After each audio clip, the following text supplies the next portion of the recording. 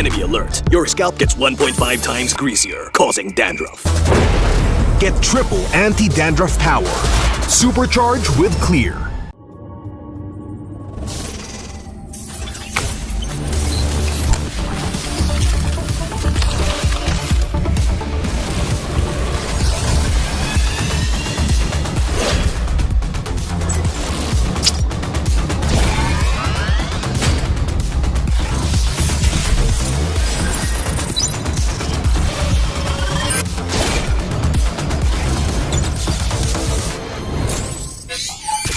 Di abutan dito!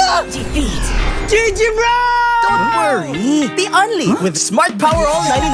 Hindi bitin with 10 gig data to power your games plus only Facebook or only TikTok. Load now.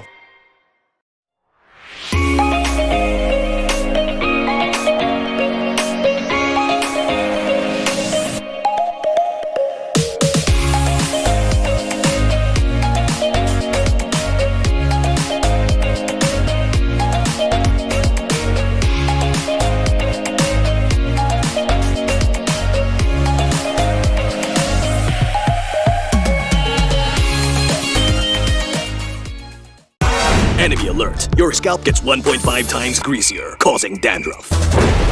Get triple anti-dandruff power. Supercharged with Clear. Pang-marinade! Panggisa. Pampasarap! Ang daming ititimpla. Luto mo yan with Knorr Liquid Seasoning. Mula luto tong plato, sarap panalo. Luto tong plato, sarap panalo. Luto tong plato, sarap panalo. Luto tong plato, panalo ang luto mo.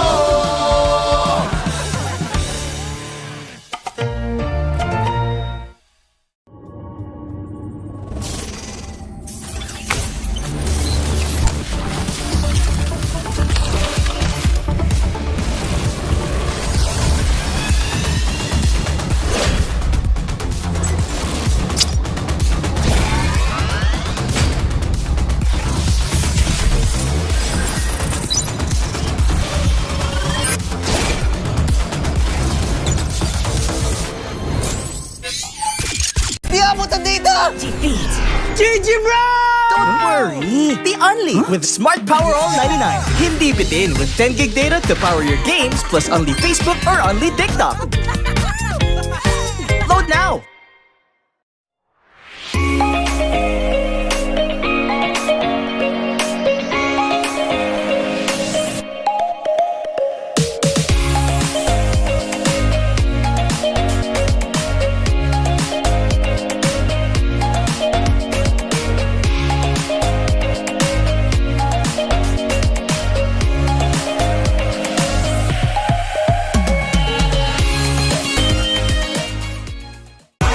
Enemy alert. Your scalp gets 1.5 times greasier, causing dandruff.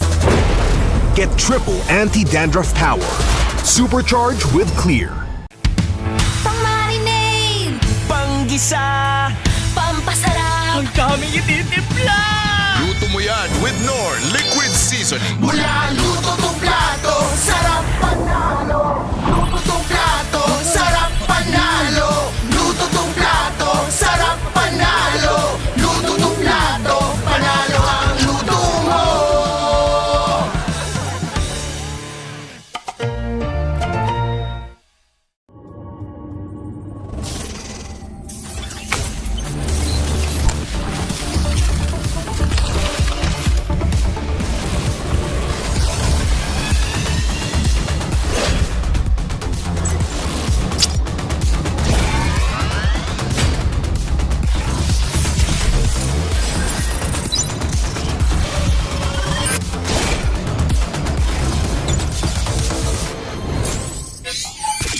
Di abutan dito! Defeat.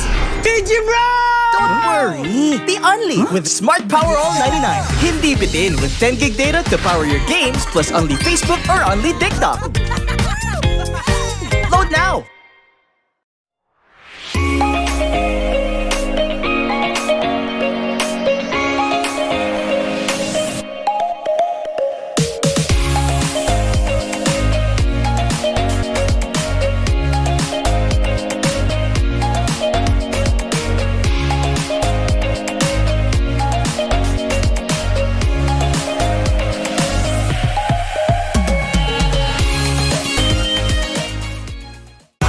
Enemy alert. Your scalp gets 1.5 times greasier, causing dandruff. Get triple anti-dandruff power. Supercharged with Clear. Pang-marinade, Panggisa! pampasarap, Ang daming ititimpla! Luto mo yan with Knorr Liquid Seasoning. Mula luto tong plato, sarap panalo. Luto tong plato, sarap panalo. Luto tong plato, sarap panalo. Luto tong plato, panalo ang luto mo.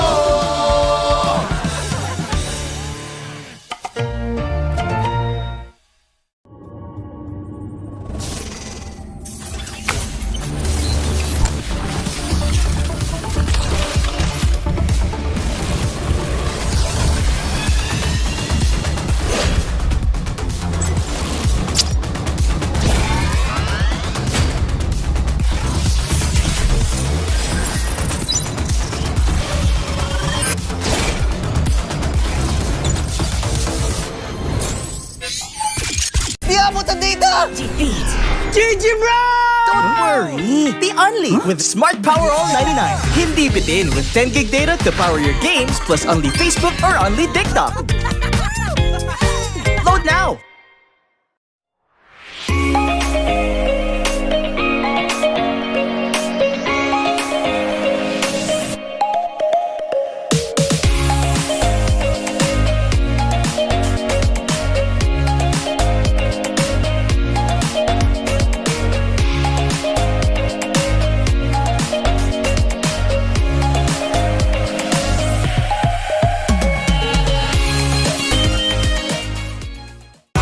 Enemy alert. Your scalp gets 1.5 times greasier, causing dandruff. Get triple anti-dandruff power. Supercharged with Clear. Pang-marinade, Panggisa! pampasarap, Ang daming ititimpla! Luto mo yan with Knorr Liquid Seasoning. Mula luto tong plato, sarap panalo. Luto tong plato, sarap panalo. Luto tong plato, sarap panalo. Luto tong plato, panalo ang luto mo.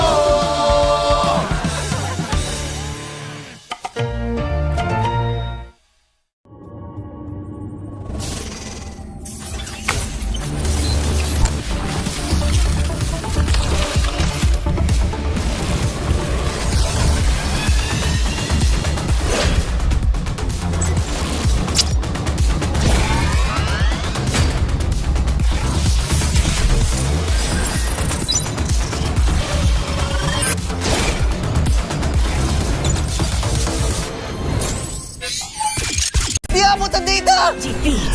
GG bro! Don't worry! The Only with Smart Power All 99. Hindi bitin with 10 gig data to power your games plus only Facebook or only TikTok. Load now!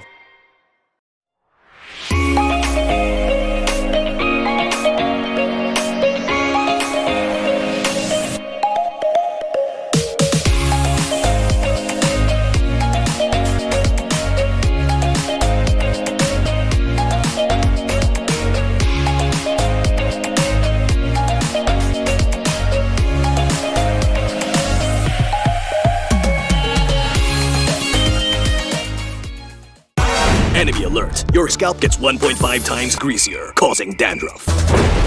Get triple anti-dandruff power. Supercharged with Clear. Pang-marinade, Panggisa! pampasarap, Ang daming ititimpla! Luto mo yan with Knorr Liquid Seasoning. Mula luto tong plato, sarap panalo. Luto tong plato, sarap panalo. Luto tong plato, sarap panalo.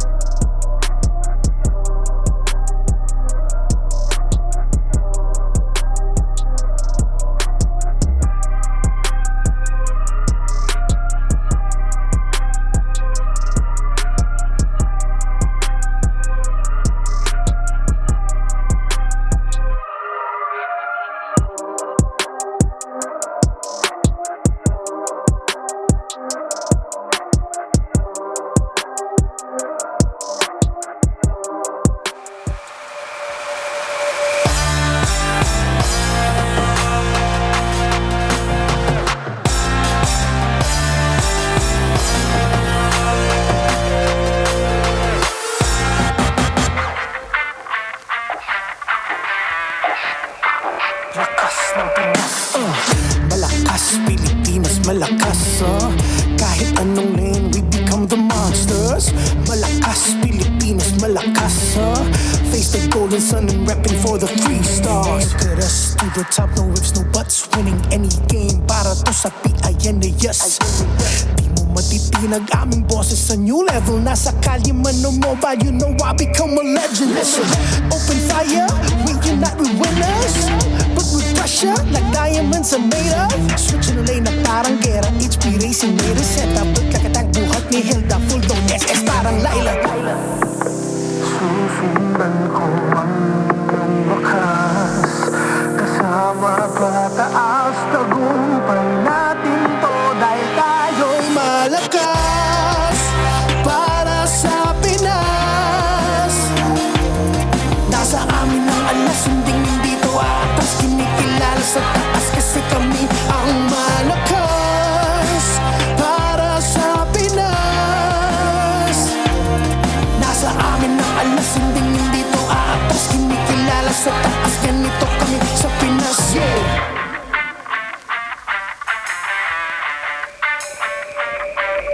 Laging MVP, no surrender, no retreat. Pag nagsama-sama, just imagine what we can achieve. Laging MVP, no surrender, no retreat. Giving 100 on my all, cause we just cannot be defeated. No retreat. We are unstoppable, immune and invulnerable. Ready ang equipment, lahat frozen, mala, crowd control. Pakita on the jab, east to the southeast. Taas ang matawag, proud and loud, cause every enemy we devour. Susundan ko ang iyong wakas, kasama pataas, tagumpay natin to dahil tayo'y malakas para sa Pinas. Nasa amin ang alas, hindi dito atas, kinikilala sa taas kasi kami ang malakas para sa Pinas. Nasa amin ang alas, hindi dito atas, kinikilala sa taas, ganito kami sa Pinas, yeah. Malakas Pilipinas, malakas kahit anong the monsters. Malakas Pilipinas, malakas face the golden sun and repping for the 3 stars.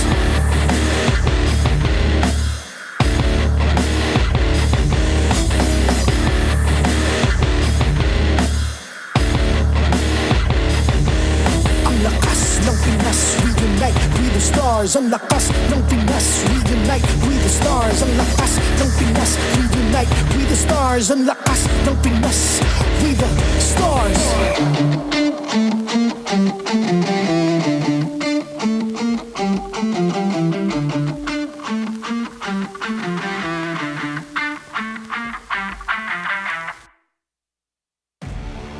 The 16th season of MPL Philippines is brought to you by the following sponsors. Infinix, the MPL official tournament phone. Infinite plays, infinite wins. Victories you can count on. Smart, the simply reliable telco partner of the MPL. BPI, the official bank partner of MPL Philippines. Mas magandang bukas, buksan sa BPI. Our partners in esports, Clear Men. Power up your dandruff-free scalp. Supercharged with Clear. And RORA. Don't miss any MPL action by following our official Facebook and subscribing to our YouTube channel. Follow MPL PH on TikTok for more content. Experience the lakas ng Pinas action of MPL PH Season 16 live at Green Sun Hotel. Grab your tickets now via the official MPL PH website. MPL Philippines is monitored and supervised by the Games and Amusement Board.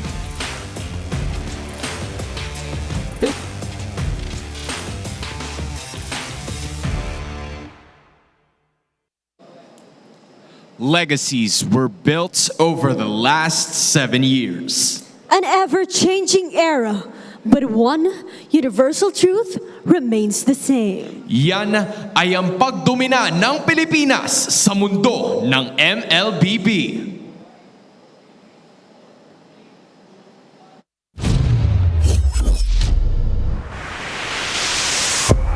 The stage is set. Welcome to MPL Philippines Season 16.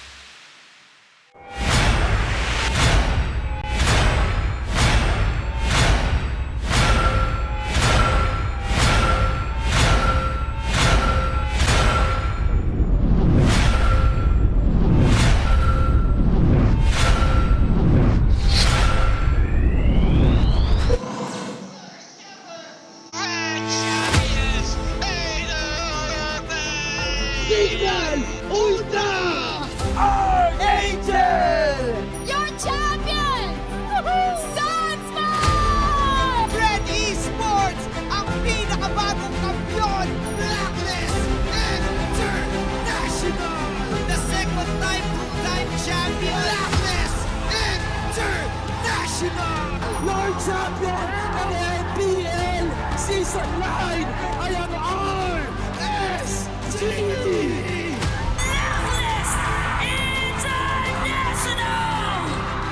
Season 11, Echo!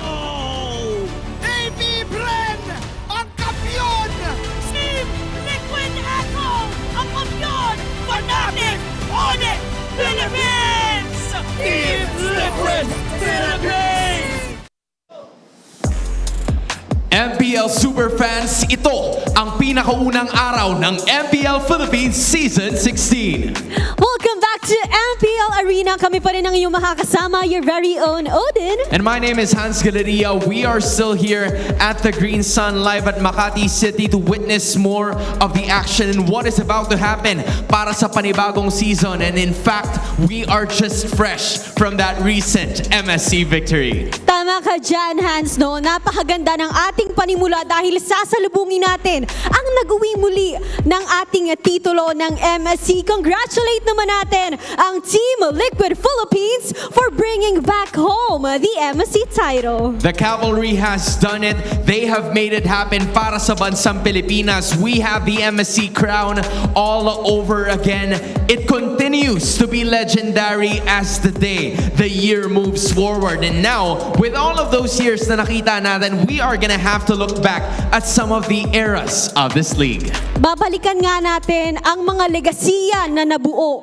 the era-defining strategies or meta dito sa Pilipinas. This season is definitely a moment for us to look back and think on how we got into this point. Well, Odin, wag na natin tong patagalin pa because this is the moment for action. This is the matchups that we will be having for today to kick off Season 16 dahil oras na para saksihan ang Lakas ng Pinas!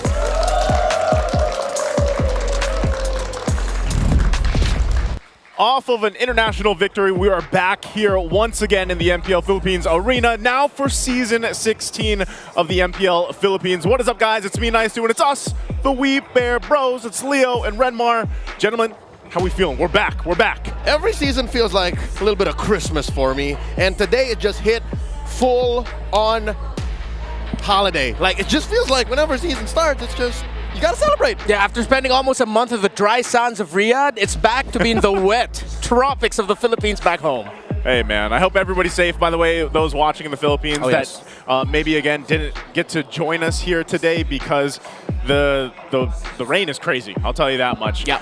But again, we are excited to go ahead and get things started off here. But we have to thank our sponsors, of course, before we start talking about our matches today. We want to give a shout out because it's Infinix. They're equipped with the all-day 120 FPS system. The next-gen Infinix GT30 Pro is the new official tournament phone powering the new season of MPL Philippines. It's very phone that our athletes are using on stage. We'd also like to shout out Smart. More data, more GG. Experience the winning power of Smart's Only 5G and enjoy it with the Smart Digital Prepaid eSIM. And Smart is simply the reliable telco partner of the MPL. Victories you can count on. And once again, thank you to our sponsors here. We are just as excited as they are. I know they have some booths out there too that some of our viewers will go ahead and get to experience as the season goes on. But also, you know, to invite everybody to come watch with us once again. You can grab your tickets online. You can still buy the tickets to watch your favorite teams. Just go to the MPL Philippines website and secure your seats now, because I have a feeling, I have a hunch that this season is going to be even better than last season. I feel like we already had a lot of surprises and kind of, you know, we felt like it was such a competitive season that we had last season. I think that's going to be the same here for Season 16. You're also not going to want to miss your favorite players in action. You can snap a photo of any MPL PH player during very specific moments while inside the arena for a chance to win diamonds. I'm just going to say, please don't be a creep about it. If you somehow end up in the bathroom as a pro player and you just take a photo with them, yeah, don't. Be chill with it. Think about that. Hey, how many diamonds can I get for this? Maybe if you snap a pic with Naisu in the bathroom. Hey, here we go, right? This is what we're talking about right here. These are the mechanics for you guys. Snap a photo of any of the MPL PH players during a specific moment inside the venue and get a chance to win. I wonder if we're going to, like, specify that moment, because that's very Like, what is the specific moment? I mean, just moments in general. So the graphic that you showed up, you could rewind it just a little bit so that you could see that as your shot list. And once you snap the photo, you post it on your profile with the required hashtags. You have until September 8th to send us your snap. So when you come here, snap a photo with a player. What is that? The first 3 weeks of MPL? Yes. Yeah. First 3 weeks. We are going to be taking a look at today's schedule. Once again, we're kicking it off with some great matches ahead of us for already for week 1 and day number 1 here.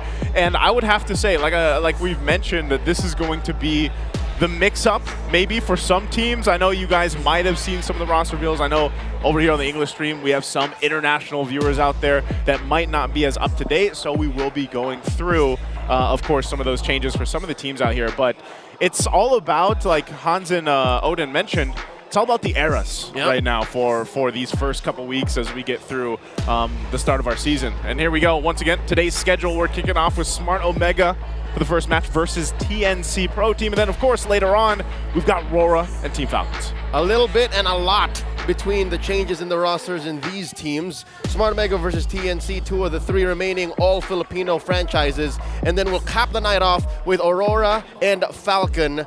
2 teams that, based on the chatter online, a lot of people are looking to finish strong this season. Yeah, compared to the first matchup where we're seeing 2 teams with so much changes, at least a little bit more familiarity with our second series of the day. With Aurora, of course, we know it was Light who was brought in as their new roamer, while for Falcons, the inclusion of longtime RRQ Kaito member Ferds might shake up the dynamic of Falcons in a way we don't expect. How will the Wild One change the trajectory of the Falcons' flight towards another big international win? It's been a while. We could have sworn that this year was going to be the year that the World Tour was going to continue, but can the MDL champion change that? He just might. You know, I always like to say that that first week, or maybe even down to the second week of the MPL Philippines, is always kind of this up in the air. We have to see where the pieces kind of fall into place, you know, and that's always some of the exciting part because, like you guys mentioned, there's some teams that had some more changes than others. I personally, I know last season we had, you know, the Falcons guy over here to my left, to your guys' right. Yeah. But hey, this season, I might be a RORA guy. Ooh. Because, you know, we got Demon Kai and Light. We got both of those boys coming through. Oh, this is new. This is new. Omega versus TNC. I love the graphic, by the way. Netsky and Benny Cutie going face-to-face here. You guys are big fans of where you see those graphics. This doesn't feel like a match to me. Yeah. Based on how Netsky's coming in, again, he spent a good amount of time in MPLMY. Yeah. He's coming in for a fight. Yeah. And I hope that's exactly what we see. Not in person, but like within the game. I want scrappy, I want action, I want messy MLBB. We'll see if we get that, because right now the main point here is this is 10 seasons later, the homecoming and reunions. This is kind of what we were talking about here for you guys leading into this matchup, because after 10 seasons, Hajizi returns to Omega. The org that gave birth to the moniker that you've heard us say many, many times is the KDA machine. Leo, I know you were part of that when that was all happening. Yep, it was at the cusp of M2, Season 6, wherein Haji was still playing as Omega's jungler. And folks, if you're new to MPL, consider this. There was a time where Haji was poised to be the rival of Carl Tizzy. Yep. He was stepping toe-to-toe in the jungle against the GOAT, and he made Carl Tizzy work for that championship. Yeah, that's a part of Haji's history that is often overlooked, because we're used to seeing Haji as the Swiss Army knife for Coach Bonjan, whether it's in the mid lane or as the roam role. But it's cool because, yeah, you have Haji coming back to Omega, but then for TNC, you also have Benny QT, Chaknu, Itomax reuniting, even with Hito. October 25, 2021 was the last time we got to see Haji play for Omega. The last time we got to see Benny QT, Itomax, and Chaknu all together in the same team. And now, to start things off with Season 16, they're facing off. Yeah, again, this is history that we're going to see fall into place, and then new history being made, basically, with maybe familiar faces. We got a lot of this last season. If you guys remember last season, Season 15, there was a lot of this, you know, rivals and new rivals, old teammates, new teammates coming together. And it's going to be a little bit more of that, but then even with a twist here. So we want to go ahead and ask the community out there what you guys think. Which team carries the poison for Season 16? Now, when we say poison, just to clarify, there is a term here we use in Tagalog. It's called lassen. Which team is the lassen? Is it Smart Omega A? Is it TNC Pro Team B? Or is it C? None of the above. Who is going to be that surprise team that tends to be the poison of the others competing? The Venom. The Venom. Venom. It took him like 2 seconds. No, it just caught me off guard. I didn't expect that. I thought you were going to go off. I remember you were very vocal about this when we were talking about this yesterday. Between these two, your choice actually isn't here? That's right. None of the above. It's very possible that Twisted Minds or AP Bren bring a different kind of MLBB, resulting in them being the poison. But it's also very real that Omega and TNC bring it because, number one, Chaknu's in TNC now. Yeah. That's gonna be, I'm sorry, that's going to be so weird for me. Like, my brain is going to have to get adjusted. Yeah. I feel like to see him in orange. Yeah. Yeah, he's in a different color. It's not the whole one-shot thing anymore. It's not Barangay Captain Chaknu. I don't know what he was called back then. I mean, the Mamba, all that things. But yeah, when it comes to being the poison of the team, I'm in the same boat as Leo. But if we're going to focus on these two, I think it's TNC who has more of that poison factor because the dudes who were the poison for the longest time are all on the same team. Chaknu, Itomax, Benny. The boys are back together just to cause havoc. I think you guys are forgetting one major part of the equation. Who played in MSC 2022 in the jungle? He's also making a homecoming. I'm a Ryzen guy. Dean Sumagi is back with his little stint in Cambodia. He's back wearing green and white, and he also brings his own kind of poison, his own venom. His own venom. His own lassen. He is a lassen. The guy's a lassen. The team has that. But I think part of this, too, is you got to remember some of these players that spent time overseas, in their own respective countries playing. And what did they pick up from there? Now, I know, MPL Philippines, hey, we're champions in a lot of things right now. Best of the best. Best of the best. But there is a factor where some of these players get to go play in another region. They might learn some different things. They might be able to bring them back also and put some of the twists on the game for some of these teams out here. Yeah, I want to add to that. For example, Netski coming back here in the Philippines. If you want to play and be at the top of your game in MPL Malaysia, a league he's played with for 3 seasons now, you have to have some sort of aura, swagger, and confidence to you because they love to play those mind games. They love to taunt you from across the stage. They will cross the stage even to do that. So if I'm Netski, remember you're in PH now. Don't cross the center point of the stage, but keep that swagger and aura and that confidence he built up in Malaysia. Now I'm so excited. I want to see how he holds himself back. Yeah. He's got to be like, oh wait. That's a huge change. Yeah. Or who in the Omegas or in the Omega side will hold Netski back? Who will stop Netski from crossing that center point? I don't know, man. I think even for me, who can stop Netski? Stop Netski after seeing the clips of him and even seeing it live back in M6, it's like, yeah, who's gonna stop that guy? That's in my top 10 M series moments. Yeah, just all Netski. Yeah, he was just taunting the camera. It felt like I was watching a rap music video from the early 2000s. Even the camera wasn't safe from Netski. The camera wasn't ready. There's a reason why he went from Nets and he added the ski. Like, I guess that was the personality that brought that. But nonetheless, I think again when you look at both the teams here, this is where it always is kind of exciting to go ahead and look at because the teams that have this relatively good time of an off season, like a long time of an off season, a lot of the dynamics that we're used to seeing from them could change. This is a repeated storyline for Smart Omega where we're like, what is their timing? What is their timers? How do they change that now? It's the bagong barangay. Bagong. It's the new barangay. It's the new reloaded deluxe edition game of the year. Remix part 2. Director's cut. Smart Omega. Yeah. And I'm glad that you guys brought that up because now it feels like for TNC Pro Team, now maybe since you have the OG members with TNC, down the line, what if it's going to end up becoming TNC timers? With Chaknu there, with Itomax being the coach, with Benny Cutie back with Chaknu. That Hito as well. What is Hito doing? Yeah, I want to know. I want to know what he's up to. He's the CEO, that's what. He wants to be the greatest sixth man. Yeah. He was very vocal about that. I wonder if he's ever going to bring the robes back, the hope CEO so. Robes. Oh yeah, the robes. Would like to see an orange with the meme entrances. I hope they do consider bringing that back, yeah. I hope so, man, because again, a whole lot here can happen here for us. Now, maybe the teams have a different plan, but right now the plan is to go ahead and get ready to walk out and start the season with us on this first match. Let's go ahead and welcome out the teams to the stage.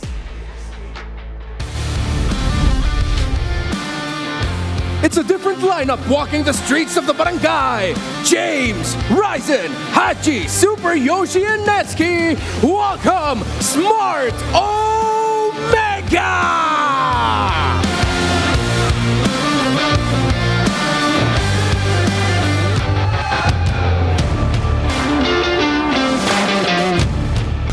And 10 seasons later, this is where they rise.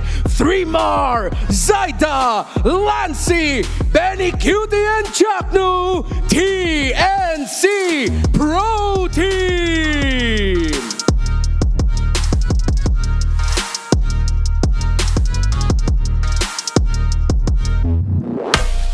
To oversee and uphold the tournament's integrity, guiding us through this match is our marshals, Chico, Juvin, Joshua, and JJ. And our coaches, Coach Lembot and Coach Itumax. MPL Arena is the 16th season and it's day one. Make some noise! And there we go. Great entrances here, of course, for both the teams. This is the lineup for Smart Omega. Ang bagong barangay. It's clear that Smart Omega built this squad around Super Yoshi. Yes, they got the deal with Twisted Minds to get Haji back, but I'm thinking maybe we're looking at the wrong parts. I think we should look and focus on Super Yoshi. Yeah. He did an amazing job in Season 15. It's just there wasn't enough time. Yeah, he was the only player retained from last season's roster, so Omega is clear. They rebuild around him, while for TNC Pro Team, Chaknu, Benny, Hito, Itomax reunite under the banner of the Phoenix Army, and TNC decided to keep Lancy, Zaida, and 3mar as the young yet experienced. You heard that right, core of the team. But I feel like if Super Yoshi is where your eyes are at for Omega, all pressure is already on Chaknu day one to deliver the hopes of TNC Pro Team to make it back to the playoffs. Hey man, I feel like he's used to that. Like that, from season to season, Chaknu, we're always talking about him. You know, the eyes are always on him because, again, he's one of those veteran players, playmakers there is.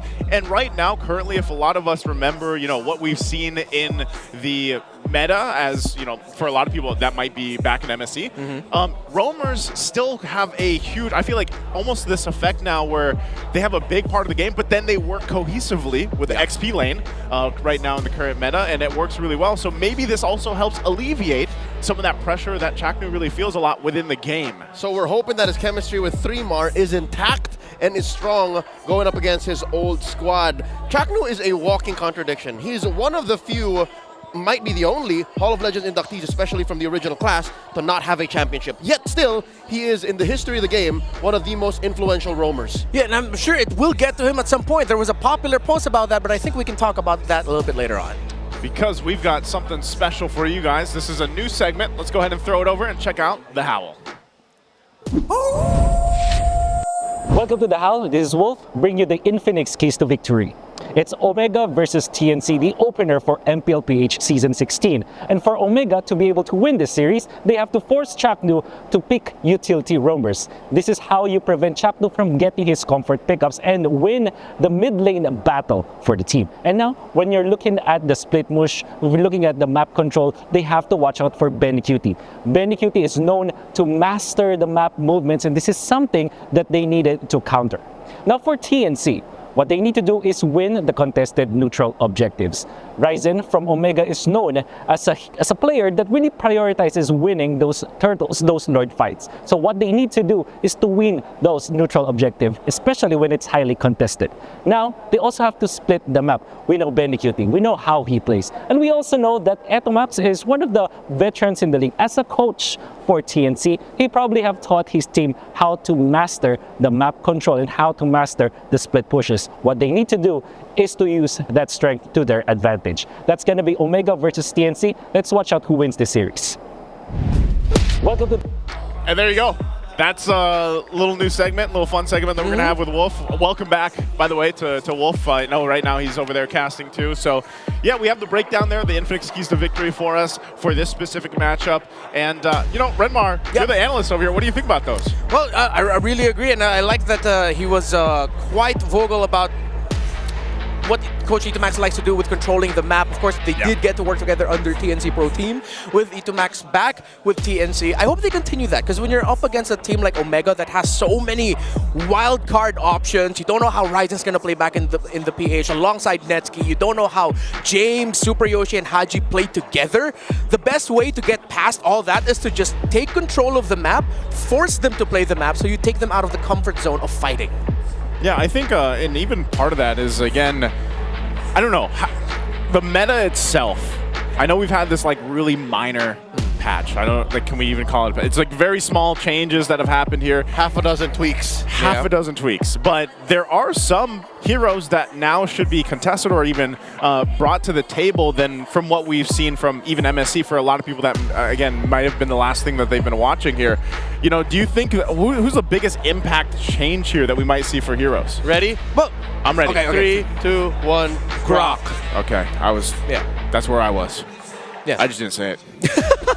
No, but at least we see it eye to eye, and yeah, it makes a lot of sense. Like talking about it with some of the players, a lot of them have been very vocal. It might not be the rush pick that a lot of people are expecting, but it's now an additional option in the EXP lane you have to consider for picks because of how crazy it can get with invading your jungle if you let the Grok just beat you in lane in the EXP. All right, allow me to throw back to Haji's role eras. You'll see here his run from Season 6 to Season 16. Mind you, he's gone back and forth, but consider this, even under Twisted Minds, and even under Blacklist, he's been known to play tanks in mid. What about a mid Grok? Ooh, okay, tanks, fighters back in the mid lane could be a possibility. Well, let's see if that could actually happen.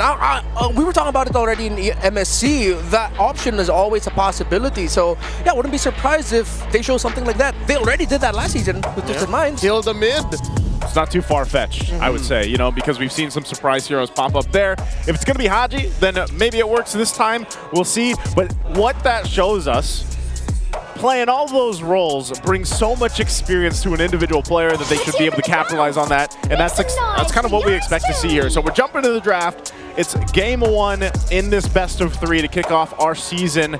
We've got Smart Omega on that blue. We've got TNC over here on the red, true to the colors, and we see the bands still relatively familiar. Yep, it has been about 3 weeks since we concluded MSC 2025, and we're now currently at patch 1.9.90.2. Wow. And still these heroes are who we expected to go out of the banning phase. Baksha, still a solid flex. Yusin Shin as well, allowing the triple marksman. CC, still a monster in the EXP. 1-1 though, this is such a hot ban, very specifically against Netsky. Yeah, Netsky before the rise of 1-1 did show off a couple of good games as the 1-1 back in Malaysia. At the same time, it is one of the rush picks that you can go for, even if the Farce is on the other side. With Baksha getting taken out, Omega might potentially be picking up a... It has faltered out, but there are some teams who are rushing Uranus again as a first pick in scrims. But if it's not that, then it could potentially be the Kimi as well. Now with the CC gone, they can even leverage that and maybe rush pick an EXP laner. Something a little bit not as common though. Are we looking at a Phoveus Arlo dynamic again? Yeah. This is how Team Liquid won MSC. They played hard that matchup. And it looks like TNT are taking out little aspects of that, but still Phoveus is at large. Yeah, Phoveus is there. Arlot, like you mentioned. You know, they did take out that CC, which is a hot pick there, but they go with the mid pick first. They'll get Farsa. Okay, so we know how well Farsa can rotate around the map, and then if you take out a Baksha, there makes sense that you rush pick the Farsa, because one of the ways that you stop the Farsa's presence, the opposing side, is if you go ahead and pick up the Baksha against it, so you can match that speed. So with TNC Pro Team, XP laner picks are still very viable if they want to show that trade already. Let's see if they do that. Part of this too is, you know, a lot of the times over on the red side, we've seen the pickup of, well, I was gonna say XP, but then mid. You don't need to pick up the mid just yet. Yeah. If you're gonna pick up consider picking up a gold laner, you can rush pick the Moskov up against that. But the Gatakacha gets shown up already just to help answer the Farce and team fights. And I love this. They go ahead and pick up the Selena in the mid lane for Lancy. So now Omega, with rush picking the Farsa, have to worry about, well, can our Farsa actually rotate well? You have to pair it up with something good, like a Kalea. Yep, they did dodge a bullet by banning the Baksha. No one to roll up to Haji and punch him in the face with wheels. But still, you have arrows, and now a giant deity jumping into you. How does Omega answer this? Could have sworn TNC was going to go to the last phase and pick Valentina, but instead they wanted to get in their face. Yeah. Could the Gatakacha still be technically an EXP? Flexible, yeah. Like I think it's safe to say it's Rome. Yeah, safest to say it is in the Rome role, considering how in the EXP lane the main trade with Lapu on the board there. But whoa, this I did not expect to go ahead and pick up the Fanny. Nerfed. I like how it just gives us a sign, you know? Yeah, I think the NC Pro team might actually want to consider like a Badang ban in the second phase, because one of the great things that you can pair up with the Fanny is a Badang, or maybe even the Grok. It's an additional wall to work with for your cables, so that's something TNC has to keep in mind later. Here, I think TNC do need to lock in their jungle already. They can go tanky, honestly. I wouldn't mind if they go for something like a Fredrin or a surprise pick that might pop up eventually, something like a Guinevere in the jungle, something that's been making the rounds recently from what I've heard. Yeah, you want to be able to deal with this Fanny, and maybe part of that at the same time was because the Gatakacha already showed you pick up the Fanny, because then who would have thought? You know, maybe we would have seen Chaknu pick up a Kufra in the first game if he saw that Fanny earlier on. I like how TNC responds. If I'm not mistaken, this is an Arlot they're locking in. Yep. They already know what it's going up against in the EXP lane, and this is one way to answer the Fanny. You're able to put some soft CC on her. Even if they do walk away with the Grok, they can still ban the Grok. TNC can take it away from OMG. I think this is good. There are 3 soft locks, or 3 ways to stop the Fanny cold in her tracks. Yeah, and now with the Arlot getting picked up by TNC Pro Team, if it is confirmed to be an Arlot pick at Red 3, that means now they have to, Omega has to really consider banning out the Fredrin. Yeah. Because if you have the Fredrin and Arlot together on the other side, you have the Selena, you have the Gatakacha, that's way too much crowd control for the Fanny to deal with. Yeah, even if you try to protect the Fanny, or even let's just say protect the buffs, you're most likely not going to be able to. Also, just because, like you mentioned with the Selena there, you get so much of that vision provided to go ahead and help you out through that. So again, you know, we're just going to have to wait to see what the rest of the bans are going to be and what the other picks are once we get things situated here. And that'll kind of tell us and paint the picture of where they're going. You can see there's the Fredrin ban, like you just mentioned. The Cho over here, because they know that they still needs to be a roamer picked for Super Yoshi. And then they go with the Harith to go ahead and narrow down some of the choices in the gold lane. For Omega, yeah, I'm really sorry. Okay, I like the Akai ban also. Could have been slotted into the jungle, and it really would have added even more problems for the Fanny. The Fanny would not have gotten close here. So they've taken away 2 of the strongest options that could have gone there in the utility route. Still, though, I'm holding out hope for a shock Guinevere pickup later on for TNC if they're going to go down the utility route.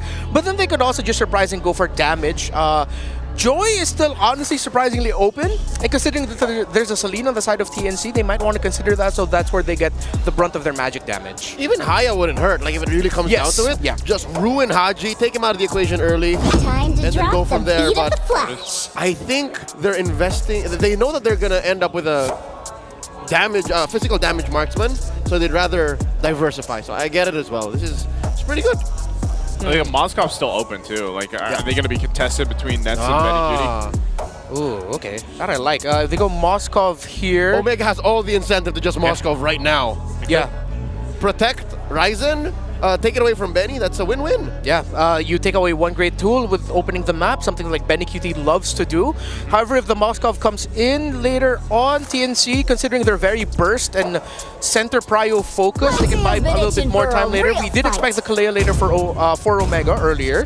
So if this is a Moskov, it could be a Claude surprise last pick for Benny QT. But nope, they go for the carry. Interesting. This is a very Nets-coded pick. Yeah. I was going to say, this is Nets.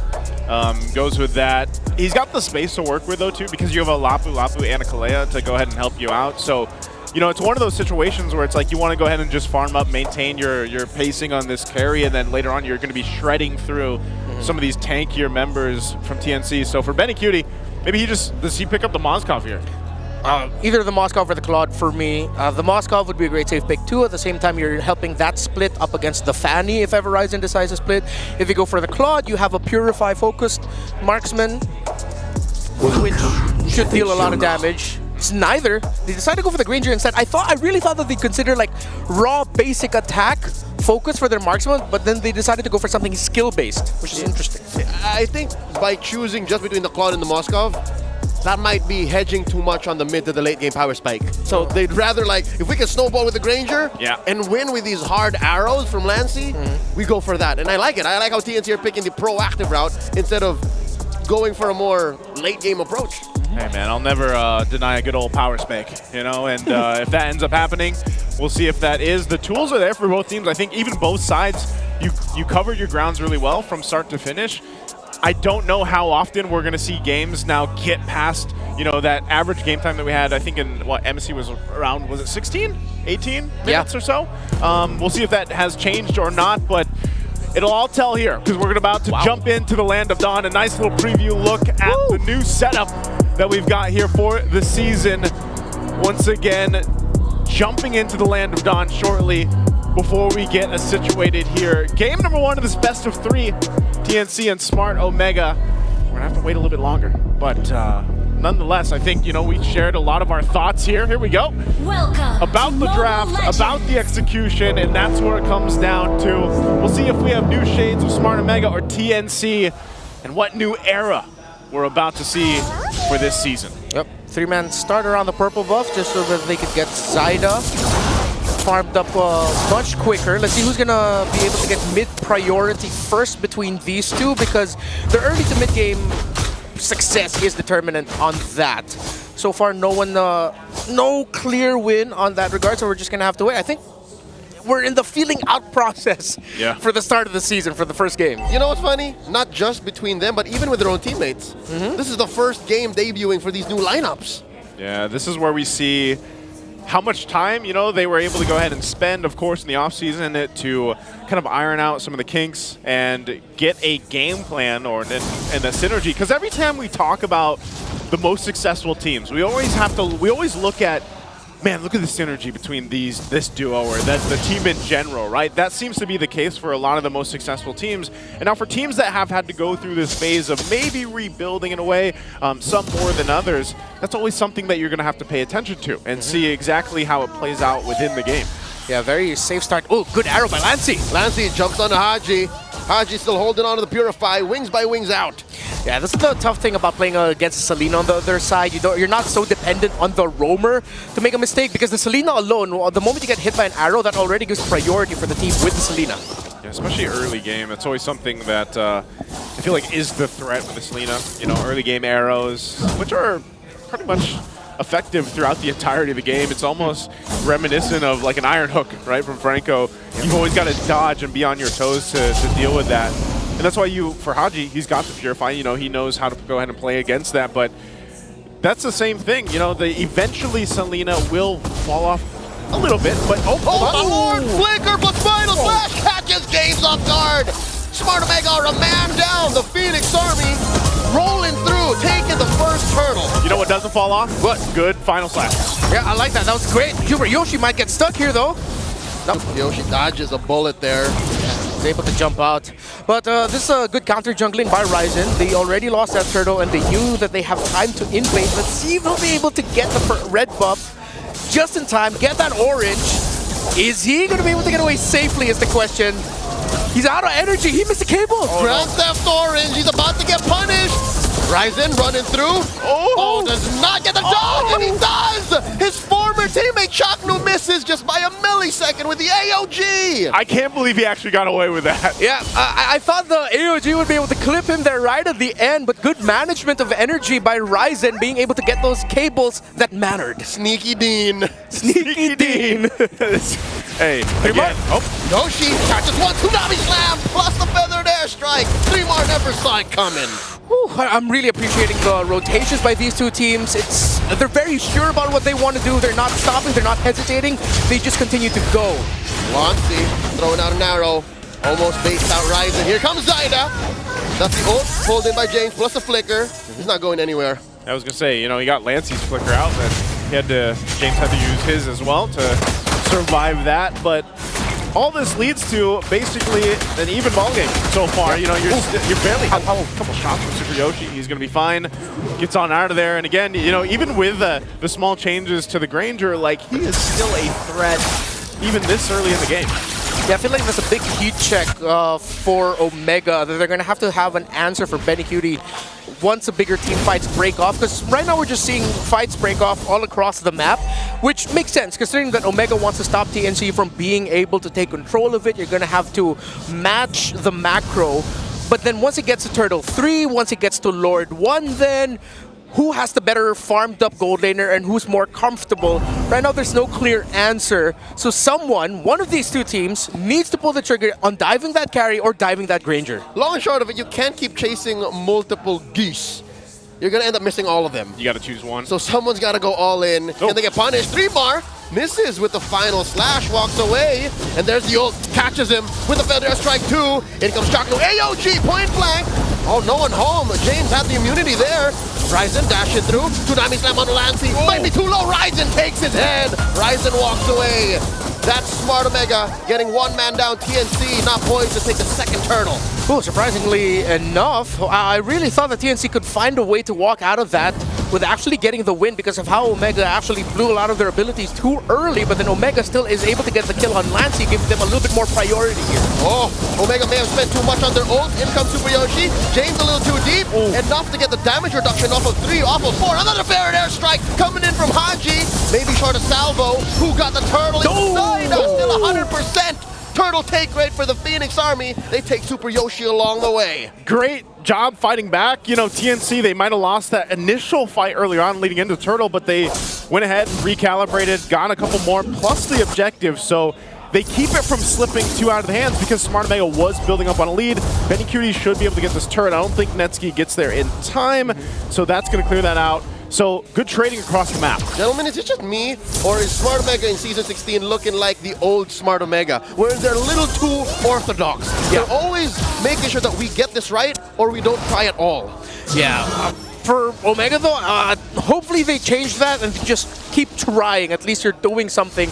There, though, it's funny I say that because I feel like James went in just a little bit too early, just a little bit off timing. He gets taunted. He seems to be the only one who's different. Yeah. Everyone else is playing on that side of caution, while James is just always looking for fights. Yeah, and I think now I'd rather say to Omega that go with James. Whatever James did, follow him. That's what he was doing, I feel like, last season, too. You know, there was moments I remember where we were just like, man, go with James. And, you know, sometimes I was even on reminiscent on the Hilda when he would play that. And it was like, sometimes you have to just go follow James and turn it around. Put on a shirt. Put on a shirt. Go with James. Go with James. Let me in, coach. You don't need to put a hashtag on it. Just put it on a shirt. Benicudi, by the way, still has no stacks on the Sky Piercer he just built. He got his first kill before the Sky Piercer. So have to watch out for that now on the side of Omega. We were talking about that earlier, the conditions of the gold laner. Because so far, with all of the dive on TNC and how much damage they can dish out and space that they can provide for this Granger, yeah, someone needs to get Benicudi. And yeah, it's James, but someone else needs to go with him to pressure Benicudi. Some progress, though, for the Bagong Barangay. There's a push by Netsky up top. And I remember us talking about taking control of the map. It's them who has the turret advantage. Yeah, they'll play into that.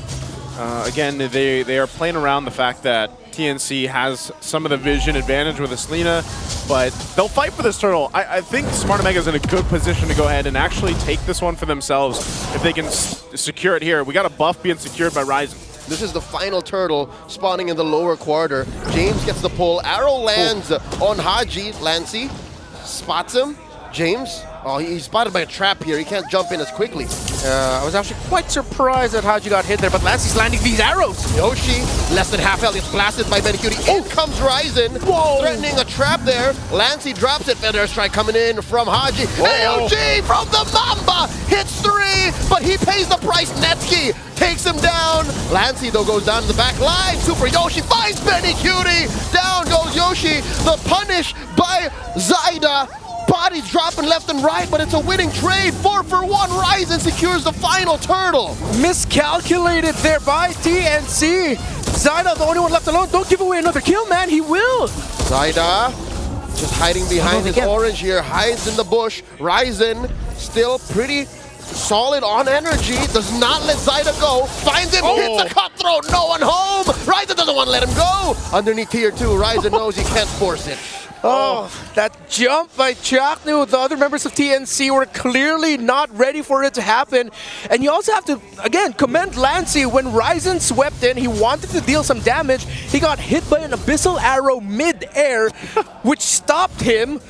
And with being able to do what he wanted to do there, it forced Ryzen back, but then that gave the space actually for Omega, because TNC, that back by Ryzen was what Chaknu decided to go for the jump for. So it's a non-synergy. Yeah. You wanted everyone to go in, but you forced them to go back. Yeah. Oh, 3mar again? Here we go, 3mar misses another final slash. In comes James, they go with James. Down goes 3mar, Chaknu's gonna follow through. Ryzen finds another, 404, no errors found so far in Sneaky Dean's play. Sneaky Dean once again, but man, 3mar's done that about 3 times, and they haven't worked. Maybe 3 more times. 3 more.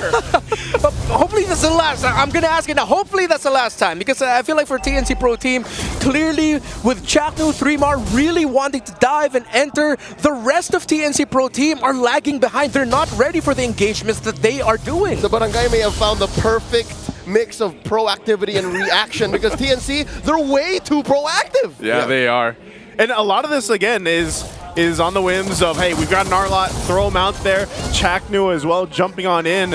You know, at some point, you got to be like, all right, we got to maybe hone it down a little bit, because Benincuity is just trying to farm up, get to his point where, you know, he is that threat on the Granger now, especially with the Lord up.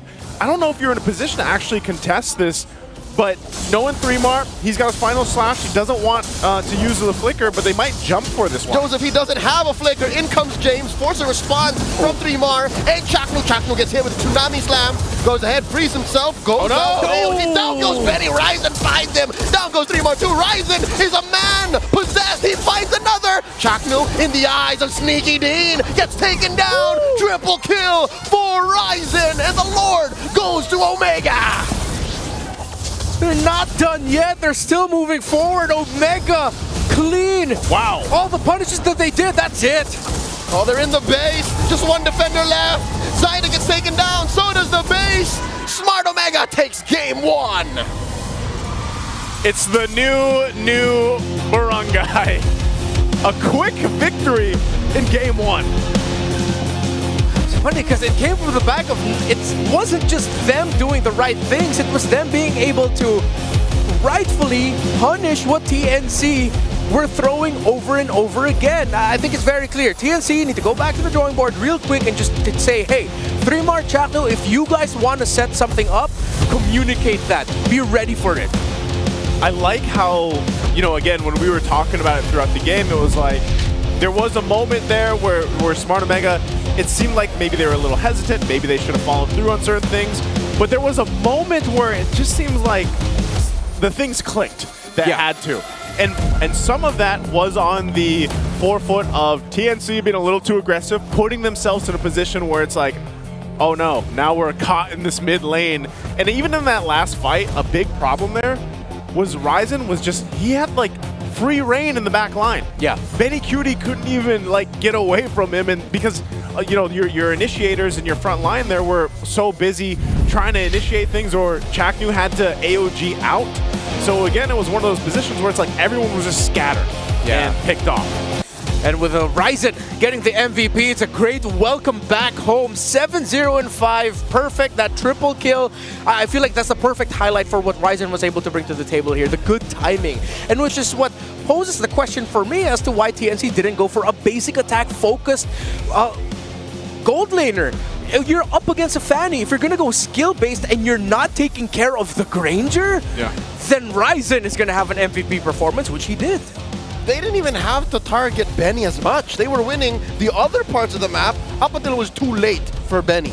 Yeah, that's what I was saying. Like, there was a part where Benny's like, hold on, guys.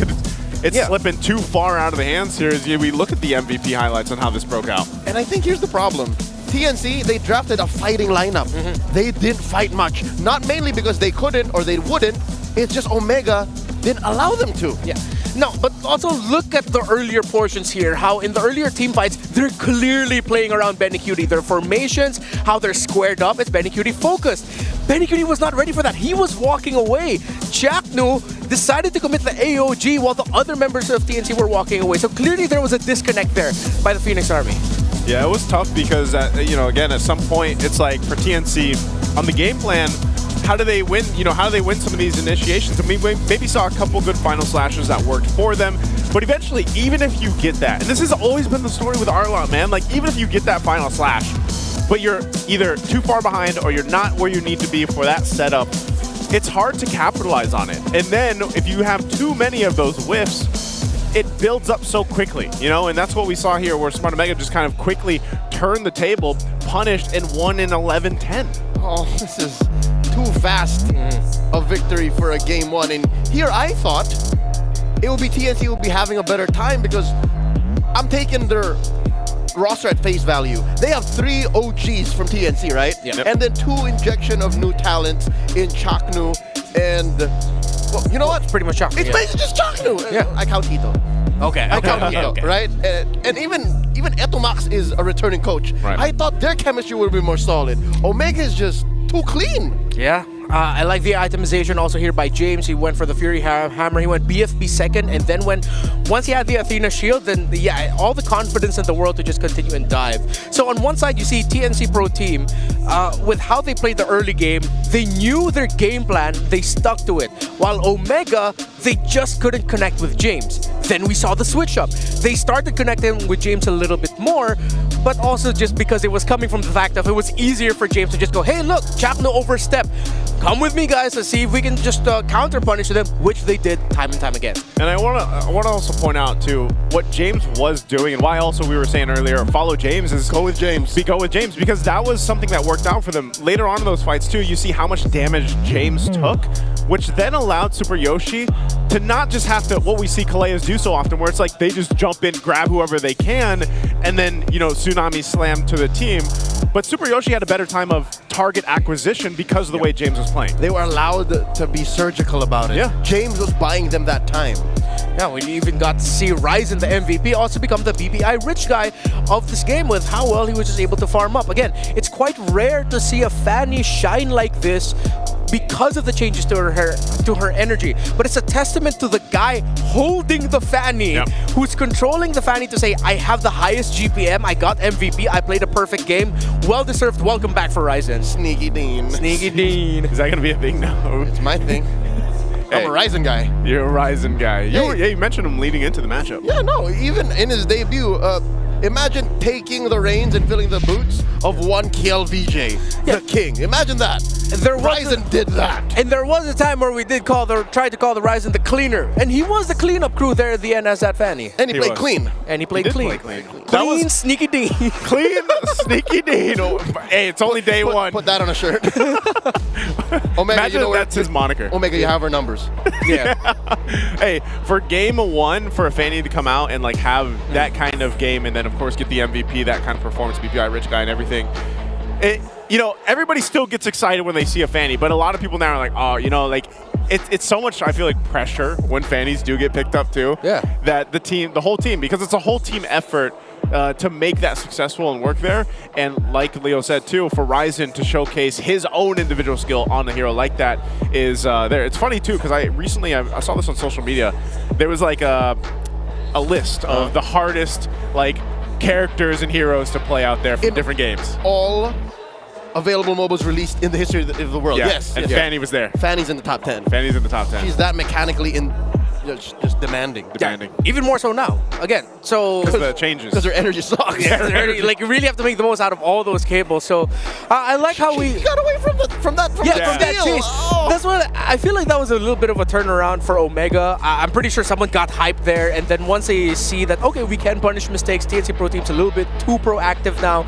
Okay, it's our turn. Let's turn things around. So I'm excited now to see what else Ryzen can bring to the table. It looks like he has not left the Philippines at all, man. He still looks so at home, not just in MPL PH, but with this Omega squad, so testament to whatever the coaching staff has done to make sure that these dudes are just playing good. That's Coach RORA, Coach Snap, and Coach Lemon for you. Yeah, again, we were looking for this a lot of the times. I mean, I know the barangay themselves, the fans out there of Smart Omega, have been looking to see, you know, a season where it's like Smart Omega starts on a strong foot. Well, they've already now, under Game 1, in a very quick fashion, too, has started that trend. Hopefully they can do it for the next game. Hopefully we can continue to see what adjustments and that synergy that we've been talking about. Maybe this is the season where Smart Omega showcases that and has that right from the start, instead of a season where it's like a lot of people are like holding on to their chairs and they're like, all right, win, you know, Do second half something. of the season. But yeah, right now we're going to have to see how our players prepare for the matchup with our Smart Ping test. Hello, my chick. First day, first game. Let's go. Hey. Hello, James. Kamusta ka, pre? Let's go, man.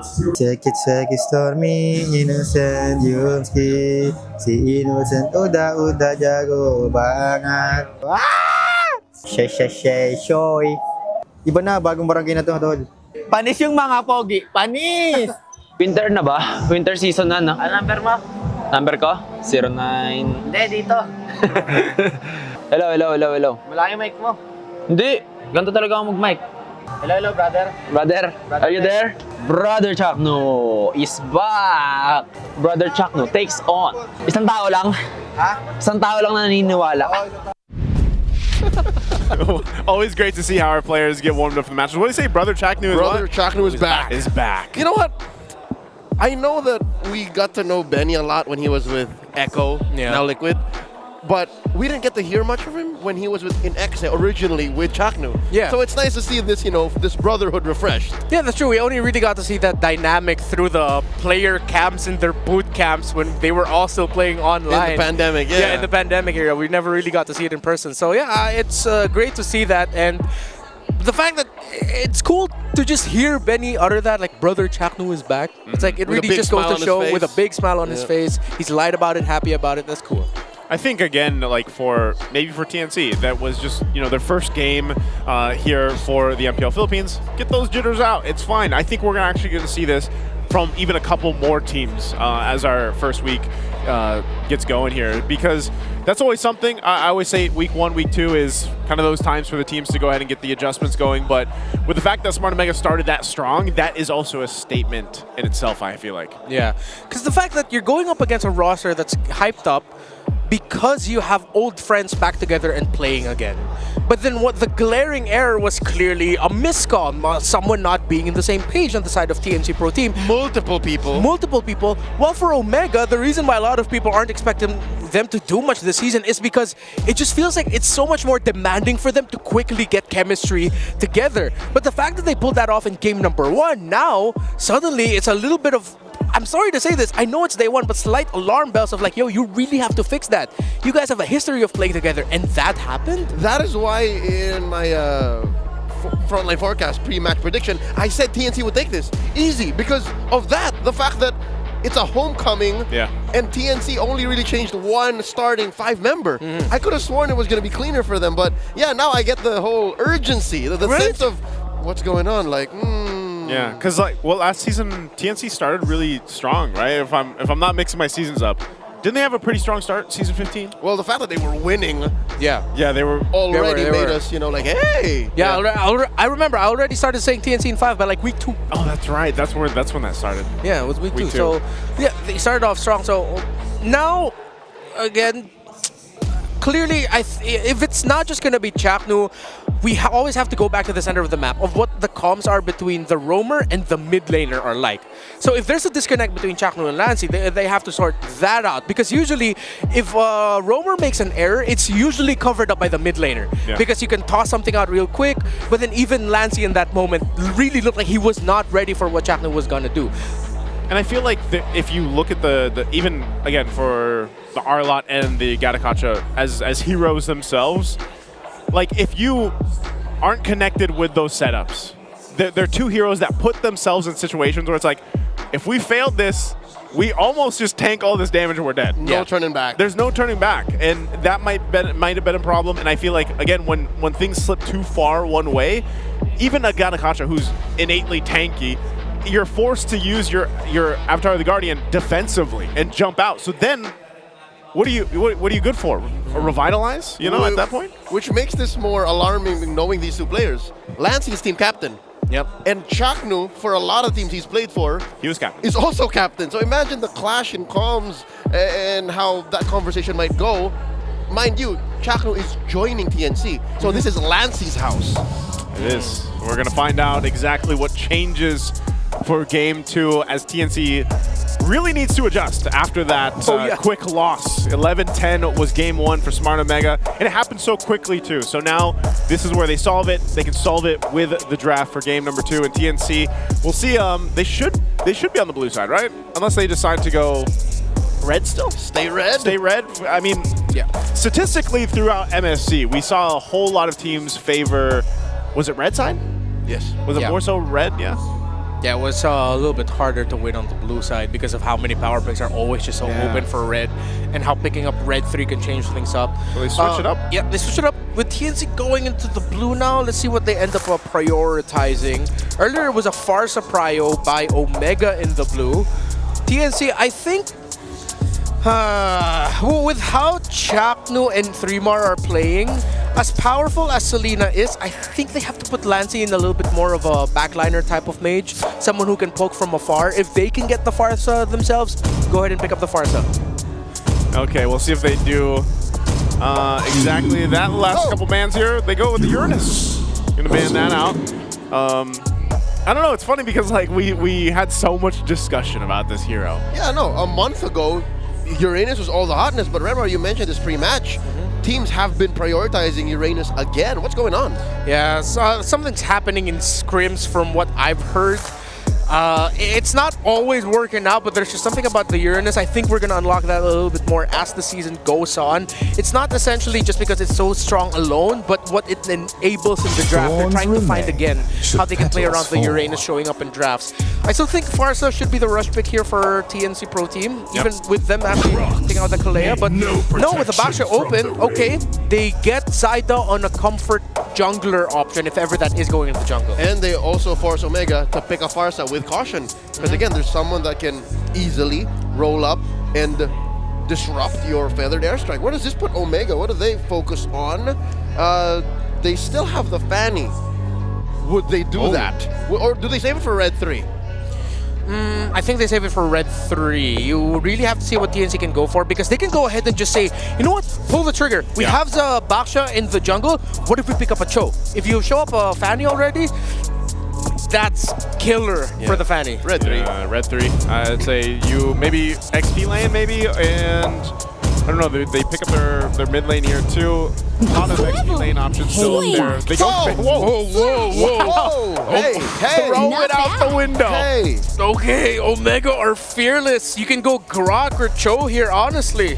Hey, after game 1, the way it went, why not? Just go for it. This is not the surgical precision we were expecting for, all right? Yeah, they're just the total opposite. Oh, man. Okay, hopefully TNC are reading the scenario right now. They can really get mid-prio. They get the Moskov. Grok or Cho would be perfect here. There's not a lot of mid laners to steal around, try to contest. You don't even need to rush the Selena again for Lancey. Just get the roamer. Lock it in. Cho or Grok, baby. Yeah. Cho or Grok, yeah. I'd like to see the Cho here. Grok would be great to see how he's going to work in the current meta, especially after his little bit of changes. But this land is our homeland. They don't. They go Lapu Lapu, so they'll at least ground. secure themselves a nice front line, but also an option to protect the back. This might be even better for Benny Cutie because it's like, all right, now he's got his own way to kind of maneuver around and not get caught out in the back line, but it should be relatively well protected too. Well, I like how we're seeing some of the best Mets picks so far. We saw the carry game 1. Now we're seeing a Harith in game 2. So maybe tomorrow he picks a Bruno. Yeah, maybe he'll pick. I actually was considering that Omega, hey, you know what? If they want to go fast, they can actually pick up the Bruno. Again, thank you to all of the MPL super fans who are showing up despite the very inclement weather in the country right now. Kufra gets taken out by Omega. I think this is why TNC decided to pick up the Lapu Lapu, because we mentioned 2 options, right? Cho or Grok. You're not going to ban both. if you're TNC. You'll get away with at least one. Yeah, you'll get away with at least one. So at least now they got away with having the Lapu-Lapu for 3-mar, and they can get either the Cho or Grok later. Look at that. Omega bans the Kufra. I was going to say, that would be a solid third choice if the Cho or Grok gets banned now. But TNC takes them out themselves. What's going on? Why? That could have been an option for Omega as well to help with the mid-prio alongside the Farsa. Why are these two teams working together to let the Fanny have a free go? Yeah. There's a Franco ban too. And even Omega can go ahead and take away the Grok if they want to go for that. Franco suppressed. What are they not showing just yet? Kaja's the only one that's left to kind of like hard stop the Fanny here. Ruby too. Like Ruby. These are all the heroes left. Yeah, Ruby Rome would actually be okay. Maybe that's what they're talking about. But in terms of the rotational speed, you're going to lose that. Yeah, it's not especially a Chaknu thing too. Like, we don't see Chaknu like in the history of his career. I really think he's going to end up with a Grok, man. If he doesn't, I'll be quite surprised. My Iron Fist. Oh, that would have been a good stopper too. Why is TNC taking that out? They're working together. What is this, conspiracy casting? I mean, I get it. You guys have the same creative team behind your roster reveal videos. The colorist was in the crowd earlier. Dieter Koroya, but I don't know, man. What's Muscle of Iron. Well, they get the Gadakacha here from Smart Omega. Okay, Yoshi gets it. Yep. Now we'll have to see, is it going to be that Grok that we talked about? And then, of course, what do you put in the mid lane? What if the Baksha is already locked in as the roam for TNC and they're really thinking of giving something else to Zyda? Because they can honestly still go Akai. There's no Valentina to worry about. Okay, that is a solid approach to it. And with that, I think they're okay. It's not so bad anymore if you do Akai. Yeah, they can go Akai Valentino or Akai Eve together. Yep. Well, no, you're going to get jumped on by the Gacha and the Fanny. That might be too rough on you. I'm trying to think of other mid laners with the juice and I'm getting off of Etomax's back. Like, I'm okay. Gacha Eve? Akai. Sorry, Akai Eve. Akai at least. Mentioned? Yeah. This has got to be Akai. Akai Eve? Akai Eve, Akai Valentino, one of those two. Yeah. Then, yeah, you just get the feather edge, like, basically. Oh, Kimi Hayabusa. Double marksman again. Okay. Renmar, I think they heard you and they said they were lacking basic attacks. Here's all of it. Yeah, for game number 1. Game number 2, you're okay. You already have the Moskov, but sure. Let's see how this goes. Baksha with the Hayabusa. Okay, Kacha will have the Revitalize, so trading isn't that going to be easy, but then you do have the Poisons by level 4. So do they throw an Esmeralda or a Hilda onto James here? I think Hilda would be great for James, yeah. Hilda? Against the Lapu. CC is still on the board, but you're not really going to get too much value out of that. You can't go full damage on the EXP. The CC might be enough pressure for a Moskov, though. Like, you just at least put pressure there, and then you can have Fight for the Ryzen come ultimate through. answer. So Hilda can do the same thing. Gets a little tankier, too, built in, and then... Yeah, this is good trading, I feel like, for Smart Omega to deal with against TNC. I know my boy James Gloria. Again, you can just throw that Hilda into Zyda's face, even into Lancy, hell, even Benny Cutie. I'm just say this now, I'm salty. If TNC went with an Akai, that Hilda last pick would have done nothing. It wouldn't have been a Hilda last pick. Yeah, it would have been. It would have changed. It would have changed. It would have changed up the dynamic too, which would have favored TNC. But you know what? I can't help it. Let him cook. Just let him cook. Let's see what TNC can do with this. You see a little bit of the vision that they want around the Hayabusa, Kimi, and Moskov at the center of the map.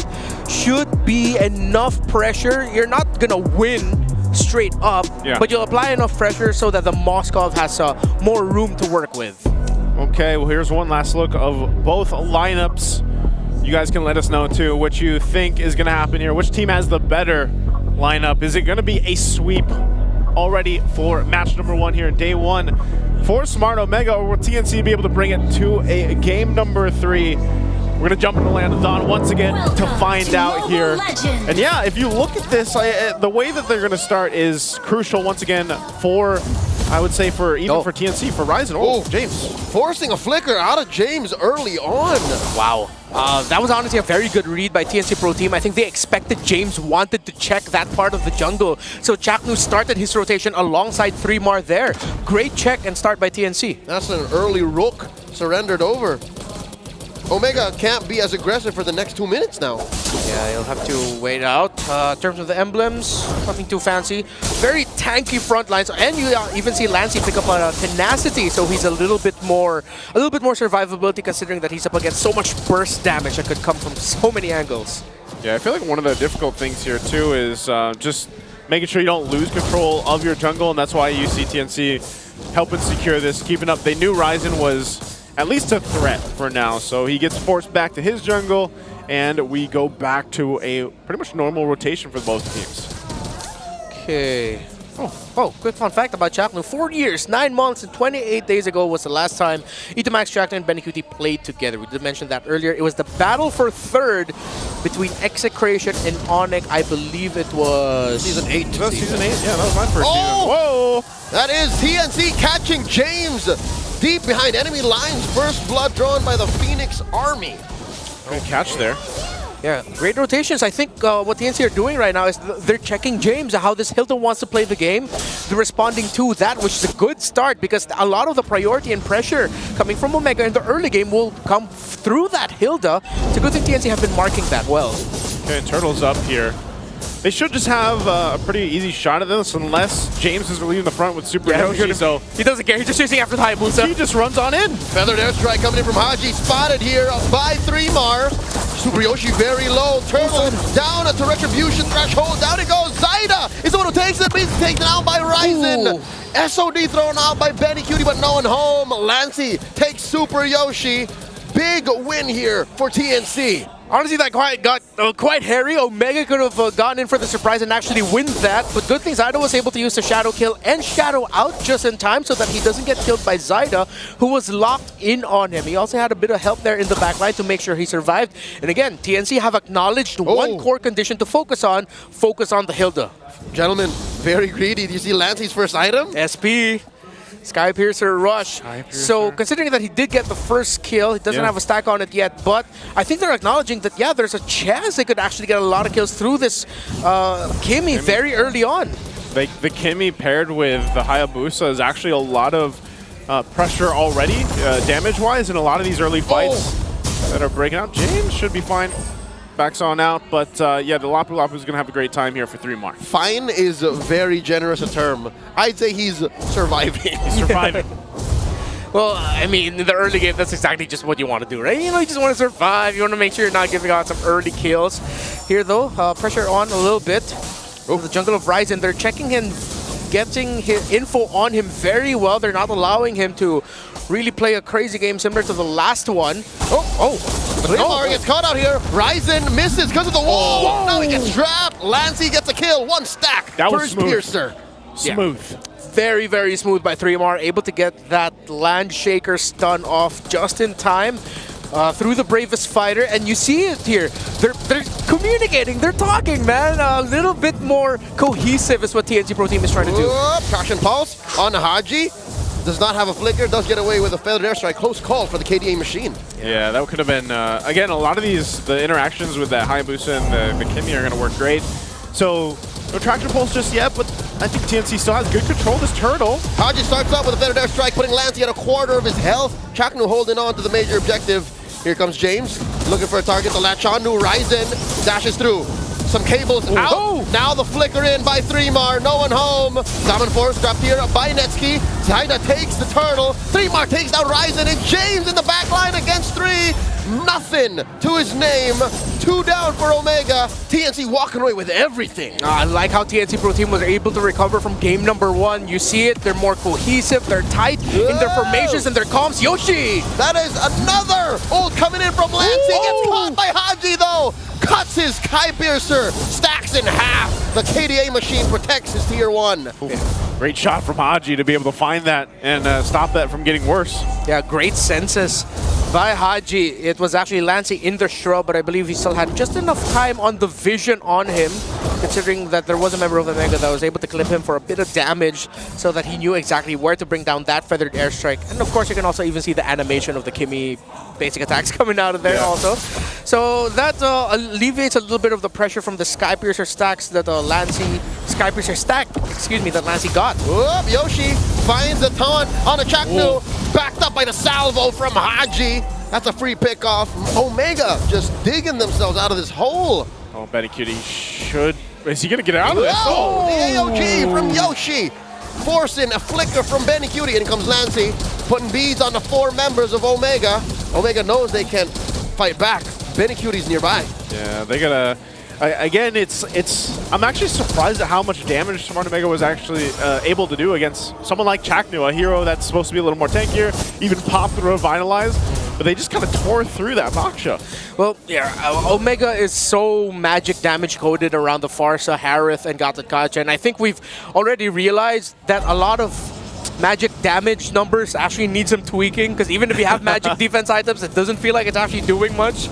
So now, you can't even blame Chaknu for getting picked off there. That was just a great response and great rotation by Omega and a good read to make sure that they knew Chaknu would be passing through here and that they were ready to pick him off. This last turtle, the game is going to be up. TNC has control of it. James will give the information, but you can see, I'm not sure if Smart Omega really wants to contest this. Maybe they're just going to jump in because Ryzen doesn't have his buffs. But they will get this turret pressure down on the bottom side. So it looks like it's just going to be a map trade for now for objectives. Yeah, they know that this is the only thing they can get away with without putting much in jeopardy. 3 Mar crossing the threshold here. Yoshi charging up a taunt. Does not want to engage. Okay, orange buff also getting stolen by Zyda there. Lancy decides to go for the Blood Wings as his second item, so he's really just going for a little bit more utility around, but with the Sky Piercer also allows him to go for something more aggressive and clean up focus if he can land those kills. More items across the board. It's a Malefic Roar Rush actually by Zyda, considering with how tanky the Gatatkacha is, and he will be dealing with a Hilda. He needed to get that Malefic Rush early on, and with all the shields, especially on the side of Omega, would have helped with that. Could spread one Dreadnought Armor to Fury Hammers. Yeah. So far, the itemization is great by both teams. Yeah, the map is bleeding for Omega. The early rush on these high damage items, economy-wise for TNC, is slowly going to lock Omega out of a comeback. Yeah. One thing also now that Omega has to be careful of is that 3 Mar did just build up a Brute Force Breastplate. He paired that up with a War Axe, and you usually go for that because you know you're in the lead. You know that you can be aggressive. Oh, Feather Strike starting up. The answer. The Traction Pulse from Lancy, putting both teams at deadlock. Oh, it didn't cancel the Feathered Airstrike. Yeah. I thought it was just right at the tip of the Traction Pulse, so that Haji was still able to keep that Feathered Airstrike up. So at this point, if you're Smart Omega, you want to go ahead and start focusing on what you can do, and that might be putting some map pressure here and there, but if you go into a full force fight, I don't think you're really in that fighting position just yet. So it's almost like trying to just stop the bleeding. Oh, look at the pressure here in the jungle. TNC knows that Ryzen is going for his purple. Does he get it? Yes, there's no Ryzen. Gets locked out of his purple. 3 Mar got it. Yeah. 3 Mar got it. Oh my God, 3 Mar. The top of the leaderboards when it comes to damage. AOG coming through. Do they get the catch? Revitalize. Force dropped it. Down goes Benny. Netsky gets a kill. That's another kill. Traded out for 2 for 1 is the trade. And TNC are calling all the shots. The Phoenix Army have no breaks. They needed to commit a play. TNC Pro Team just answered so well. Benny Cutie tried to do the same trick again. Dashed into the AOG, then flicker out, but he was not able to get the flicker off just in time. Ryzen is not going to get checked here by Chaknu, but TNC Pro Team will get this Lord without a problem. Fantastic entry by Zyda with a shadow kill into the backline of Omega, who were a bit too staggered in that attempt. And let's take a look at the replay here, once again for this fight, brought to us by Infinix. You can see this, Benny Cutie will go down, gets pressured. AOG lands really good, but then Smart Omega is just in this position where Zyda goes in, finds that backside, 3 Mar 2, so tanky that just kind of cuts off the team from even trying to do anything off of that. So this is a Lord now secured for TNC. They're going to go ahead and march towards the base of Smart Omega, and we'll see. You're 4K behind. You don't have too much yet just to be able to kind of hold on unless you're really relying on Netsky's damage. Let's see what he's got. He's got a Feather and a Starlium Scythe. That's it for now. But some of that damage, again, that plus the Feathered Airstrike from Haji is something to be respected, I feel like. And now you have that Blade of Hepsies picked up by Ryzen. Yeah. I don't know if the Holy Crystal will be a legit power spike for Netsky. Like, will that be enough? Is he even going to be able to swipe and dash around? Yeah, usually just the Holy Crystal, once it's locked in the third, should be more than enough because you're paired up with two other major magic damage dealers in the Gatakacha and the Farsa. So it should be okay, and that's where TNC needs to be a little bit more careful. Whoop, they do catch Super Yoshi, forcing the pop on these Holy Shields. All three get taken down. Omega keep their inhibitors. Yeah, I'm just going to say this now. This is going to be a very tough recovery for Omega. Yep. If ever Omega are going to recover, it's because TNC messed up in the siege. They dove tower in the base a little bit too quickly. They weren't focusing on the heroes or focusing on the turrets. That's like the main condition for a turnaround right now for Omega. Yeah, I feel like you have to... It has to slip out of your hands really quickly to mess this one up. Yeah. Ryzen is starving. 3mar threatening even the take on these small camps. And you see, again, it's with TNC just fixing up some of their major problems from game number 1. They are on point, they're locked in already. There's not a lot of errors, honestly, committed by TNC Pro Team. And if ever there are any, it's covered by someone. Exactly the conditions we discussed after game number 1. James forcing a response here from Zyda. Gets a shadow kill out of him, but that's really all she wrote. Traction pulse by Lancy. TNC are taking it slow. That's how you do it. I think they're playing for the next Lord. Yeah, I feel like at this point, too, it's like, you know, Ryzen's going to be off on his own, pushing the offside of the map, but it's great because you've got a Mozcop. So Benny Cutie can go ahead and just clear that up and join the fight later on. And you just keep putting pressure on this side of the jungle, the purple buff here of Ryzen. Still doesn't get it. No dice for Sneaky Dean. A full-on engage. 3mar finds Haji. Super Yoshi forced to use the AOG defensively. 3mar is straight up in your base. Can he get out of here? Does still have a flicker. Super Yoshi, all of them, the remaining members of OMG inside the base collapse onto this Lapu Lapu. He refuses to go down.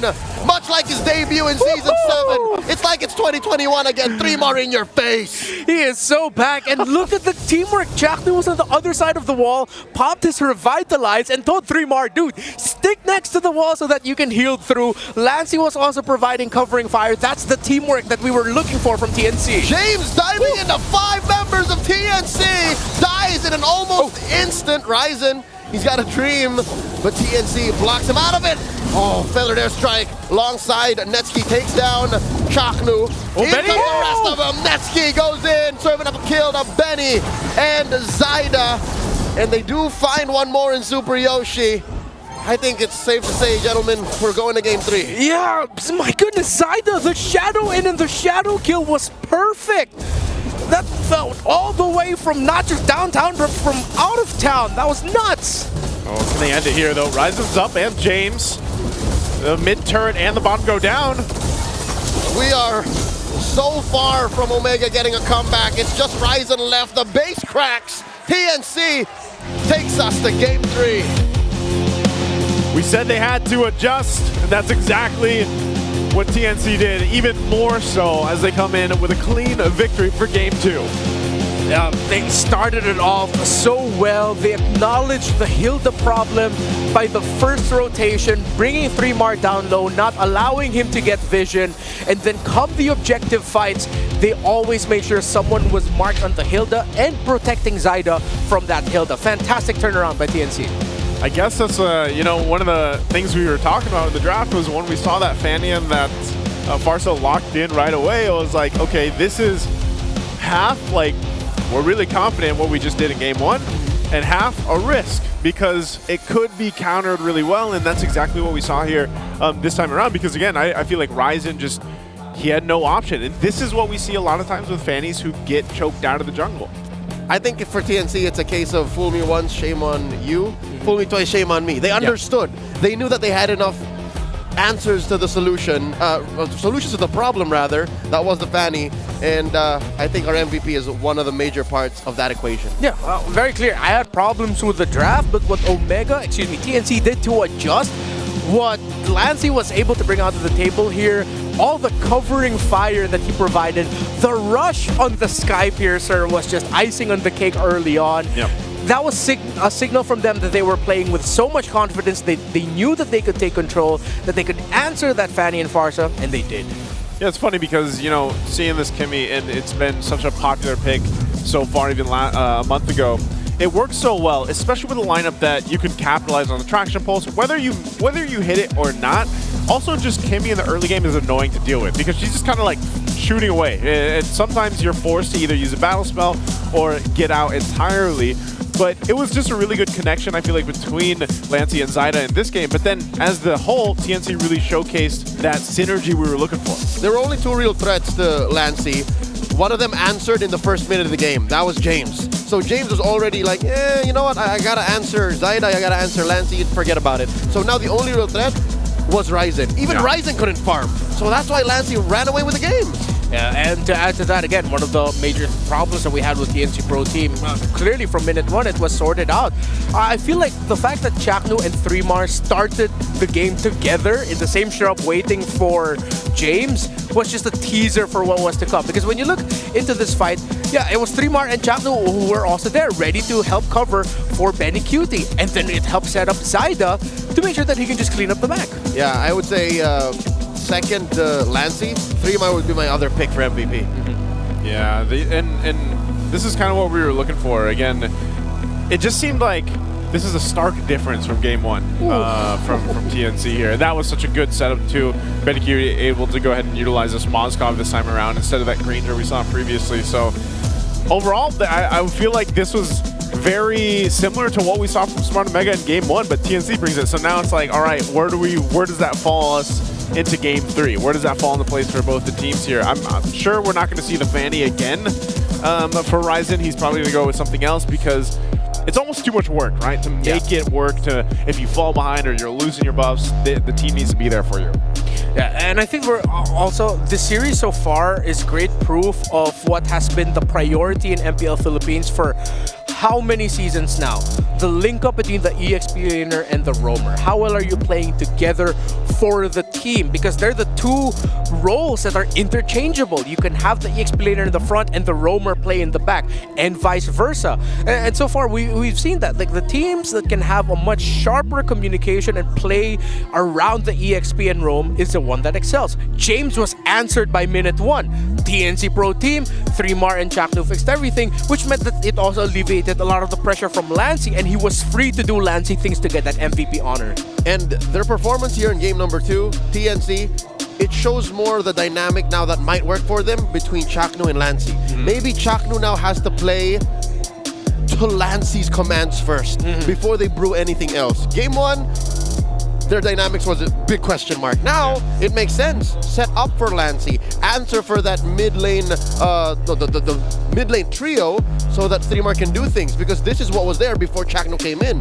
Yeah. So if this is what we can expect from TNC, then we're in for an entertaining Season 16. I wonder if we'll see that change, you know, as different team compositions come into play, though, too. Like, if that will ever happen, or if it's just going to be that, you know, play into Lancey and see how that handles. Our BPI Rich Guy, of course, is Zyda this time around.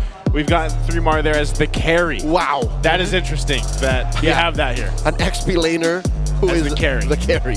Yeah, I mean, that Lapu-Lapu, the fact that he did rush the War Axe and the BFB already just goes to show, okay, you know what? I will throw everything at you and I will sustain to it. I will survive through it. And because he did have a lot of help also, made sure that he was able to deal the damage freely. And for Zyda to get the Rich Guy here, again, a testament to what the Roam XP and mid laner were able to do together so that the jungle of TNC Pro Team is a little bit more free.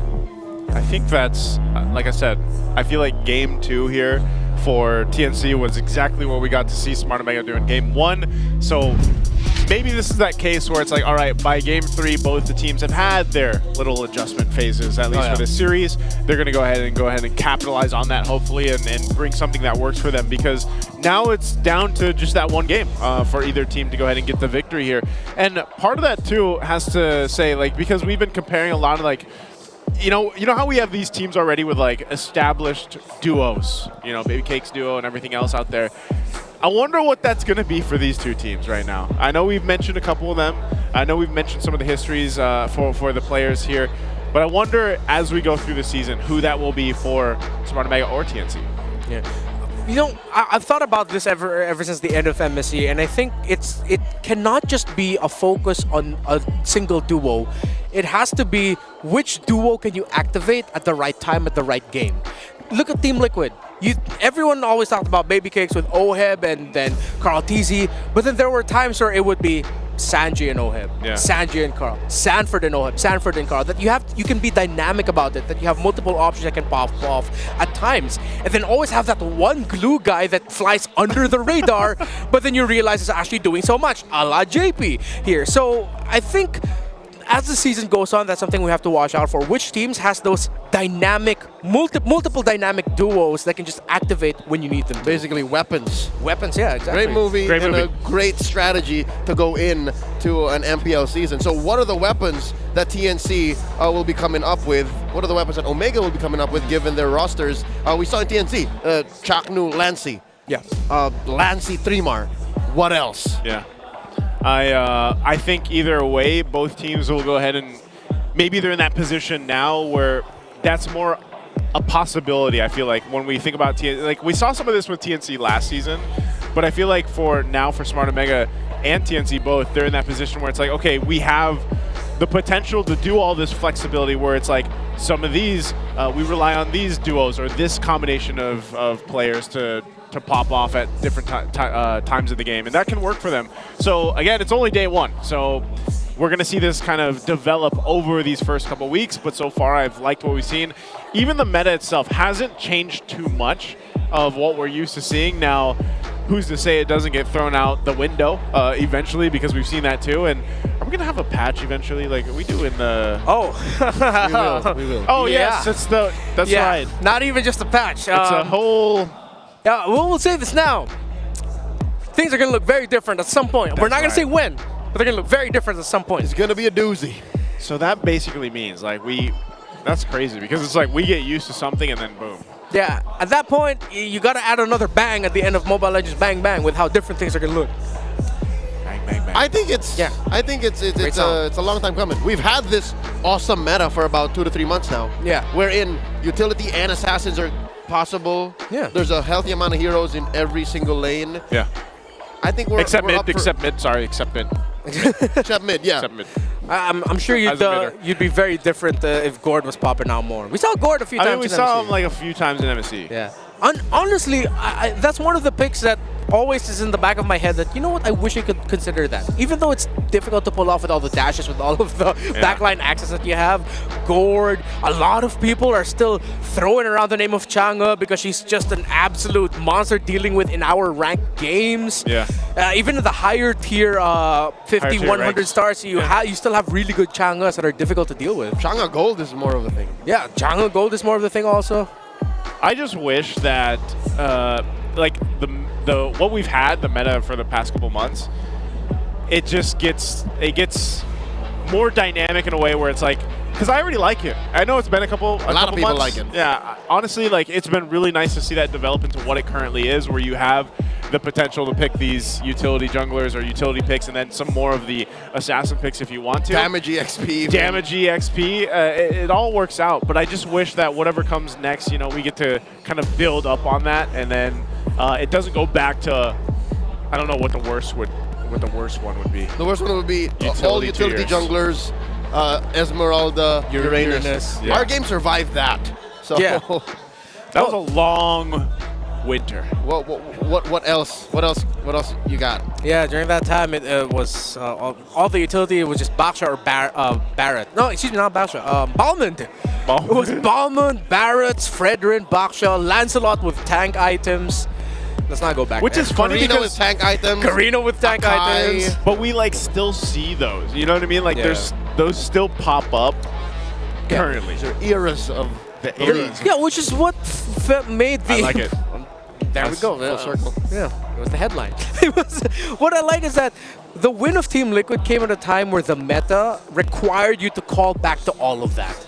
Like, you had to be able to play Assassins incredibly well, had to be able to play Akai when asked to, then the next game you're playing Hayabusa. It's so much more demanding, and, well, again, which is what made Team Liquid's win in MSC so poetic. It's kind of like a homecoming. Yeah. One would say. One would say, but homecoming. But now it's a brand new day. After we spent a month far from home. You know what? That's why Carl TZ is the GOAT. Because he's capable of so many of these styles, it's not like he just has water breathing. He also has fire breathing. He also has sun breathing. Hinokami no Kagura, you know what I'm saying? Yeah. Please don't spoil. Let me just put you there. What are we, some kind of infinity castle? Yes, please don't spoil. Great movie. You know, we got to get past this weekend. When are we going to get those skins in game? I'd want those in game. That's true. That would be the next. Yeah, that would be the next. Has to be on my wish list. Has to be. I don't know what else you could hope for. Maybe Dear devs. Dear devs, please. I want my Love Hashira skin. This is on my wish list though. Mitsuru's great. Yeah. That's true. Game 3 draft upon us. Man, those are some big screens. What? Those are some big screens. Yeah. All right. Massive. Here we go. Side selection has to come down to it. Does Omega revert to blue? Do they? We'll see if they do. I think they can. I think they can. Yeah. They should. With the info that they got from that game number 1, they should be able to manipulate the draft in such a way that they can stop TNC Pro Team from playing what they want to play into. They do go back to blue. So far, still a similar banning pattern as game number 1. In game number 1, Omega banned out the CC. So let's see if they do that again. No. Okay, so what they can do is actually lock in a CC as a rush pick first. Because not a lot of heroes can handle that. It forces TNC Pro Team to think about the Paquito as the lane matchup to CC, as we've already talked about in MSC, is the counter to that. But then if you pick up the Paquito, it'll be so easy for Omega to pick up an Akai, something that SRG played around with the CC Akai rush pick in the first phase in MSC. Ryzen plays a mean Akai. Yeah. It was in his season, starting with Omega, that Akai was a thing. You can just Google that up, search it up on whatever platform you're watching on. Yeah. Ryzen Akai highlights. Yeah, that's a thing. Is that a thing? It is. Remain. Man, so the entire highlights is just him spinning. Yeah. Just spinning. This could either be a Farsa or CC first pick CC here rush. for Omega, yeah. Again, so many, it wouldn't be so wrong if you forgo the CC, but then you go for the Farsa instead, also would be good. Farsa is just never going to change. Like, it's just always going to be that pick. I feel like, through our eras of the metas, Farsa is there. So is Farsa the Cho of mid? I think she is, honestly. I would say, just solid pick, solid damage, escape, mobility, everything that, Gord wishes he had. Now, for TNC, over here, did they lock? I'm trying to look behind. Oh, wait. Yeah, no, they they don't have that. they haven't locked it in yet. They got 15 seconds. They got 15, okay. I think CC makes some more sense here. They take the XP lane, just go with the CC. Yeah, you pick up the CC, okay, they're running it back with the all dive. I just feel like you didn't need the Fred right now. Yeah. You definitely could have. I just feel like you could have locked something else. It's a strong pick for mid trio, though. Yeah. And to be fair, if it was Selena plus something else, Omega, it wouldn't have been too far-fetched for them to pick the Fredrin in the first phase alongside the Farsa, which meant the Selena would be sad. I don't want the Selena to be sad. Yeah, you're gonna have to back it up. Yeah. All right. So the CC Gambit is still online. Unless both teams can't go full damage EXP, it'll be tough to play Phobius. Yeah, it has to be CC here. No, never mind. Okay. I mean, with what TNC can end up with, there could be a lot of dashes for the Phobius to play around. Usually not the biggest fan of Phobius into the Fred, but then because Selena is also diving, that means Benny Cutie, if his pick is something like the Granger again, should be a little bit more pressure, and TNC is forced to respond. So I get the Phobius, yeah. Yeah, that is what Omega's doing. They're goading TNC to pick dashes or else. Yeah.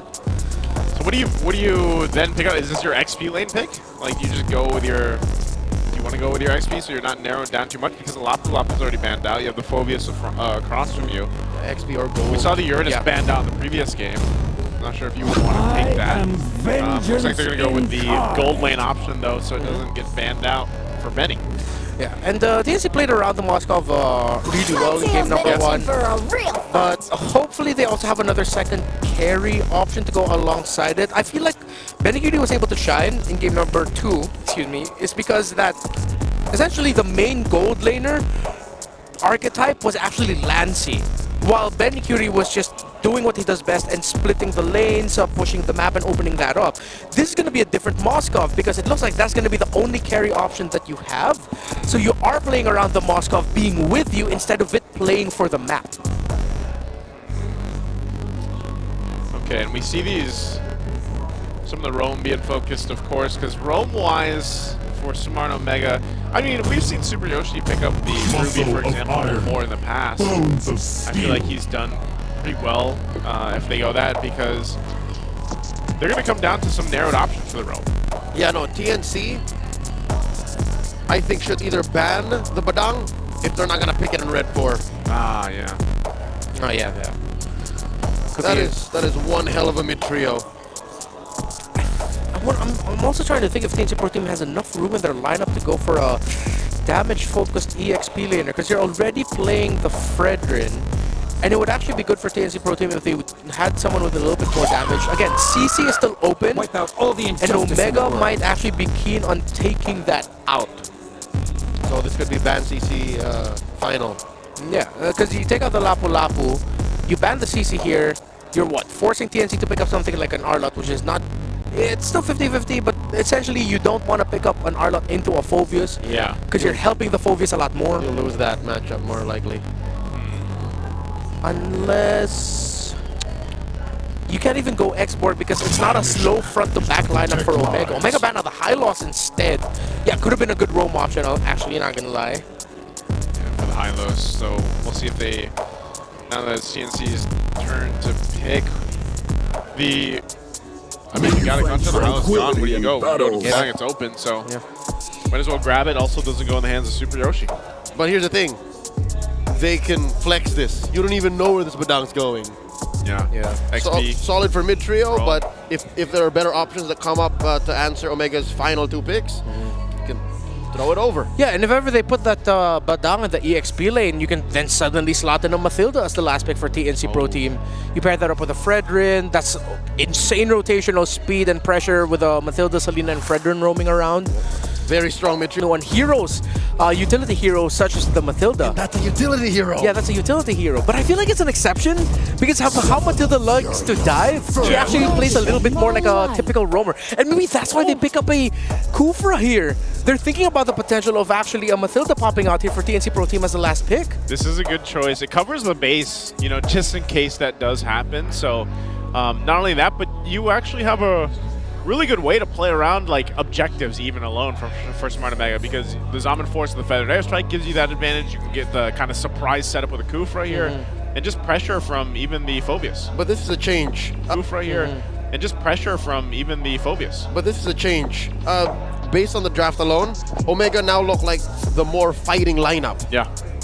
Yeah. TNC looked to play the map, just even based on the first 4. Even around the arrows, maybe. You know? Oh, glue. Okay. So now we know.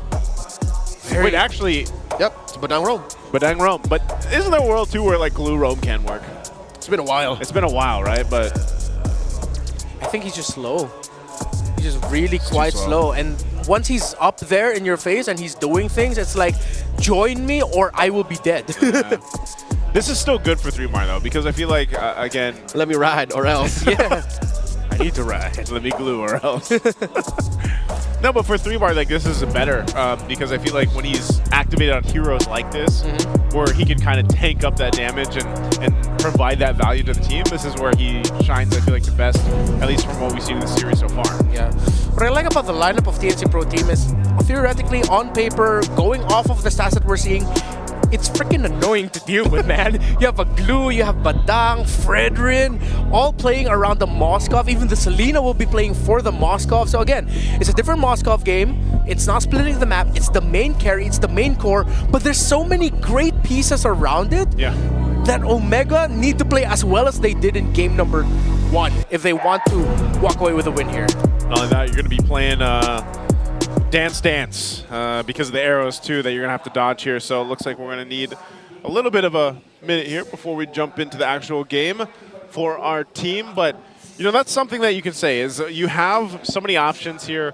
I feel like in a sense on both sides, but like the glaring factor is if Smart Omega wants to fight, they'll fight. If they want to choose to, you know, initiate even early on, that's why I think those first, even under a minute, it's like, where do they set up? Because that was, you pointed this out, Redmar, earlier on, one of the main things that we saw is that early pressure early on, before the game even starts, is crucial for some of the team's early rotation. So jumping into it, we're down to this. It's game number 3 here. Will be Smart Omega or TNC to get the first victory of MPL Philippines Season 16.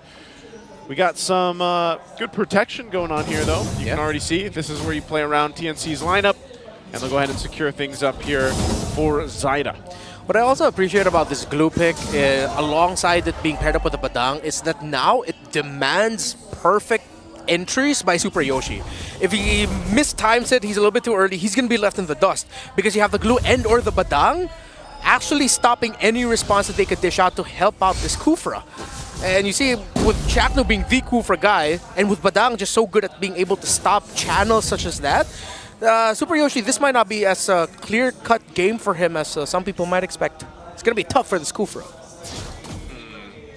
I feel like it's always the burden of roamers, man. You know, it's like something you always, if you're a roamer main, you guys know what we're talking about.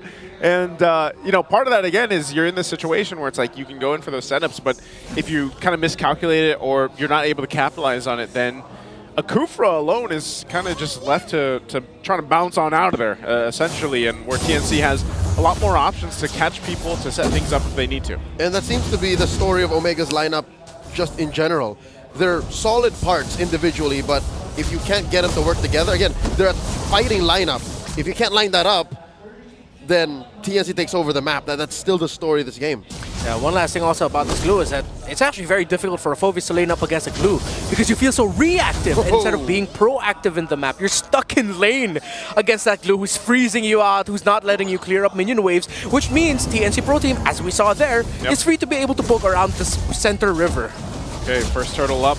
They'll take control of it. There it is. Jump in. Chakno engages on a Yoshi, forcing a bouncing ball. Oh. A retreat. Lancey flickers on, taken down, popping Yoshi's balloon. And up top again, Threemar holding James hostage. Threatening a mount here. Will not have to do it just yet, because TNC's got it down pat. Turtle over to the Phoenix Army. Exactly what we were talking about. Going to be such a tough game here for this Kufra. I don't fully understand why he was getting vision like that. They weren't winning the EXP lane. They couldn't have gotten much, even if Haji was able to get some good feathered airstrikes in. I feel like that was a bit too forced by Super Yoshi and Omega. Yeah, and you know, to take that decision to just go and punch in that kill for Lancey, that's going to be something that is going to work for him. You know, gets a little bit of lead onto this, but TNC starting strong already in the early game, gets themselves an objective. Now they still can punish with this kind of rotation pressure that they have. And so it's funny because with Smart Omega in the lineup, they just need some more time to wait, I guess, to pick some of the fights that they're looking for. Now, again, when we get to that second turtle in just a bit, about a minute away, it might be a different story, I think, especially because you're so reliant on those level 4s for this lineup from Smart Omega, and then eventually we'll see James take place into these fights here too on that Phoveus. In terms of the items, no full builds just yet.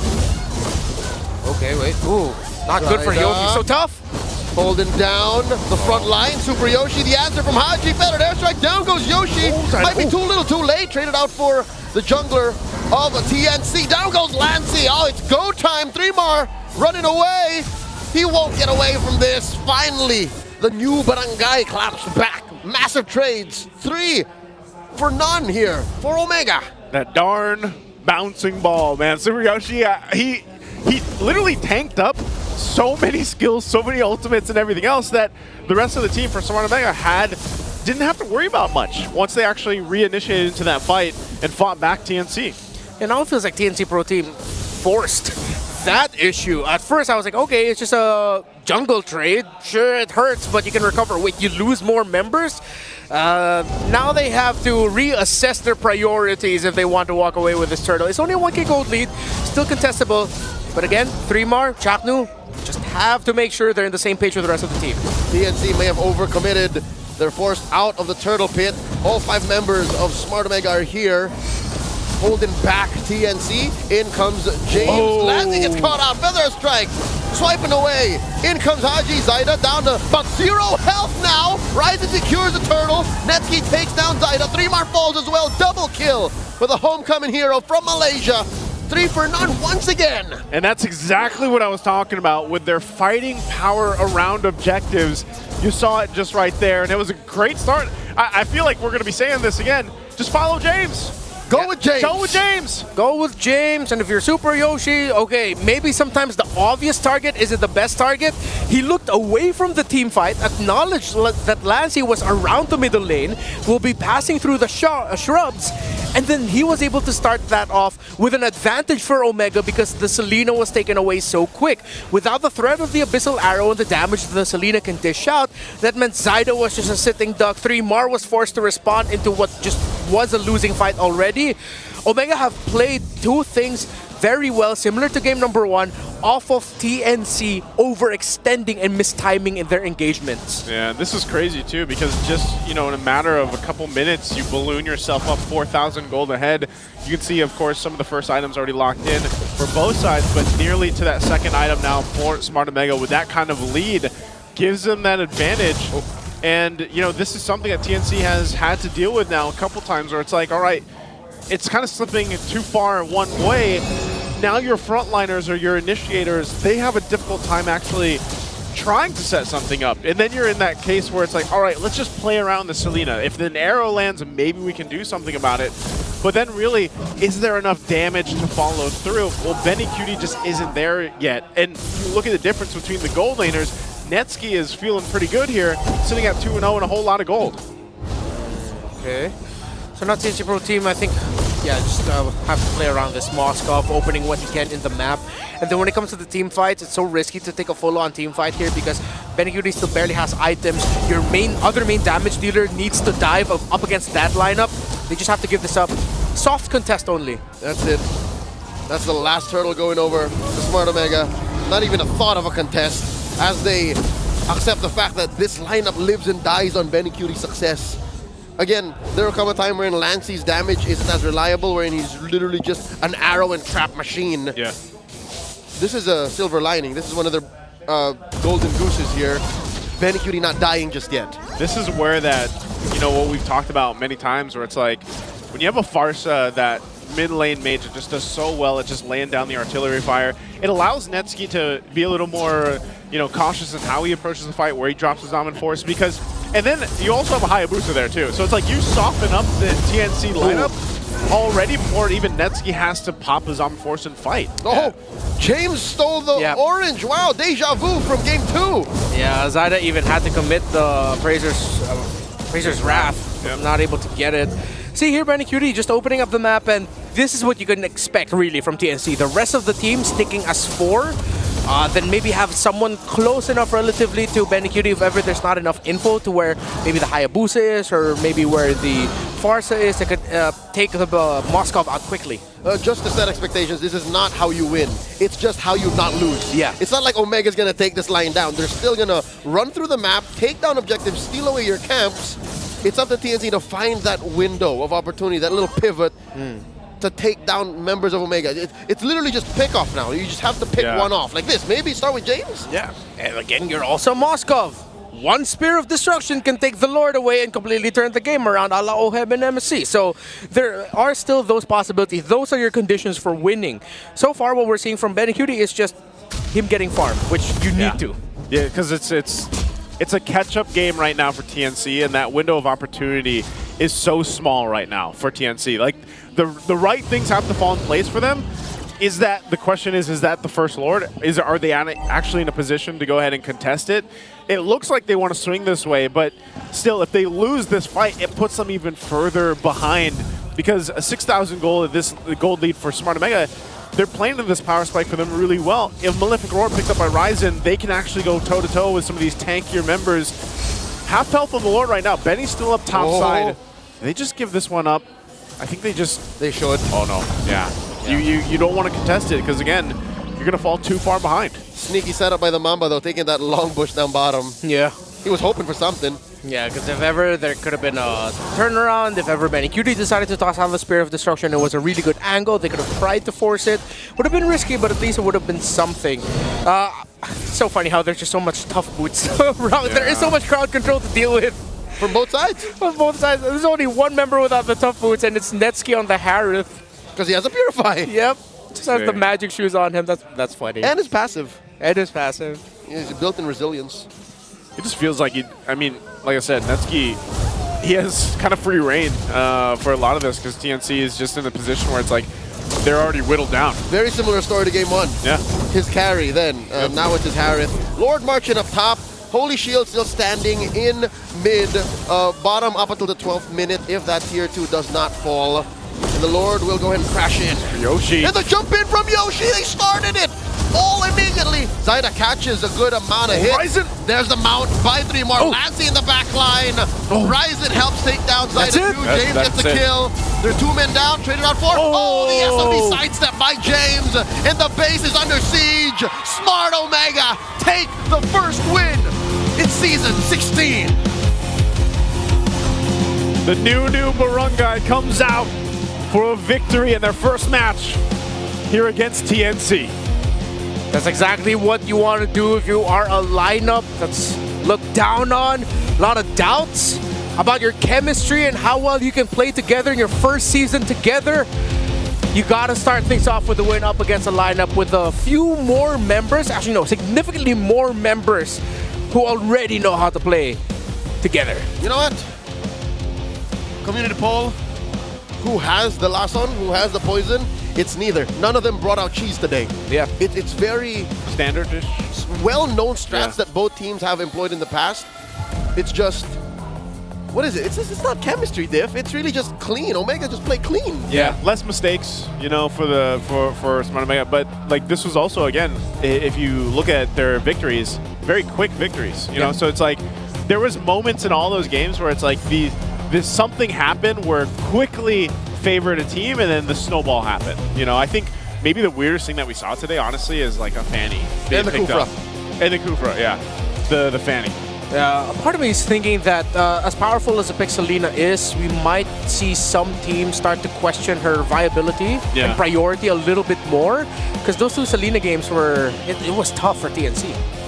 Yeah, you know, they have plenty of time to go ahead and recalibrate here, but in just a bit, we're going to be throwing it over into the stage to go ahead and hear for our winners of the review. We're Smart Omega, of course, and Odin there as well. Let's go ahead and throw it to the stage.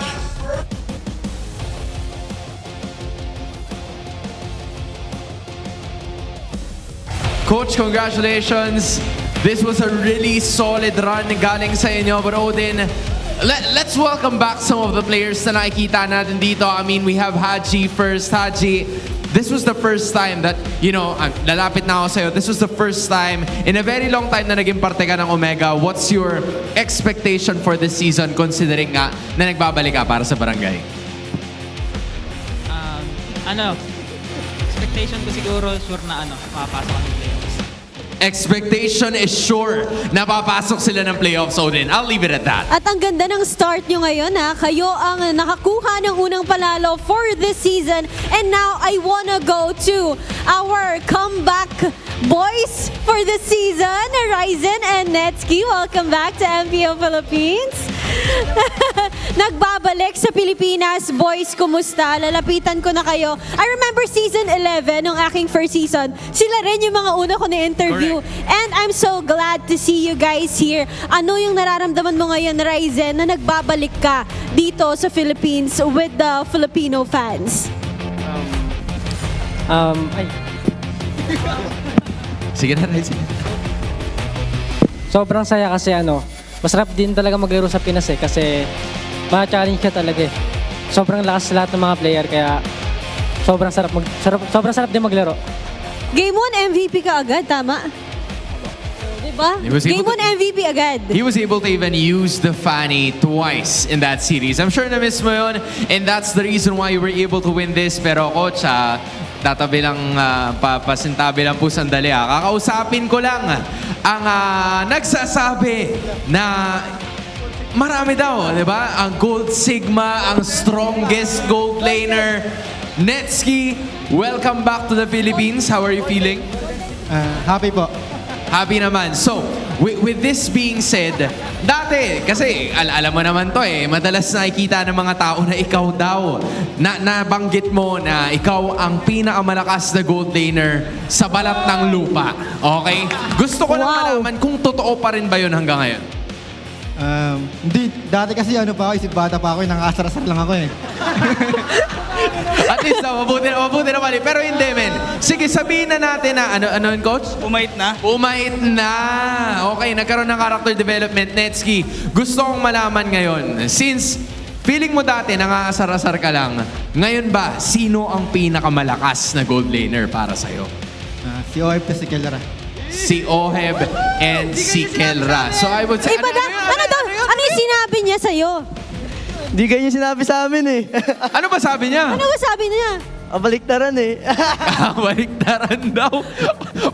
Parang mahirap tong interview na to, Odin. You know what? At least nakausap natin sila. At ang mahalaga, nakuha nila ang panalo. Once again, your winners, Smart Omega! You may take a step forward and you may now take your bow. Omega gets the victory. Gentlemen, you may now come off the stage. Once again, your winners, Smart Omega! A solid performance from the barangay ang nakita natin mula sa kanila, Odin. And that might just be the start of the first para sa season na ito. Tossing it back to our casters. Thank you so much there, Hans, Odin, of course. Congratulations once again to Smart Omega to get that first victory under the belt here and the first victory of our opening day for Season 16. A lot of words shared there, a lot of banter, I feel like, and maybe that's a showcase of some of that synergy they've been working on in the offseason. It's very funny. Netski comes back home and essentially just brands himself as an adult now. Because in his words, he was just a kid back then. Back in December of 2024, he was just a kid, apparently. Hey, that's a growth spurt, man. I was too. I get it. No, would have been good though if he held on to seeing himself as the god in the gold lane. Yeah. I was expecting for him to say to answer Hans' question, who is the best gold laner for you? Yeah. He used to always just say me. Me. Yeah. But today he's like, I acknowledge Oheb and Kelra. Yeah. But then sudden shift in narrative. Now it's Haji, usually the more meek and conservative one, essentially just coming right out of the gate after a first series win and just going, we will make it to the playoffs. You know what?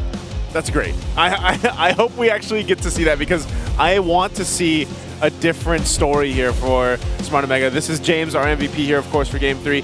This is what we were saying, just go with James, follow James. Go with James. Go with James, man. Rarely wrong to do that. Yeah. It's only like he does what an XP laner needs to do in the current meta really well. Now, part of that is playing the line of a little risque, like sometimes you are going to put yourself in that position where it's like, hey, I might have overstepped a little bit, but that's fine because James makes it work. We saw glimpses of even last season.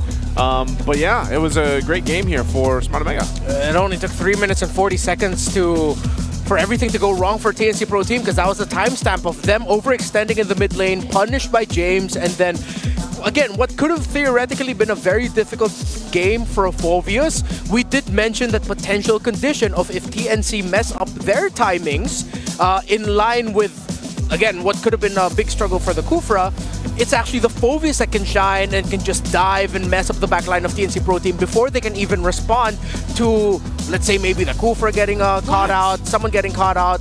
It's James, really, who just became the big X factor for Omega. He never died. Never died. In the highlights alone, in this short 10-minute, 45-second game, he almost died like 3 times. Yeah. Never did. Always just had enough. And again, when you're playing around the Moskov so much, and it's hard for the Selena to be able to do things, this is what the difference around picking up a tank emblem set for a Phoveus. The fact that you have Festival of Blood also on you, the items you build up with him means that those moments can happen more. It's unfortunate too, because like for Selena, once you throw out that arrow, you're kind of just chilling for, like, there's a moment where you're just kind of like chilling. Yeah. And that's when you get capitalized on so much in those stories with the Hayabusa, the Farsa even, and even a Kufra. So you're just kind of exposed after those arrows are thrown out. Something to note, look at Chaknu. his first built item is the Thunder Belt. Smart Omega did not give him the time to get stacks on that. Yep. So it's basically wasted gold. Yeah. Again, Omega, once they pounced on the TNC Pro team, slapped it around 3 minutes and 40 seconds. They just never let go. And that's one of the most demanding things for a Selena in MPL Philippines. Yeah. Looking at the Philippines as like the main example, is that if you don't get that really great early game, you have to make miracles happen by the late game. Because you pick up that Selena because you're confident that you take control early, you smother out resources from the opposing team. That's why I said you saw a couple arrows. Like early game, there was a couple arrows that landed, and it did apply a little bit of pressure, but if you don't capitalize on those early on, and then you get to the point where you're being picked off with like a shadow kill and the feathered airstrike and everything else, and then James is just wrecking havoc, like playing that Selena is even harder at that point. You never really get a chance to really capitalize on the arrows. Not to mention Lancey Selena triggers James's Infernal Pursuit, which may have allowed him to, spoiler alert, be the carry of this game. Is that right? He dealt 22k. That is the most. Yep. Most damage dealt across the board. Yeah. Yep. It's another X damage XP. That was to say that'd be 2 X. Like, if I'm sure that's the case. So it's like that'd be 2 XP laners now that get the carry for their matches, because it's been great though. I'm really happy to see where the XP lane is. You see that right there, James, the carry. You got the BPI rich guy here for Ryzen. Zyda tanking up a ton of damage, and Haji, the wingman, literally the wingman. Yeah, and this is like, again, another tough game here for the Fredrin. The lineup of TNC Pro team was so dependent on a single thing not messing up for them to play a perfect game in the first 5 to 8 minutes. Yeah. That once it happened before 5 minutes, when it happened at 4 minutes, you're already starting to see that Omega is not scared at all. The moment they see someone down, they'll pounce on Zyda because they know that there's only so much of Badang and Glue can do. With that Selena gone, with Benny Cutie still farming, you can risk just jumping the Fredrin over and over again. That's why I feel like there was it's more than a couple times now where you see these kind of compositions that really rely on the gold laners, and specifically it's a lot of times it's the Moskov, you know, where it's like, all right, if everything fails in the early game, let's just really hope that our Moskov pops off. Just hunker down, just clench. And that doesn't seem to work right now, and we saw this a lot even in MSC. You know, like there was teams that went with that game plan, and then I mean, think how fast these games were, at least in this series, you know. This one was even sub 11 minutes. You know, earlier on, I thought the fastest one was what, 11:10? I think it was. Game 1 is 11:10. Game 1 was 11:10. Yeah. So again, congratulations to Smart Omega getting that first win. That's something that I think a lot of their fans also are really looking forward to see what else they have in store for their next matches. But speaking of next match, this one here to round out day number 1 is going to be RORA versus Team Falcons. That's going to be great. We have more stories in store for you guys. For this one alone too. I'm excited about this one specifically, and I'll talk more about that later on. But I know you guys can't wait either. Oh yeah, I mean, I haven't seen my Falcons in a while. I'm excited to see my Falcons back. But also, of course, Light. I'm smack dab in the middle of these two fanboys. Which one are you gonna fanboy for, man? I like both. Again, Light coming home. No, like out of all the teams. Oh. Do you have one yet or no? Put me on the spot, man. All right, we'll wait for it. It's day 1, dude. We've yet to meet all 8 teams. Yeah, that's true. I will say this: I love TNC's jersey. Oh yeah. I might have I tried to get on the pre-order, but I didn't make it. As you know, I think out of all the seasons, this season has a very consistent jersey game. Oh yes, everything's so solid across the board. I would wear all of them. We would. The Wee Bear Bros would, and we're gonna take a break before our next matchup, guys. So sit tight. We'll be back after the break.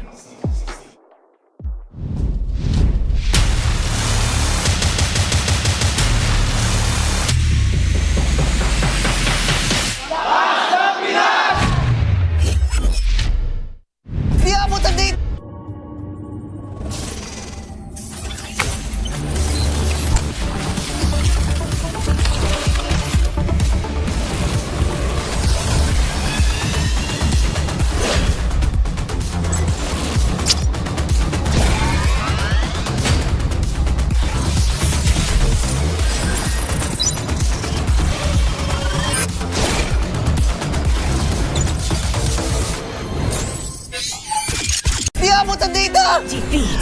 GG, bro! Don't worry. The Only with Smart Power All 99. Hindi bitin with 10 gig data to power your games plus only Facebook or only TikTok.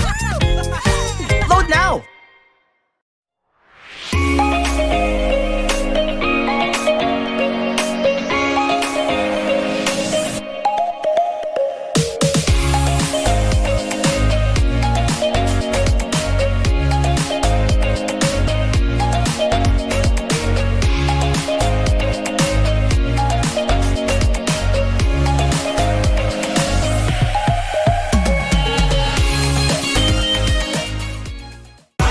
Enemy alert. Your scalp gets 1.5 times greasier, causing dandruff. Get triple anti-dandruff power. Supercharged with clear. Pang-marinade, Panggisa, pampasarap, ang daming ititimpla. Luto mo yan with Knorr Liquid Seasoning. Mula luto tong plato, sarap panalo. Luto tong plato, sarap panalo. Luto tong plato, sarap panalo. Luto tong plato, panalo ang luto mo.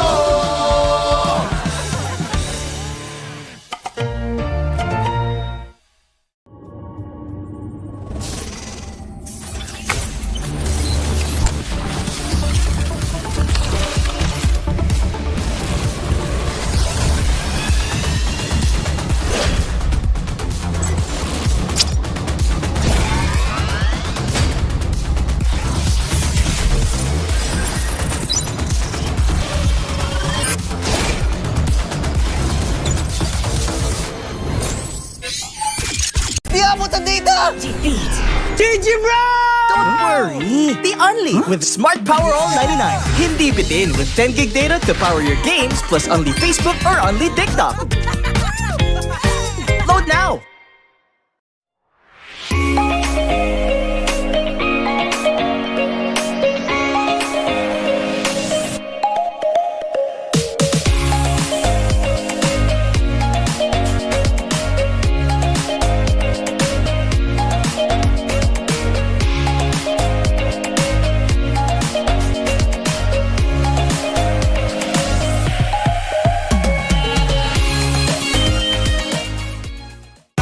Enemy alert. Your scalp gets 1.5 times greasier, causing dandruff.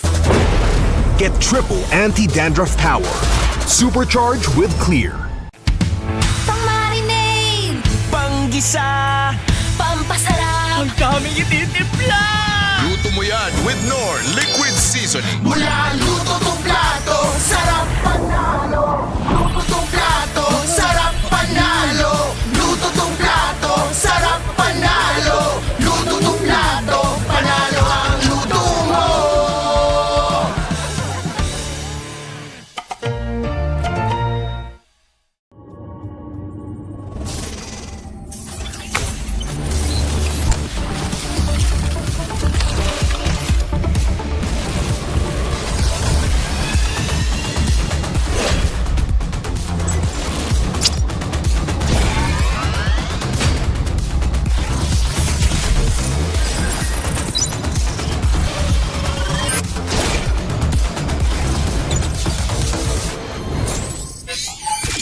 Di abutan dito! GG bro! Don't worry! The only with Smart Power All 99. Hindi bitin with 10 gig data to power your games plus only Facebook or only TikTok. Load now!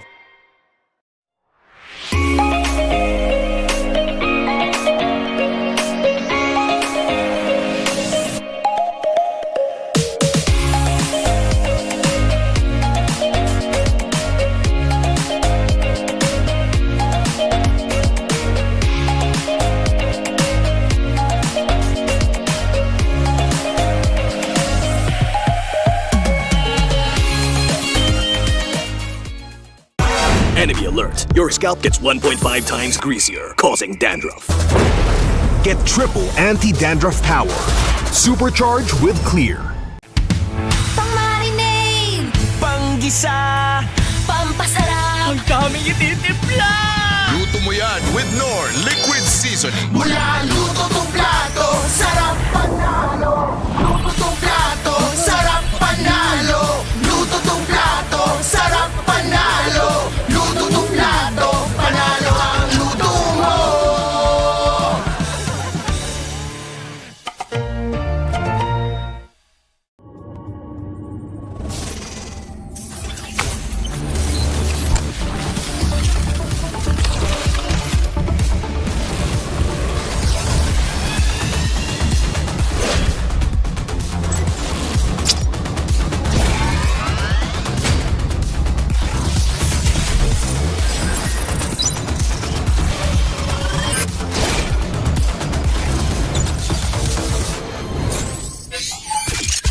abot ang data! Defeat. GG bro! Don't worry! The Only with Smart Power All 99. Hindi bitin with 10 gig data to power your games plus only Facebook or only TikTok. Load now!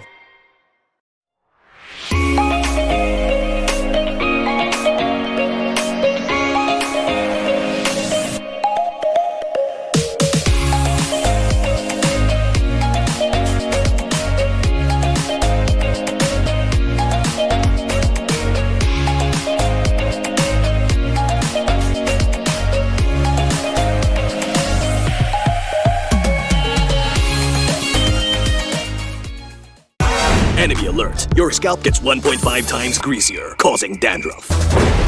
Get triple anti-dandruff power. Supercharge with Clear. Pang-marinade. Panggisa! Pampasarap. Ang daming ititimpla! Luto mo yan with Knorr Liquid Seasoning. Mula luto tong plato, sarap panalo. Luto tong plato, sarap panalo. Luto tong plato, sarap panalo. Luto tong plato, panalo ang luto mo.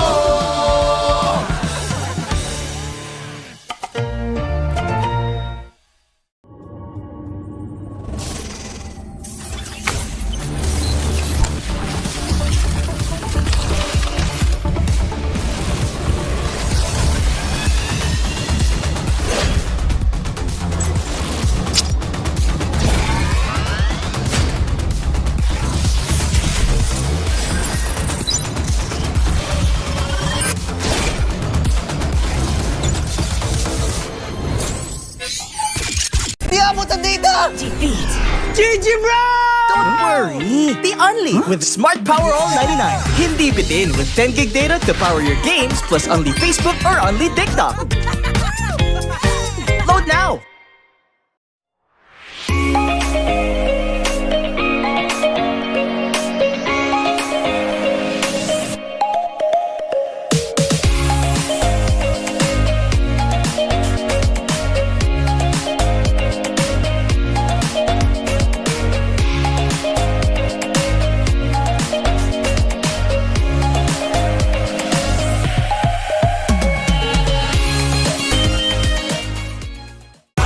Enemy alert. Your scalp gets 1.5 times greasier, causing dandruff.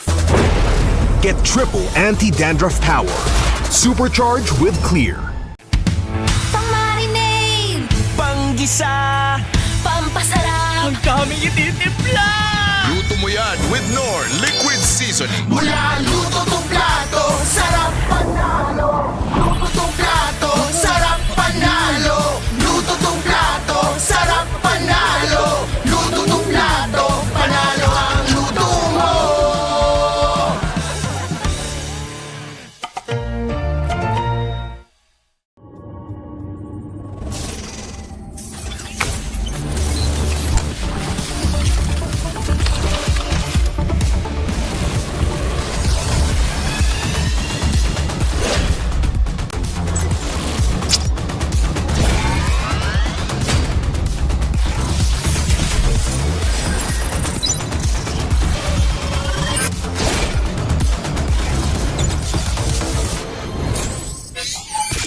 Di abot ang data! Defeat.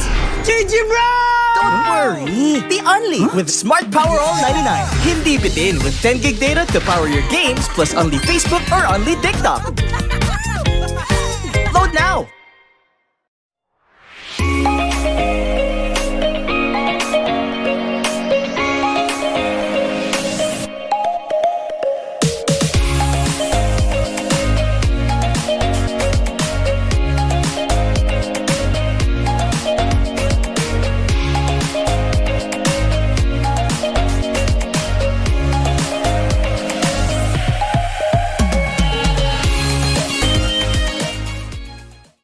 Enemy alert. Your scalp gets 1.5 times greasier, causing dandruff.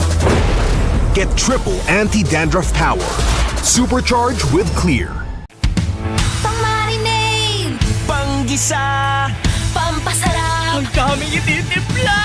Luto mo yan with Knorr Liquid Seasoning. Mula luto tong plato, sarap panalo. Luto tong plato, sarap panalo. Luto tong plato, sarap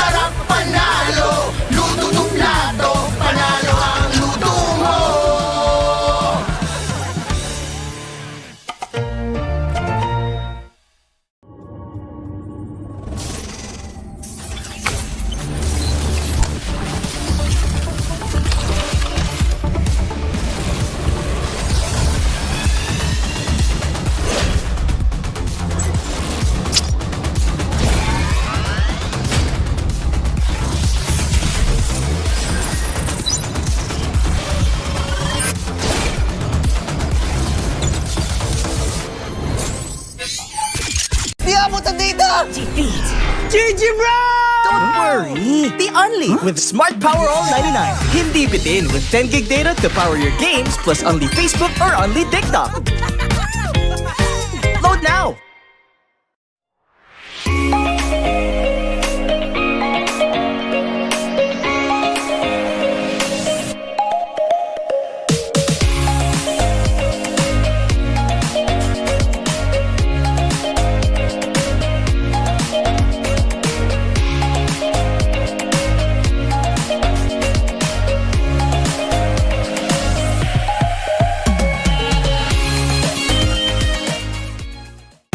Enemy alert. Your scalp gets 1.5 times greasier, causing dandruff. Get triple anti-dandruff power. Supercharge with Clear. Pang-marinade. Panggisa! Pampasarap. Ang daming ititimpla! Luto mo yan with Knorr Liquid Seasoning. Mula luto tong plato, sarap panalo. Luto tong plato, sarap panalo. Luto tong plato, sarap panalo. Luto tong plato, panalo ang luto mo.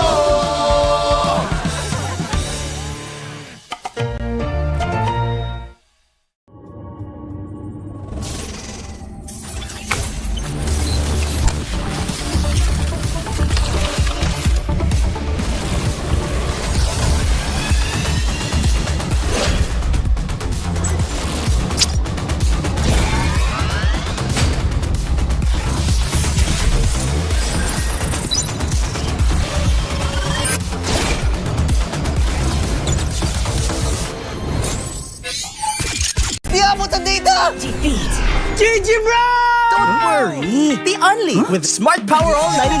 Hindi bitin with 10 gig data to power your games plus only Facebook or only TikTok. Load now!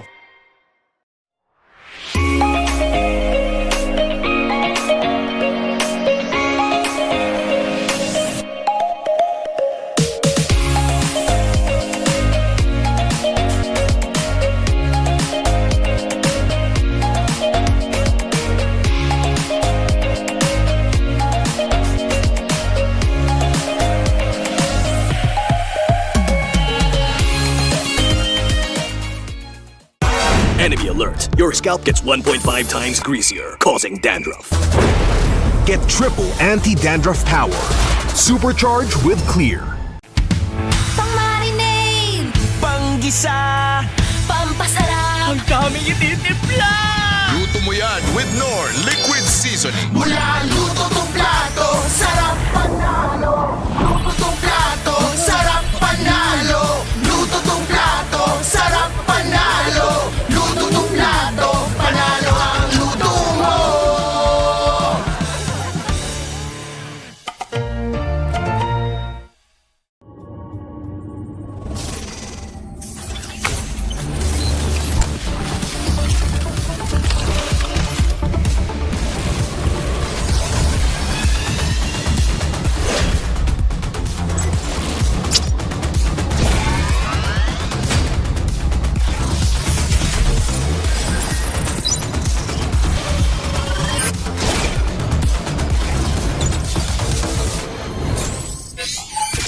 Di abutan dito! Defeat. GG bro! Don't worry, the Only with Smart Power All 99. Hindi bitin with 10 gig data to power your games plus only Facebook or only TikTok. Load now!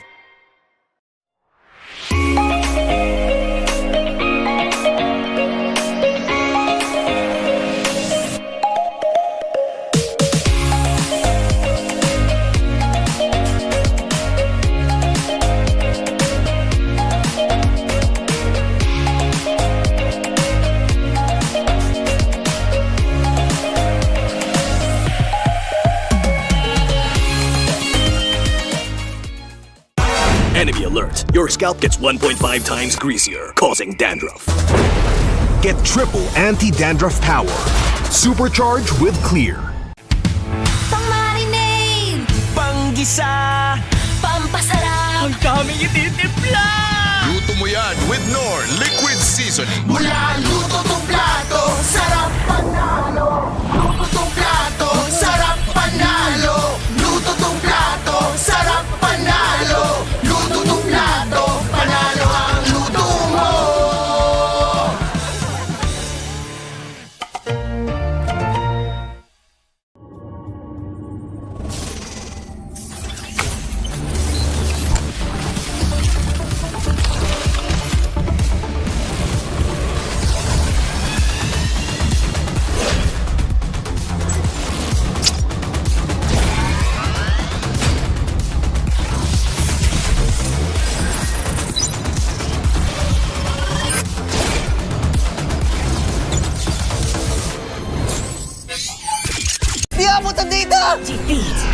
Bro!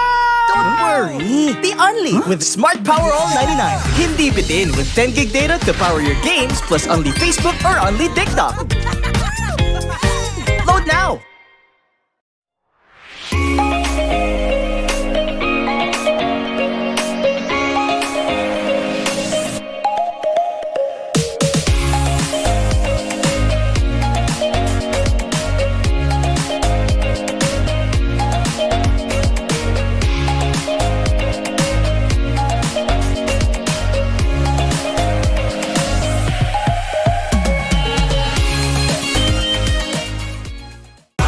Enemy alert. Your scalp gets 1.5 times greasier, causing dandruff. Get triple anti-dandruff power. Supercharged with Clear. Pang-marinade, Panggisa, pampasarap, ang daming ititimpla. Luto mo yan with Knorr Liquid Seasoning. Mula luto tong plato, sarap panalo. Luto tong plato, sarap panalo. Luto tong plato, sarap panalo. Luto tong plato, panalo ang luto mo.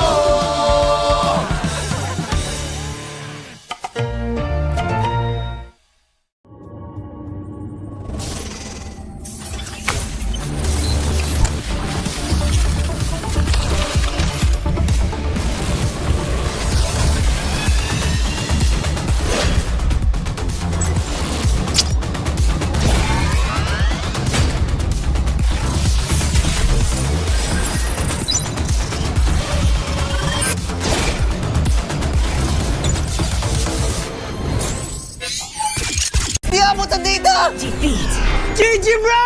Don't worry. The Only with Smart Power All 99. Hindi bitin with 10 gig data to power your games plus only Facebook or only TikTok. Load now.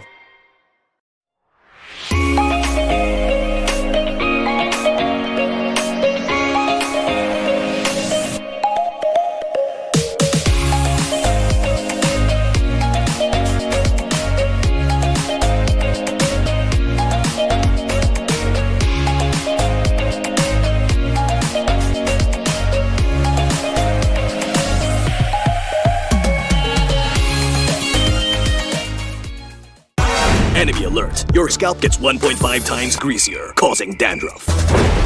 Get triple anti-dandruff power. Supercharged with Clear. pang-marinade, Panggisa, pampasarap, ang daming ititimpla. Luto mo yan with Knorr Liquid Seasoning. Mula luto tong plato, sarap panalo. Luto tong plato, sarap panalo. Luto tong plato, sarap panalo. Luto tong plato, panalo ang luto mo.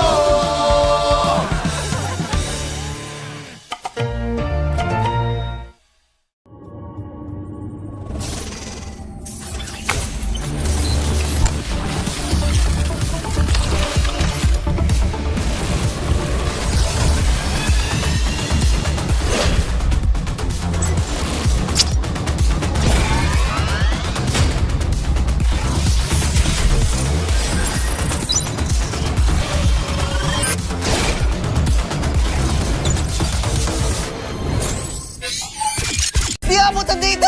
defeat, GG Bro! Don't worry. The Only with Smart Power All 99. Hindi bitin with 10 gig data to power your games plus only Facebook or only TikTok. Load now.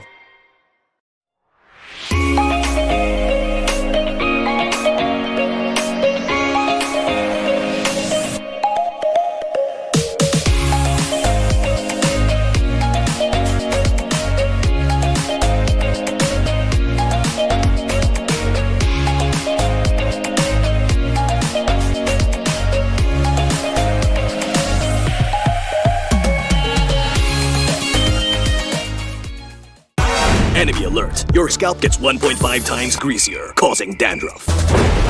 Get triple anti-dandruff power. Supercharged with Clear. pang-marinade, Panggisa, pampasarap, ang daming ititimpla. Luto mo yan with Knorr Liquid Seasoning. Mula luto tong plato, sarap panalo. Luto tong plato, sarap panalo. Luto tong plato, sarap panalo. Luto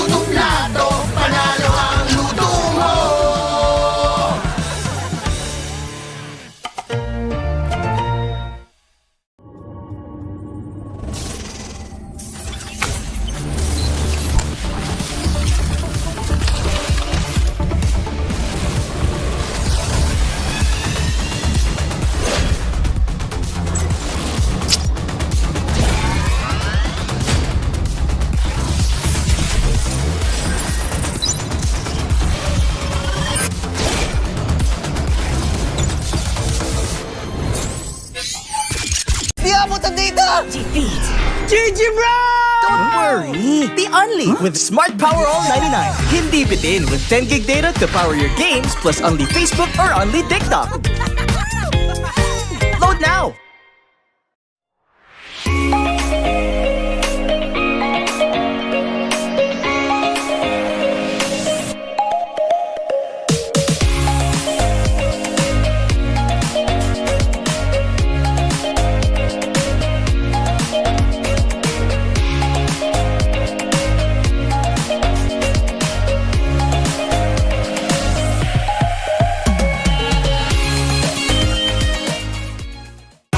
Enemy alert. Your scalp gets 1.5 times greasier, causing dandruff.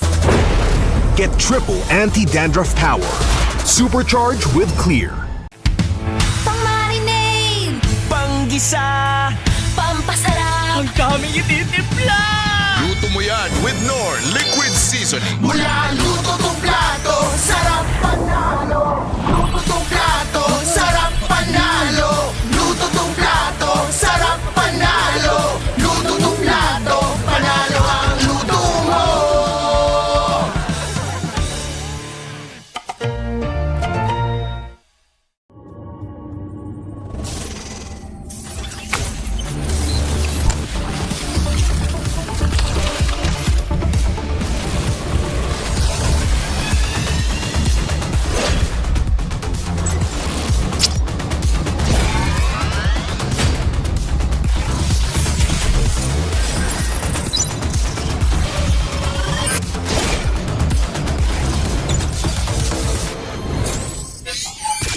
Di abutan dito!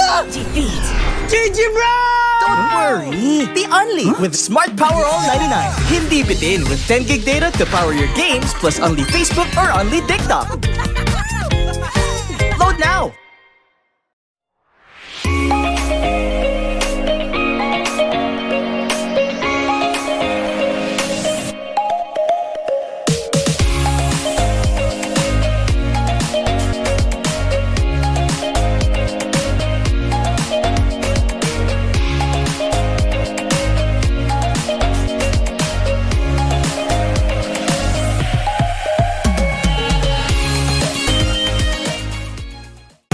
Enemy alert. Your scalp gets 1.5 times greasier, causing dandruff.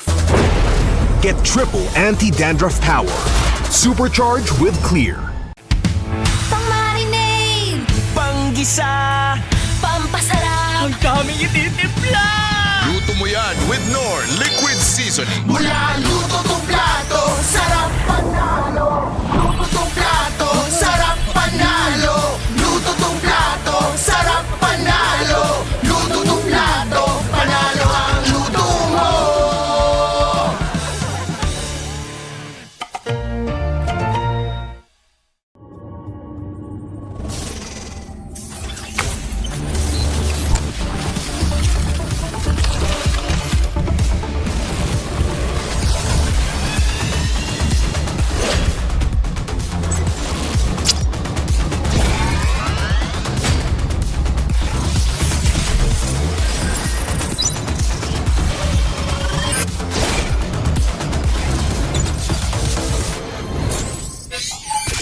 Di abutan dito! defeat, GG Bro! Don't worry. The Only with Smart Power All 99. Hindi bitin with 10 gig data to power your games plus only Facebook or only TikTok. Load now.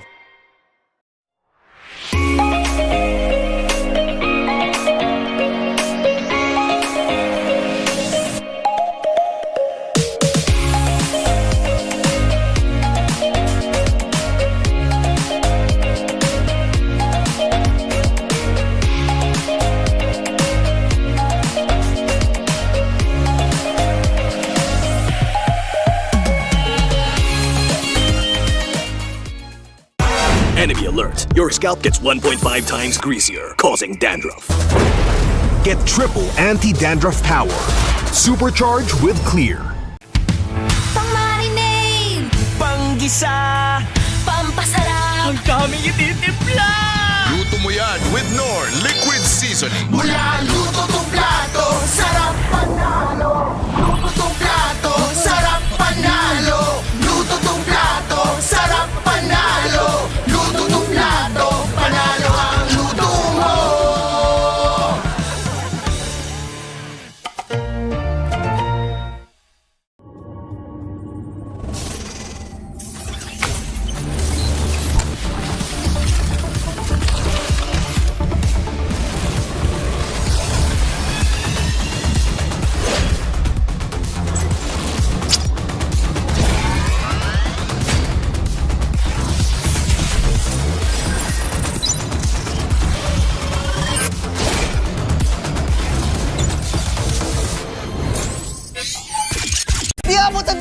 Defeat. Digibro! Don't worry, the Unli with Smart Power All 99. Hindi bitin with 10 gig data to power your games plus Unli Facebook or Unli TikTok. Load now!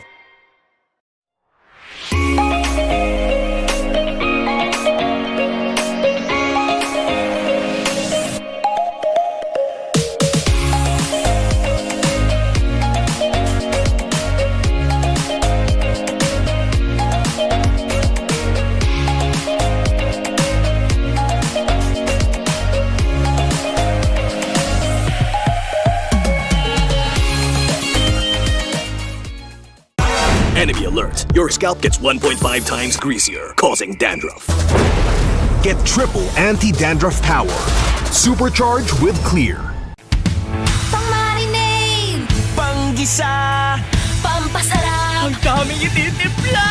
Luto mo yan with Knorr Liquid Seasoning. Mula luto tong plato, sarap panalo. Luto tong plato, sarap panalo. Luto tong plato, sarap panalo. Luto tong plato, panalo ang luto mo.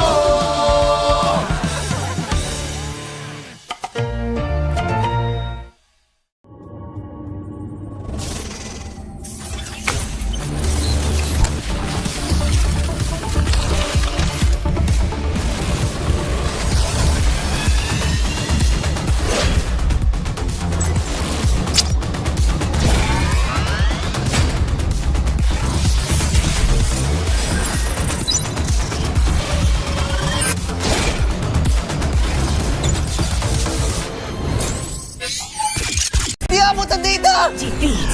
Digibro! Don't worry, the Unli with Smart Power All 99. Hindi bitin with 10 gig data to power your games plus Unli Facebook or Unli TikTok. Load now!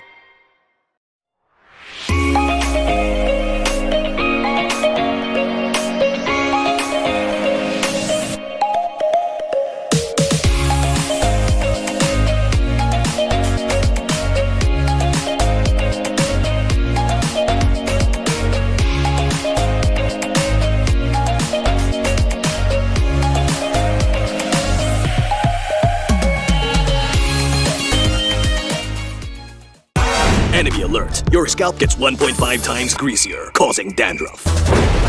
Get triple anti-dandruff power. Supercharged with Clear. Pang-marinade. Panggisa. Pampasarap. Ang daming ititimpla. Luto mo yan with Knorr Liquid Seasoning. Mula luto tong plato, sarap panalo. Luto tong plato, sarap panalo. Luto tong plato, sarap panalo. Luto tong plato, panalo ang luto mo.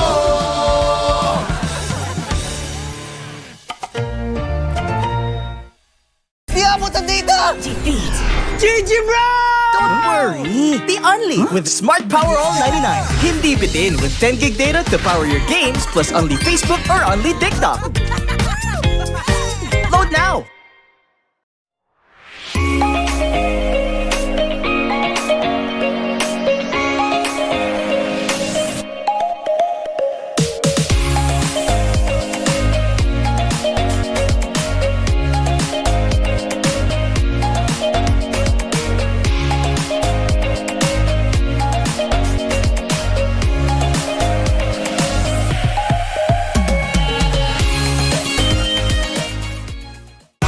Enemy alert. Your scalp gets 1.5 times greasier, causing dandruff. Get triple anti-dandruff power. Supercharged with Clear. Pang-marinade. Panggisa. Pampasarap. Ang daming ititimpla. Luto mo yan with Knorr Liquid Seasoning. Mula luto tong plato, sarap panalo. Luto tong plato, sarap panalo. Luto tong plato, sarap panalo. Luto tong plato, panalo ang luto mo.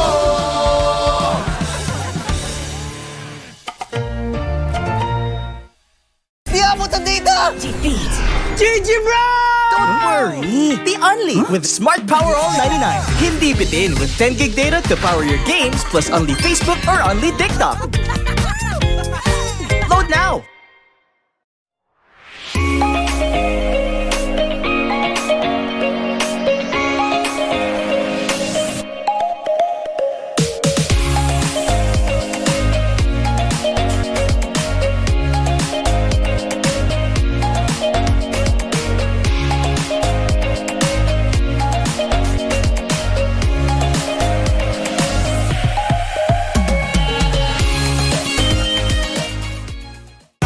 Enemy alert. Your scalp gets 1.5 times greasier, causing dandruff. Get triple anti-dandruff power. Supercharged with Clear. Pang-marinade, Panggisa, pampasarap, ang daming ititimpla. Luto mo yan with Knorr Liquid Seasoning. Mula luto tong plato, sarap panalo. Luto tong plato, sarap panalo. Luto tong plato, sarap panalo. Luto tong plato, panalo ang luto mo.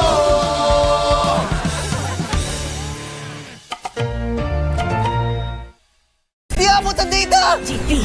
GG bro! Don't worry! The Only with Smart Power All 99. Hindi bitin with 10 gig data to power your games plus only Facebook or only TikTok. Load now!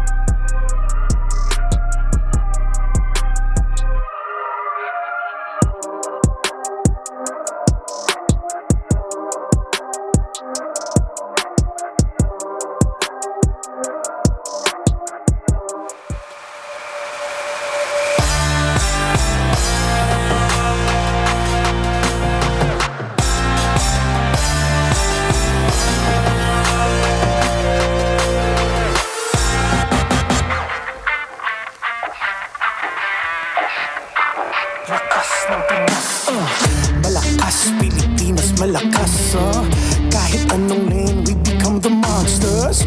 Malakas, Pilipinas, malakas face the golden sun and repping for the 3 stars. Look at us to the top, no ifs, no buts. Winning any game, para to sa PIN na yes. Di mo matitinag aming boses sa new level. Nasa kalye man o mobile, you know I become a legend. Listen, open fire, we unite, we winners. But with pressure, like diamonds are made of. Switching the lane na parang gera, HP racing made a setup. Kakatang buhat ni Hilda, full dome SS parang Laila. Susundan ko ang iyong wakas, kasama pataas, tagumpay natin to dahil tayo'y malakas para sa Pinas. Nasa amin ang alas, hindi to atas, kinikilala sa taas kasi kami ang malakas para sa Pinas. Nasa amin ang alas, hindi to atas, kinikilala sa taas, ganito kami sa Pinas, yeah.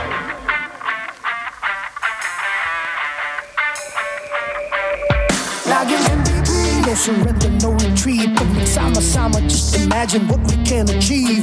Laging MVP, no surrender, no retreat. Giving 100 on my all, cause we just cannot be defeated. We are unstoppable, immune and invulnerable. Ready ang equipment, lahat frozen, mala, crowd control. Pakita on the jab, beast to the southeast. Taas ang matawag, crowd and loud, cause every enemy we devour.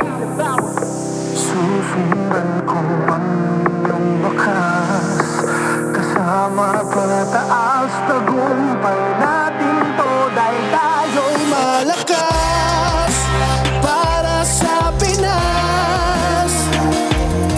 Nasa amin ang alas, hindi to atas, kinikilala sa taas kasi kami ang malakas para sa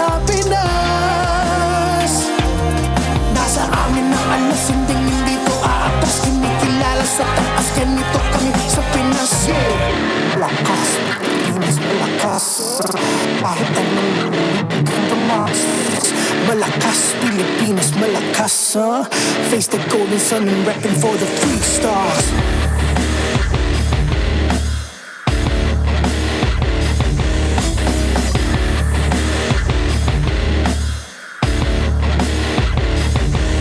Ang lakas ng Pinas, reunite with the stars. Ang lakas ng Pinas, reunite with the stars. Ang lakas ng Pinas, reunite with the stars. Ang lakas ng Pinas, with the stars.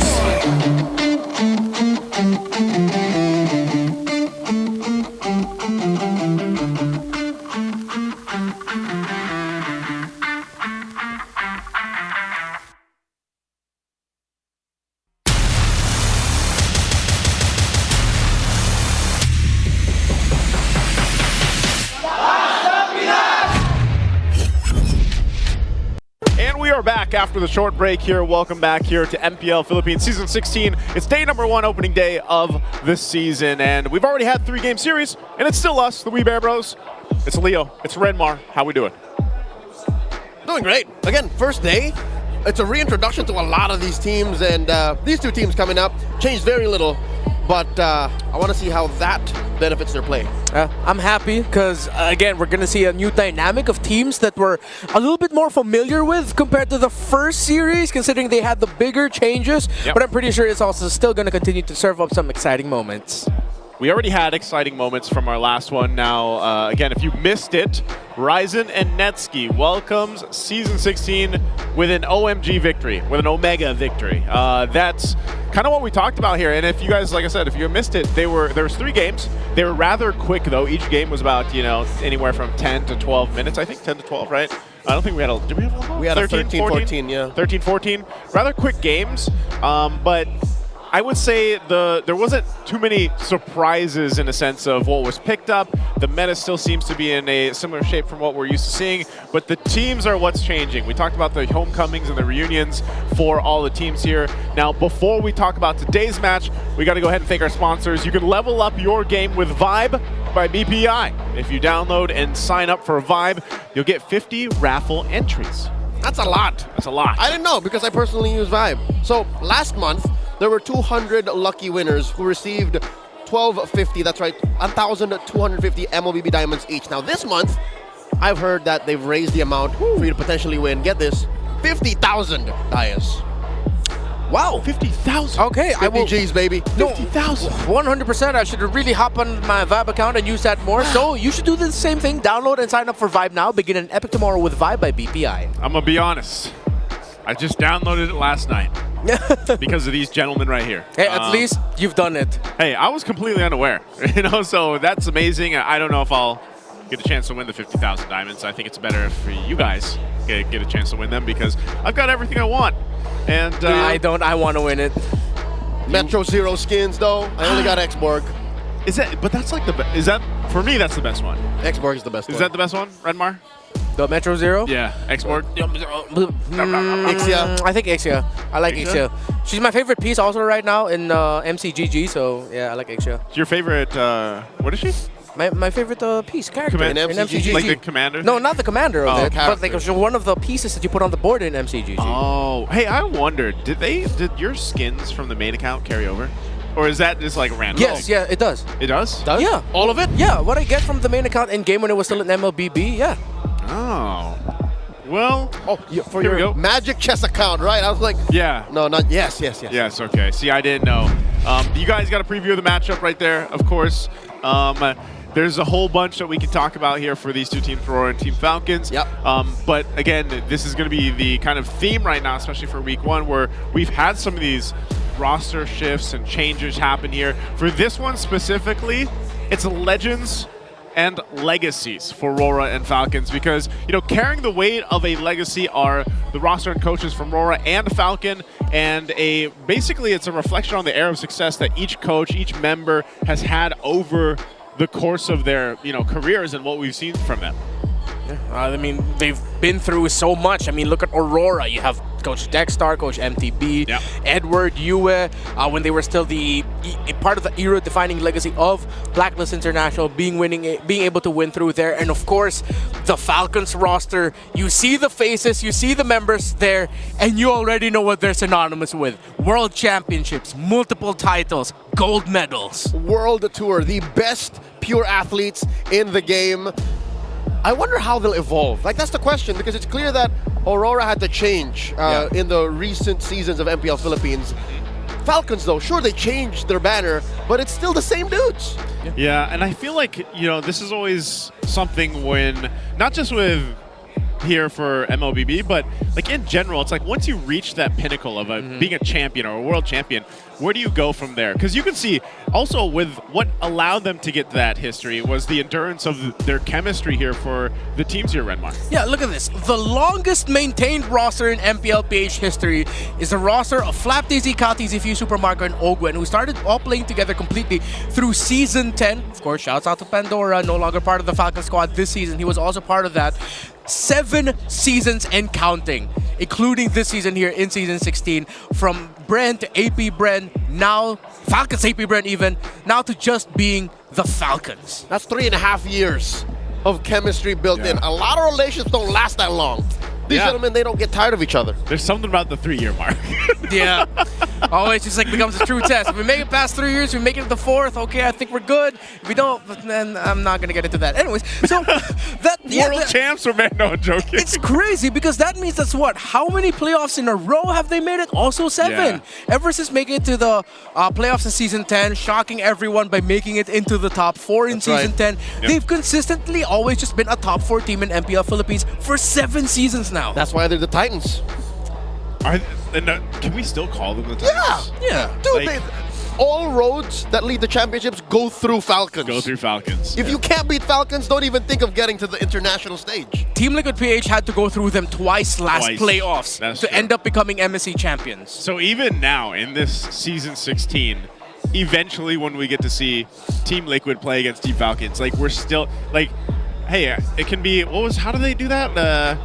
It's the Battle of the Titans, like part 2, or the how do they word that? Clash of the Titans. There's literally multiple times that they've clashed. The final. I would love to rewatch every single one. Yeah. The final chapter.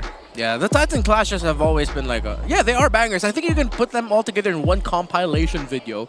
But then again, it's a testament to this squad for 1,117 days. 3.5, something like that. They've been playing together as a team, and they're consistently top 4. I know some people out there that have like Duolingo streaks longer than that, but that's crazy, you know, to be at that point. And you can still see it, you know, we still have Flap doing what Flap does best. Yeah. But 1,117 days is quite insane if you think about it, for a team and just for a roster of guys to be playing. We always talk about synergy being built. Well, that's like probably the max amount of synergy that you can hope to get, and that's where the coaches and the back end team really comes into play too. Because once you have a team that is together for that long, how do you still squeeze out the improvement? If the Falcons roster was a child, it would be in school now. Yeah, that's true. That's true. That's just to put it into context. Yeah. It just really goes to show, again, just how good the coaching staff they've always had with it. Of course, Coach Lucky there, but Coach Trevor really needs his flowers as well. The staff and crew, the fans who've always just been part of the Falcons' nest. Then the hive of Bren and AP Bren, well, which is so interesting because now they're going up against a team that I feel like, well, they also have been together for a significant amount of time. This is a roster that in their very first season eventually became World Championship contenders. They were able to make it into M6 right away when they put Aurora together. But then lately it seems like Aurora has always just been in that...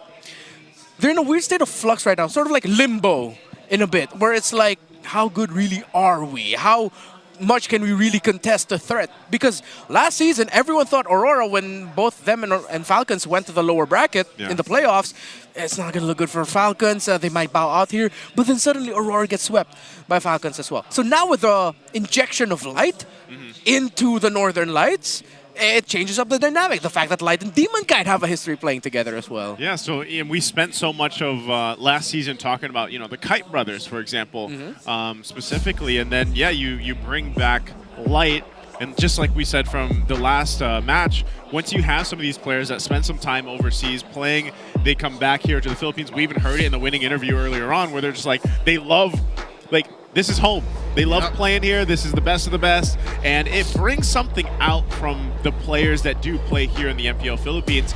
And so I feel like, as someone who was a big fan of the original team, RSD, where, we saw Light, we saw Demon Kite play, I'm excited to see what's changed, because that's always something to look forward to, especially when you have these familiar players coming back together on a lineup together. So the current counter for MPL 16, Philippines 16, C16 imports coming back home is 100% win rate. Yeah, because Nets and Ryzen successfully put that first notch on the board. Is it going to be the same story for Light? Will his experience in MPL Indonesia under BTR be the game changer? No, I think it should be, which is why I'm really happy that, and I will get into this a little bit later on, where Light was really honest about his time in Indonesia. Yeah, I can't wait to hear that. But first, we have to go ahead and hear more from our hosts out there. We're going to be throwing over to the All Access. Maraming salamat sa ating mga casters. We are here for the All Access. Kasama natin walang iba kundi roamer ng Team Falcons na si Ogwen. Ogwen, it's nice to see you again. And considering na sisimulan ko na kasi parang ito yung first time in a very long time na nagkaroon kayo ng break. And nanibago ka ba given that, it was a pretty long break mula nung playoffs nyo up until this point? Sobrang nanibago ako tsaka as a team kasi parang gusto namin tuloy-tuloy yung tournaments para para mainit yung mga laro namin Tsaka talagang sobrang refreshing ngayon sa MPL 16 kasi parang feeling namin rookie kami. And you did mention yung isa sa mga pinabago niyong players si Ferds, who also got noticed nung RRQ Kaito stint niya. Talk to us about the dynamics. How is he with the team? Paano ba siya nag-gel with the team that has been together for like 3 years or more already? Sobrang vibrant si Ferds Tsaka talagang sa ugali namin parang sobrang applicable niya rin talaga sa amin. Tsaka parang same lang rin talaga sila ni Flap. Tsaka especially kay Pando nung umalis siya, parang talagang nag-fit in rin talaga siya nung pumasok si Ferds. Just one final question, Ogwen. Week 1 pa lang, where do you see your team after week 8? After week 8 siguro top 1 or 2. Oh, I like it. Top 1 or top 2. That is gonna be the final call. Pero Ogwen, ito kasi inutusan ako Adjust natin ng konti. Kailangan natin mag-arm wrestle. Okay, arm wrestle. Kailangan referee. Asa yung referee? Kailangan ng referee. Yan, si Marco. Marco, halika dito. An. Legit ba to? Legit? Oh, legit to.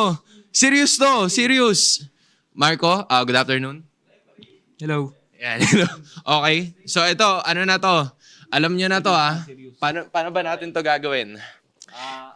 Ito yung personal record ko. Kailangan palag-palag to Sino muna nakalaban mo? Ha? Wala pa. Ikaw ang una. Ako muna. Ikaw ang una. Okay. Marco, simulan mo na kami Ikaw magsasabi 1, 2, 3, go! Grabe. Ang hirap ng laban. Ayaw patalo ni Ogwen, men. Ogwen, kamusta naman? Okay lang. Dapat pala ganito yung mga interview, no? Yung medyo dinidistract mo ng konti. Yes! Ang sarap sa feeling! Balik na natin sa ating mga master. Hold up. Wait! Was Hans really that strong? That's a sleeper build right there. Yeah. I mean, I have played basketball against him, and he is very athletic. We'll do it right here, Gentlemen, right now. we gotta do it now. Gotta do it now. I don't care if we break a monitor. We're doing it now. No, we can't. I can't diss off my paycheck, dude. All right, okay. Now I want to do that against Hans. I want to go square up with him. But let's square up with the community right now. Which roamer will prevail? A, is it Light, or is it B, Ogwen? Well, I'll tell you what. In a arm wrestling match, I think I'd have to go with Ogwen. But this is not a arm wrestling match. Not. This is MLBB we're talking about. It's a best of 3. Light's kind of like, I don't know, because I've been watching obviously Ogwin here compete, for seasons now. I think I'd still go with B as much as I like Light. I think I'm still going B. I'm gonna put my mouth where my money is. Yes. I predicted, I think Aurora would take this, so I'll say Light. You know what? As a Falcons guy, you can't see it, but as a Falcons guy, as much as I want to say Ogwin, I feel like Light just has like a dark side to him. That it's so he's light, but there's a dark side to him. The anger, the bitterness, the rage that I feel like Ogwin doesn't have. Not yet. Well, how we see Ogwin is just happy-go-lucky, like, hell yeah, I feel like that's him. But I think Light could just shock Ogwin. It's like, yo, Light, where'd that come from? So Light... Where'd you come from? Yeah, where'd you come from? It's actually, the name Light is actually just a throw-off. It's a facade, Exactly. man. It's a facade. He's actually got the darkness in him. But, I don't know. You guys can let us know what you guys think, of course, in the community poll. Let us know. I know we're all excited to go ahead and see how Aurora comes into Season 16 and also for Team Falcons on how they adjust. So let's go ahead and welcome out our teams to the stage to start up our second match. They called to Light, and here he is making his MPL PH comeback. Edward, Demon Kite, UL Light, and Domenkite, Aurora!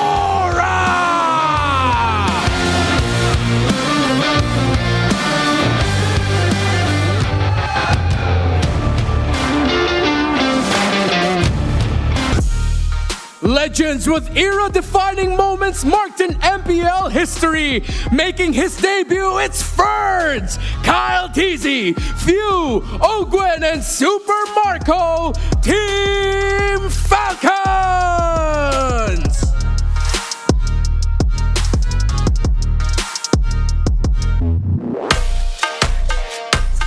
And of course, our marshals, Chico, Juven, Joshua, and JJ. The coaches for the teams, Coach Master the Basics and Coach Trevor. MPL Arena, magingay para sa Aurora at Falcons! And there we have it, our matchup here to round out day one. Let's take us through Aurora. You know what? Seeing Light wear Aurora's colors just feels right. It's like he's always going to end up here anyways. And I can call back to as early as Snapdragon Pro Series Season 6, the qualifiers. Demon Kite already looked forward to playing against Light. I don't know if he saw it in his heart of hearts that 6 months down the line, he would fight alongside his brother once again. But hold up. Wait a minute. Whoa. Is that Ferds the wild one? Yeah, that is Ferds, former member of RRQ Kaito, longtime member of RRQ Kaito, MDL champion. He's already played with Kyle Teasy through IESF 2024 as Team Seaball there, but this is the first time he's playing in MPL PH, and he's going to be playing alongside Few, Ogwin, and Super Marco as well. He's got those eyes, man. I've seen those eyes before on some of the players out there for professional MLBB. He's loco. Yeah, no. Another RRQ alumni, Naomi, looks like that too. That's true. Yeah. He just sees everything. There's a certain look in those eyes. So this also means that the 1,117 days is broken. No, technically not. Yes. Because there are days in the past 3.5 years when Pandok came into play. Yeah, so that's true. I don't know if this muddies the waters because Flap is still in the lineup. Yeah, we even had a day where Pandok played for Ogwin in the Rome last season. This is the most like swerve. This is the biggest swerve. The biggest swerve we've Can seen confirm. from Team Falcons. No, this really is. And you know what? I like that they started off the season letting Ferds play already. Yeah. Because all the time, when it comes to Bren and the history of Flap Teasy playing with this entire roster, it's always been, from time to time, he'll have the questions of Flap's consistency and Flap's quality of play. That now you're setting the standard here for Flap Teasy. It's like, yeah, hey, man, we know you're the ultimate pro. But if this Ferds guy starts playing really good right now, you might have to take the bench right now. It looks like Flap Teasy, he's chill with it. He was flexing, he was making faces. I was going to say, he basically gets to just hang out in the back right now and flex. He's okay with a challenge. Yeah. He's taking it in stride. And I love how Ferds, in the grand scheme of things, fit into Falcons even before seeing him play. He has the same, he's cut from the same cloth as these dudes. He is also one of the best pure athletes out of the MDL. He's played for Seaball already, as mentioned. Played alongside that lineup that had Kyle Teasy in it. And he's a product of the MLBB grassroots ecosystem in the Philippines. And it's just time to, have these new faces, new names step into the league, and we'll see that here. And he's facing off against Mr. Consistent too. Edwards roll eras. Renmar, look at this. Yeah, he started things off. People often forget he was a mid laner first in MPL Philippines Season 6, but then from Season 7 onwards, he's always just been in the EXP lane through multiple versions of what it means to be an EXP laner. While Light, last time he appeared in the Philippines in MPL Philippines Season 14, and yes, he did go through that stint with BTR. Now, though, he really has to call back to the quality that he brought to the table in Season 9, MSC 2022, Season 10, Season 11, when RSG were really contesting to run it back in the international scene. Yep. Now that he's back with Demonkite, maybe refreshed, maybe newer eyes, newer team, we might be seeing, again, the resurgence of Light. And again, I feel like when you look at RORA's run, through the past couple seasons and everything, we already talked about how improved we saw them from last season, how a lot of people expected, them to even go all the way, honestly, at one point. So, again, they've held together the majority of what made it work for them, and now you bring in a familiar teammate in Light to just kind of fit into this, and it should actually be something, hopefully, that's works really well for this team to go ahead and have another great run. Ideally, it's plug and play. And just to throw back to something we mentioned during the Omega TNC matchup, it might come down to Season 16, finding teams having multiple weapons. Yeah. Duos in their arsenal, because for the longest time it was Demonkite, the Kite brothers, right? But now, Kite gets back with Light, so there's that jungle roamer duo that should be working. What else does Aurora have? Yeah, what else does Aurora have? How else can Falcons reinvent and evolve themselves so that they avoid finally, maybe inevitably hitting that downward spiral that we've seen teams who've stuck together for so long usually happens to them? So I feel like there's going to be a great start to answering all those questions and all those possibilities, and they need to start off strong. They will, and to start off strong, we got to hear the Howl once again, the Infinix keys to victory. Let's go ahead and throw it over to Wolf. Welcome to the Howl. This is Wolf bringing you the Infinix keys to victory. It's going to be Aurora going up against Team Falcons. For Aurora, this is going to be a very challenging match, and what they needed to do is to force a Falcon to go for sustained XP laners. And what do I mean by sustained XP laners? Your Uranus, your Esmeralda, maybe the Turizda, but heroes that don't actually give damage, but more of sustained and frontline. That's what they needed to do in order to counteract the surprise that Falcons has in their new XP laner. And now they also have to slow down the early game. RORA has been known to be a team that really rises in the mid game and in the late game. So what they needed to do is to stop the natural aggression of Falcon in the early stages of the game. And now for Falcon, what they need to do is to win the Intel or the Vision War. What do I mean by this? We know that Light, the new player from RORA, is really good at catching their opponents. So what Falcon needs to do is to watch out where Light could be running around the map and maybe win the Intel and Vision War from that one. And now, they have to just play Burst with Ferds. We know that Ferds is a new player from Falcon, and we know that during his MDL days, he's known to be very good at damage-dealing XP laners. And that's what they need to really capitalize on. That is Falcon going up against Aurora. Let's see who wins the series. Thank you very much, Wolf, for howling at us the Infinix keys to victory there. I like that. Burst with Ferds. I think that's... You're right. Yeah, I mean, I feel like that's what we're seeing from the XP laners right now. Yep, the meta is ripe for the wild one to nurture in because who's in the meta right now? Arla, Fovius, Lapu-Lapu, these are all Ferds heroes. Yeah, and it's going to be rare to find games wherein you're going to be veering away from that, I think, for Falcons. However, they might have to watch out for, and this is one of the questions posed earlier in the drafts, why Uranus is starting to pop up off a little bit more. Because when you're up against someone who likes to play around Burst in the EXP lane, Uranus can survive that and he can sustain that. So if you mess up with the Burst up against that hero, suddenly all the damage you dish out is just like thrown out the window and you're essentially useless. Yeah, I like Burst too, and I think part of this is just like... You are a Burst guy. Thank you. Big damn. And, when you have the Uranus picked up, I almost expect to possibly see that here in this series anyway. I know we saw it banned. Was it just one game in the previous match?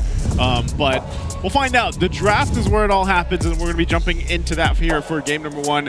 Once again, we'll see how teams take this to a strong start, I'd say. Quick update, last game we did see 2 sustained XP laners try to change the pace of that laning matchup, Glue and Hilda. Yeah. If those some way end up in the hands of Ferds, I would be smiling as a RORA fan. Yeah, as much as possible, you want to take Ferds away from like playmakers. If again, as mentioned in the Howl earlier, if you can force him to go for more sustained, slower EXP lanes, it doesn't even need to be reactive. Exactly, it doesn't even need to be a hero. It could just be whatever the matchup is. It's like you're taking Ferds away from the equation from Falcons, then that's great because Aurora has shined against moments like that wherein they can shut down the opposing EXP laner and playing their slower, smarter tempo. They know. They know. Take it away, you know, and so Arlok Kalea over on the other side, we still got that Dushin, and then this was the what's the next man here? For Aurora's priority though, are we possibly seeing still teams contest the Farsa in even first pick priority? Like even for both of these cases here? I'd say so. Yeah, especially with the fact that US paired up with Light now. Light is really the type who loves to get vision, really plays around that information. It's years of playing under the Panda mental system with RSG, and those are the types of heroes that when Light was paired up with Aqua that RSG were shining with. So yes, if you can rush pick the Farsa, rush pick the Farsa. And not to mention, Yue plays the very same kind of playstyle as Aqua does. Space-based, very technical. Thorns remain should petals fall. You know, there's also one possibility that I cannot throw out of the window though. Even though I didn't like the performance of it from series number 1, I think Selena's gonna come in here one way or the other, not just for few, but considering what we saw from Aurora Turquie and how Rosa, the person we did not expect to be an absolute monster with a Selena play with, maybe that's something that's sort of like actually a teaser from Aurora Philippines for the season, that Yue is going to show up a little bit more with the Selena. I still feel like we just saw in MSC though too, in the same hands, like just like we saw earlier, the Selena's great, it can work, but if it falls off, if it gets to a point where it's like, oh, we figured it out, we can dodge these arrows all day, and then you just punish the Selena, you're in that same position where it's like, then you're almost relying on your gold laner to get to that point where they're just popping off at some point, you know? So I could see it happening too, but I think teams, the biggest difference of Selena's has been the execution and the mastery of it is what makes the difference a lot of the time. So here we go, first pick, YSS is open and RORA will take it. We didn't see this not once in the first series of Season 16 because it was always banned out, but now RORA are gonna take it. You give them vision, you give them a good scaling jungler, they'll take it. He's looking a little bit different there, but with YSS, I think that still unlocks the potential for Aurora to pick up a Selena here. Because that was always one of the combos, right? From MSC. It would be TNZ on the Yisun Shin, then Rosa playing the Selena. If that's going to be the case, then I think this is the right moment for Falcons to pick up something like a Phoebus early on. Put that on the hands of Ferds. If not that, then they'll do their own thing. So now at least they're not sweating for a Ferds pick. Yeah. Yeah, you know, part of this too is like, there's been a lot of talk coming into the season about the, gold laners and everything else, obviously between Oheb and Kelra.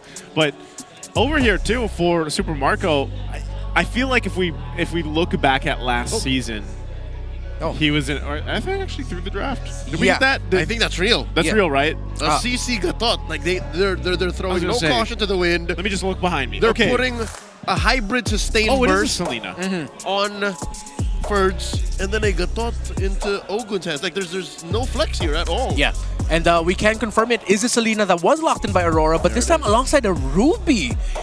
Interesting choice, and it's gonna be interesting to see where this is gonna go. Though? Like gold lane Ruby, like what we saw? Yes, considering that it is a YSS, and that's one of the conditions usually for the Yisun Shin to have a gold lane Ruby with you. Here we go. We got it updated on screens for you guys. So Yeah, that's right now. It's still essentially, you could say it's still flex, but like you guys saw, Gold Lane Ruby can still work. Joy will be picked up to round out that first phase for Team Falcons here. So the CC, also solid choice. We were talking a lot about this a lot in the previous matchup, so this will go in the hands of Ferds. The question is, can Aurora Philippines execute this lineup, this way of playing the game, similar to how Aurora Turquía did it in MSC? You know what? I'll do you one better. Maybe they can do it better. Because again, this is the best of the best. This is MPL PH athletes we're talking about. I want to see how Dominic does it though. He's not known to play these fighter gold laners. Yeah, and the fact that Falcons still put the joy into this, it's like again, similar to how in the previous series we had moments where it's like, oh, that's a brave choice. This is also equally a brave choice. So I like how now they're trying to take away some of the best picks that they can put in the center of the map for good priority, good vision. I think they still do have to consider taking away the Kufra from Light. With all the dashes that they have, and the Kufra would mesh very well with what Aurora brings to the table. If not that, they might even consider a surprise, similar to what Apex 47 played in MSC. Yeah. Even an Atlas might be good if ever it's already clear that Falcons will not be playing a Valentina in the center of the map. Yeah, Valentina has really just kind of gone off the radar, you know, for a while now. And I don't mind it because there was a time when she was just picked up every single time. She was even first pickable. Yeah, first like, pickable for the longest time. So, but still, one of those kind of niche picks that teams like to pick up. So maybe this is a hint at it, right? You can see the Pyramus being banned out. Maybe the Valentina shows up in some way or another. But also for Team Falcons, I think they still take out a Roam option here? Hold up. The Pyramus ban has got to be a tell. RORA might be telegraphing a glue. Could be. Yeah, it's one of the possibilities. Another possibility alongside that is they just want to make sure Falcons don't end up with heroes that are encouraging for them to just go all out very quickly into this game number 1. Where as long as level 4 Pyramus is on, they're just going to keep fighting and playing the tempo through there. They don't ban out the Kufra, they do take out the Badang. Again, since they do have a Joy with them, one of the best picks that you can answer the Joy with is the Badang. And the fact that they got the Kacha is with them means that, yeah, they still have to respect the Kufra, I feel like. It still might really show up for Aurora. And their last ban still probably going to be mid laner. Farce is still open, so I don't know if they're just comfortable playing into that. And if Team Falcons did go that, then you have plenty of burst damage for Magic that you can actually utilize over here. Something to note, Falcons is going to be first on the picks come the second phase. So with all of these odd chokes, they would get the best got him lined up opportunity. in They my would get a good opportunity first. Ooh, take away the Kimi. Would have been a really good pick in the mid lane for Few. They go for the Kagura. One of the picks that was one of the surprise picks of MSC. Not a lot of success there, but that's sheer burst and damage with a lineup that wants to get relatively close. I can see the vision, but still, because of the tried and tested results that YSS, Selena, and Ruby bring together, I'm still leaning a little bit towards Aurora with this draft. Kagura is just a little weird for me. Like, I want it to work so bad, you know, because I'm always a proponent of, like, yeah, bring more mid lane heroes to the game, but maybe the idea here too is just to go ahead and work in conjunction with a Joy, because eventually one of them is going to probably have like the Swan to help kind of knock down that match resistance. And you might have this window of burst that you can play with, but you can see how durable RORA is too. You get a Hylos, you get a Lapu Lapu, and a Ruby, all part of this. Even though it's a gold lane Ruby, it's like you're still able to tank up so much of that damage. And we'll see if they can make it work here in that last pick for Team Falcons. They've overloaded the Kagura. Because of the red 4 Kagura for Falcons, they said, yeah, let's just go all in. Let's just give him more CC, more things to try and cleanse. Yeah, it's really tough right now. No matter what Super Marco ends up with, the carry is a little bit too close range. That might even have some difficulty against a Ruby in lane. Granger is the safe and obvious pick, but then if it doesn't go well, it's going to be a long game. They go for the Moskov so that, well, they can open up the map this way, and then you have some space creation with the knockback that you have. You can play away from the objectives through SOD. I'm still leaning a little bit more towards RORA here. Yeah. Falcons, I feel like it's so dependent if they can get a good early 4 minutes. The first 4 minutes will really determine how happy Falcons will be here. Okay. Well, with that, it's locked in for game one. I think both compositions have a good game plan, you know, so from start to finish, but even so, I think this Kagura is the biggest curveball for me to make work, because so far, statistically, and even what we saw a month ago, it didn't work out too well for some teams. Yes, it was a surprise, but can they make it work here for this time around in game one? You guys can let us know what you guys think, who has the better lineup as we get one last glimpse of it. And I don't know, man. For me personally, I got to lean towards RORA here. Yep, it's unorthodox, but it's efficient. Again, Redmar mentioned it's a known element, what it's capable of doing. For Falcons, they seem to be throwing a lot into many different directions. Yeah. And I'm not so sure what the game plan is, even on a macro level. Well, let's see what we have here. Once again, the Philippine Arena is packed for this one, this matchup between these two teams, RORA and Team Falcons, to kick it off this best of three and to round out our day one here for MPL Philippines Season 16. Looking at this, you know, what can we expect here from Team Falcons? Are they going to be playing to the tune of RORA in the early game? I mean, going up against the Selena and the High Loss together, they should be. However, one thing I will be saying for the Falcons lineup is that they are so good at the counter punish that if Aurora slip up one engagement and Few and Kyle are left unchecked, then it wouldn't be surprising to see Falcons take a 3 or 4 minute 1 to 2K gold lead that quickly. And with a lineup that has 3 cores the way Falcons has, that's dangerous to give them that kind of a lead early on. Yeah, and even more, again, as expected, CC is having a grand old time up against Edward in the EXP lane, with the Lapu-Lapu only being able to do so much. So you sort of nerf a little bit of what Edward can bring to the table in terms of dueling in lane. However, the value of Edward on that Lapu-Lapu will be seen a little bit more come the objective fights. So if any of these two teams commit rotation to the EXP side to build the lead, and so far it looks like Kaltizi setting up for it, but Edward, I feel like he knows something is up. And with the river control of Aurora, yeah, that's info for Edward to play it safe. Yeah, I mean, for both sides, waiting for that level 4 to be. Oh, nice little take there for Demon Kite. Yeah. Again, the level 4 is going to be crucial here, I feel like, for Team Falcons, and they just don't have it right now for Ogun or Few.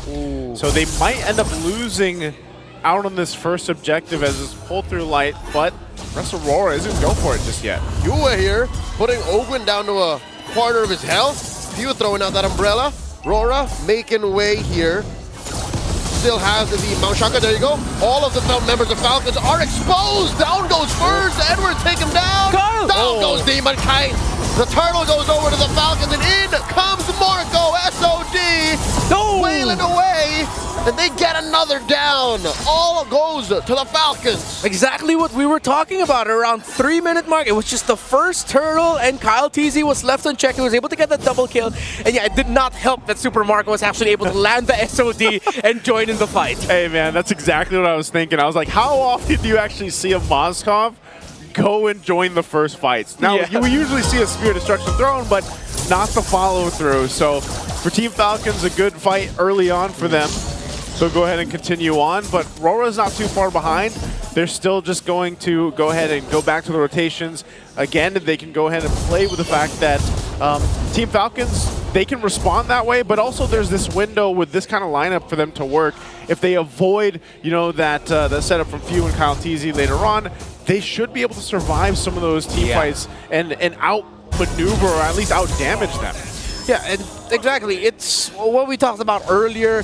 The nature of having a Kagura and a Joy in your lineup is that if you mess up your initial start to that fight and you don't put enough pressure onto the Joy or the Kagura, their punishment is way too damn good. Yeah. A little spear thrown out, but just pretty much bringing it back to the pace here for both. Now, we've talked a lot about Light leading into this matchup, and I don't think he's going to do too much with the Hylos here this time. Again, it's mostly just kind of covering your ground, dropping down the pathway when you can, and keeping the team in a fighting form with the Revitalize even. So It's up to how fast, I guess you could say, the scaling can go here for Demon Kite on the YSS. And once again, playing around these arrows. Edward will be crucial too. The fact that he got that kill earlier on gives him a little bit of a head start here on the Lapu Lapu. RORA gets another chance to go again. Turtle spawns at the same spot, upper quarter. And they're now setting up for an orange take first. No, Demon Kite making a beeline, but Falcon's already started up. Wow, they're blitzing it. On Shocker already. Edward with the bravest fighter. Falcons secure it quickly. They get the shields, they get the buff, but Ferns gets taken down one more time. Lightyear keeping down Kyle, and the AOG comes through. Down goes Few.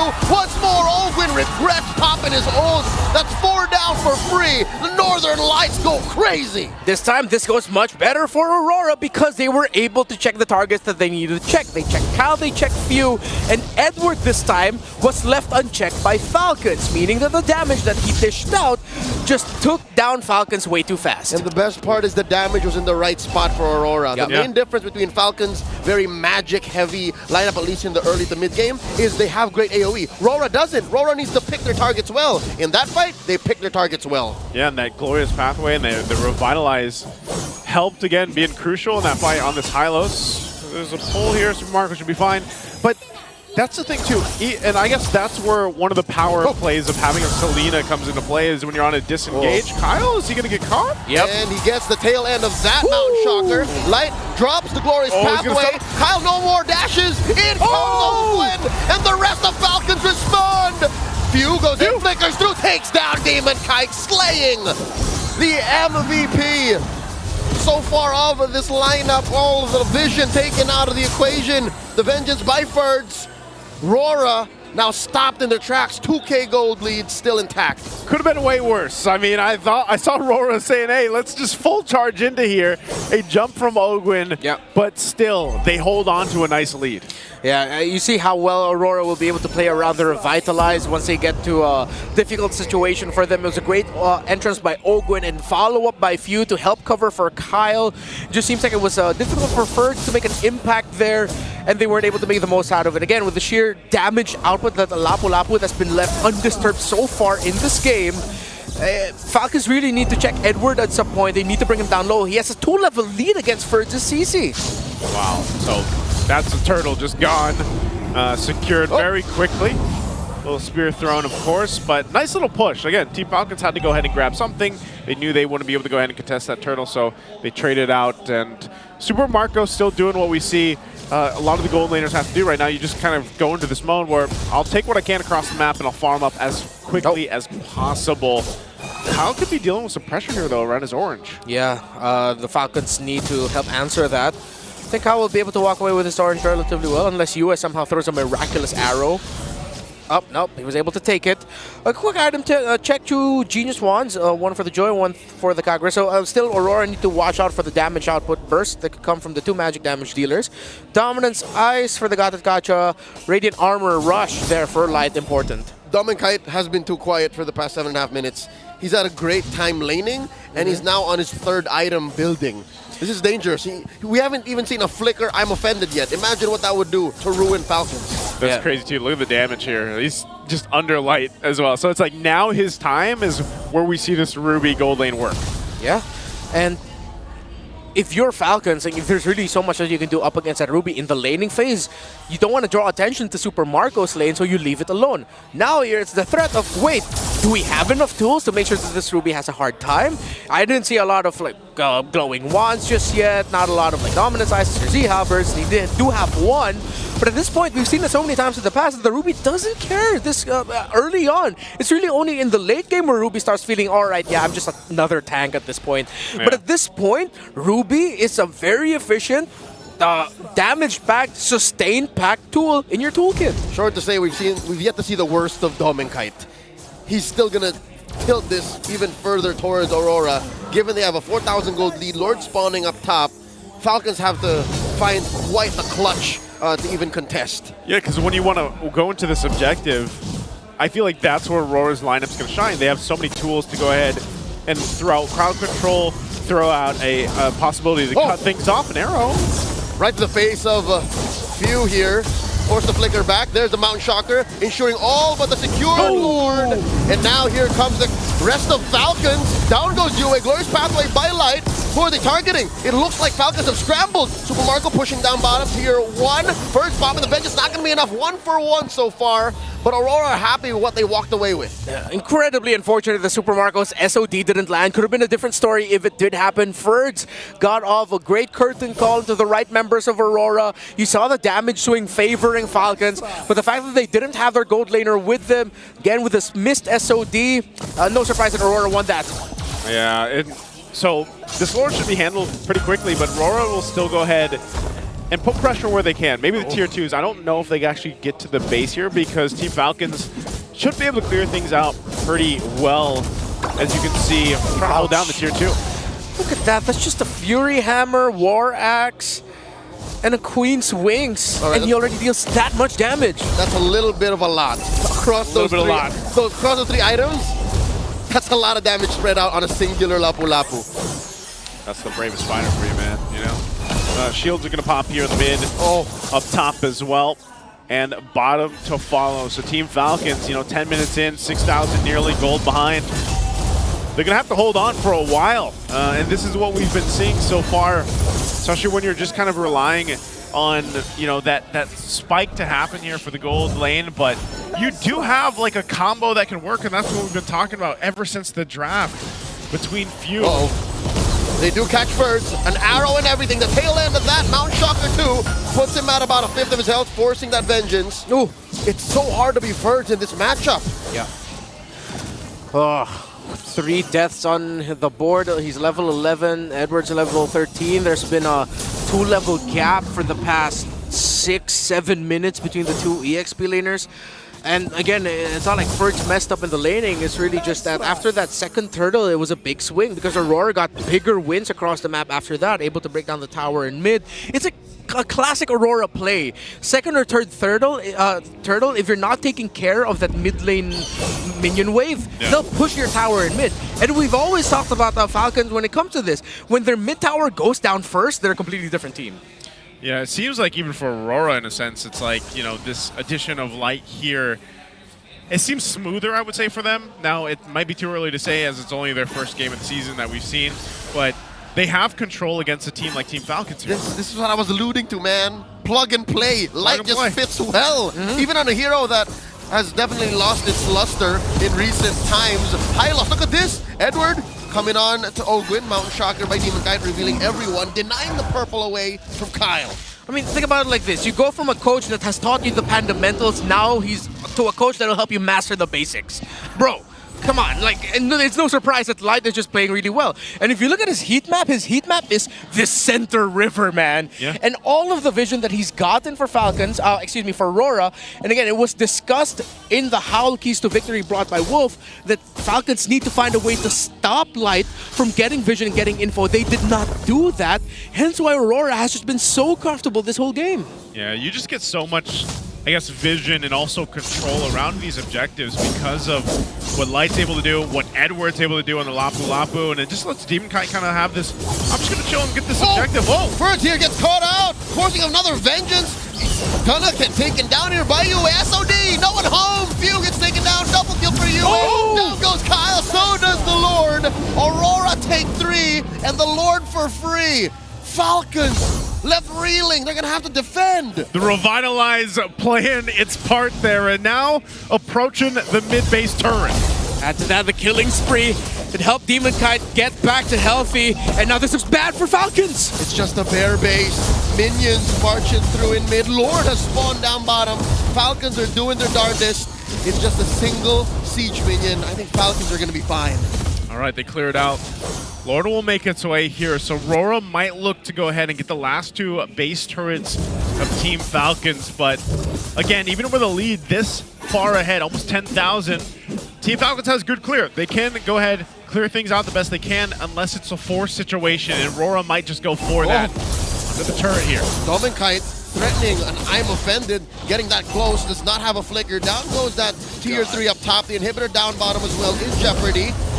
Falcons no longer have any turrets, just their base standing. Ogwin here gets a face full of damage coming out of Aurora. Lord gets taken down. How does Falcons defend? They're clearing right now. Kyle's going to jump into the front. Ooh. I really thought Kyle would want a full commit there, but he really just pushed them back so that they can clear the minion waves a little bit better. And yeah, this is going to be a tough climb back for Falcons. I don't know if the people were able to see it, but Dominkite has War Axe, Oracle, Sea Halberd, Queen's Wings, and even an Azure Blade going into a Rose Gold Meteor. Yeah. There is not a lot of answers Falcons has for this Ruby. Now, again, as we've discussed with these kinds of lineups, it now falls into the hands of Super Marco on this Moskov to help turn things around. However, the good thing is they do have a Joy that could be their other potential key to victory, all pun intended now, for the remainder of this game. Even Joy seems to be struggling with their farm. Kyle thinks he just built his third item here. Yeah, I mean, despite that initial burst he dished out onto Yue when he was pushing them back, that was surprising to me. That was only a Holy Crystal and the Genius Wand. So the addition here of the Lantern should be good for Falcons, and that Aurora need to watch out for, although their frontliners are not going to go down. I'm offended coming through. Kyle gets taken down. The flicker surprises him. Now Ogwyn gets cornered. AOG dropping that glorious pathway. Ogwyn pops to revitalize as well. In comes Demon Kite. Light kiting the rest of Falcons. Super Marco wailing away, throwing spear after spear after spear, and it's not going to be enough. RORA's so tanky. Dude, this Ruby is stacked. There's way too much sustain there. Even though Falcons were able to drag that on longer and Super Marco was hitting for free, it felt it was nothing for Dominkite. This is the problem, though. Like, you just saw it there. Even with taking out Kyle Teasy, having the numbers advantage, catching out some of the members of Team Falcons, they still could have ended there. There's been a couple instances where it's like you think they can, but because you have Super Marco clearing these waves so insanely fast and the rest of the team able to help clear that, they should be able to defend their base like that. But now, can they contest this Lord? That's the next question. Super Marco did pick up a Malefic Gun. Here's a Conceal. Arrow, though. That's a White Rush. Flushing Marco out. Yue, very low. Does not survive. Kyle Teasy takes him down. And AOG. Kyle Teasy falls. But it's badly by Light. Trying to space out. Super Marco. In comes the rest of RORA. Birds takes down Demon Kite. 3 for 1 the trade for the first time in a while. The Falcons win. What a turnaround by the Falcons! I thought it was looking so good, but we talked about it. The pickup on the item for Kyle Teasy. He started it, Ogwyn answered, and the rest of Falcons followed. Light tries to buy time, but at the cost of his life. I don't think that was worth it. Just Edward left on the map. It's just Edward. You have to send Few to heal, handle with the base push. But this is going to get them the Lord. I mean, Team Falcons, you got to remember, they were down 10,000 gold defending their base. And maybe this is where, again, you're looking like, man, I wish this wasn't a Ruby in the gold lane we had. Cut that lead in half. Nay, cut it in half again. Aurora are now just up barely 3,000. And there's a Lord marching up top. Falcons, they may have found their power spike. Yeah, they got it. Holy shit, what a turnaround. Now even the Divine Glaive there on the Kagura. You have the Blood Wings already for Kyle. He just built the Lantern before that, and then now he has an extra item to boot. Super Marco now has the Rose Gold Meteor full built. Aurora need to watch out because again, nice as you mentioned, now they're going to be wondering, oh, I wish we had a different pick other than a Ruby at this portion in the game. There was a good window for it to work. Yeah. Oh, no. Mid lane, it's going to be pressured down, but again, even with the gold lane Ruby, a lot of the instances that we see, especially when you're pushing in the base, you need that flicker available. And there was a time when they possibly could have ended the game, but the flicker wasn't there for Dominkite, wasn't online. So they couldn't force the situation to end, and now they're facing down a potential push from Team Falcons. I'm not sure if it's going to be a push to victory just yet, but right now, Super Marco's locked and loaded. So this Lord will go ahead and march on in, and they're going to be knocking on the base here of RORA. Yue throwing out prayers and arrows to try and stop Falcons from pushing in. The siege continues as waves crash through top, mid, and bottom. Kyle Teasy ushering waves through mid and bot. The AOG coming in from open, might have pulled the trigger too soon. Lord Pathway in. Dominkite still alive. In comes Kyle Teasy from the side lanes. Dominkite and Demon Kite wailing away. Super Marco, it's Light. He's got him, but there's not enough of a support. Not enough artillery. Down goes Light. Put to sleep, and that's all she wrote. Aurora just lose the roamer.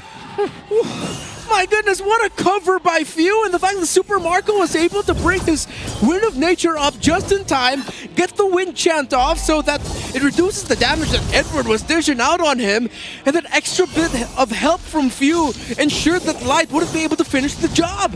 And they've done everything they could to get the game now in their favor, completely demolishing the 10,000 gold deficit that Team Falcons was facing. They've brought it down to basically anyone's game. The next time this Lord comes up, both teams are in good fighting form. The one advantage for RORA is they've still got 2 base turrets.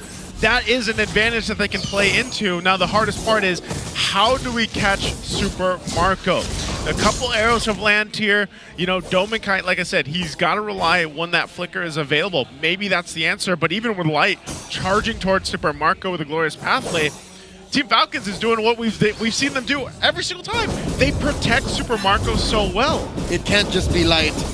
I think Falcons, they understand that RORA had only one entry in that defense up top.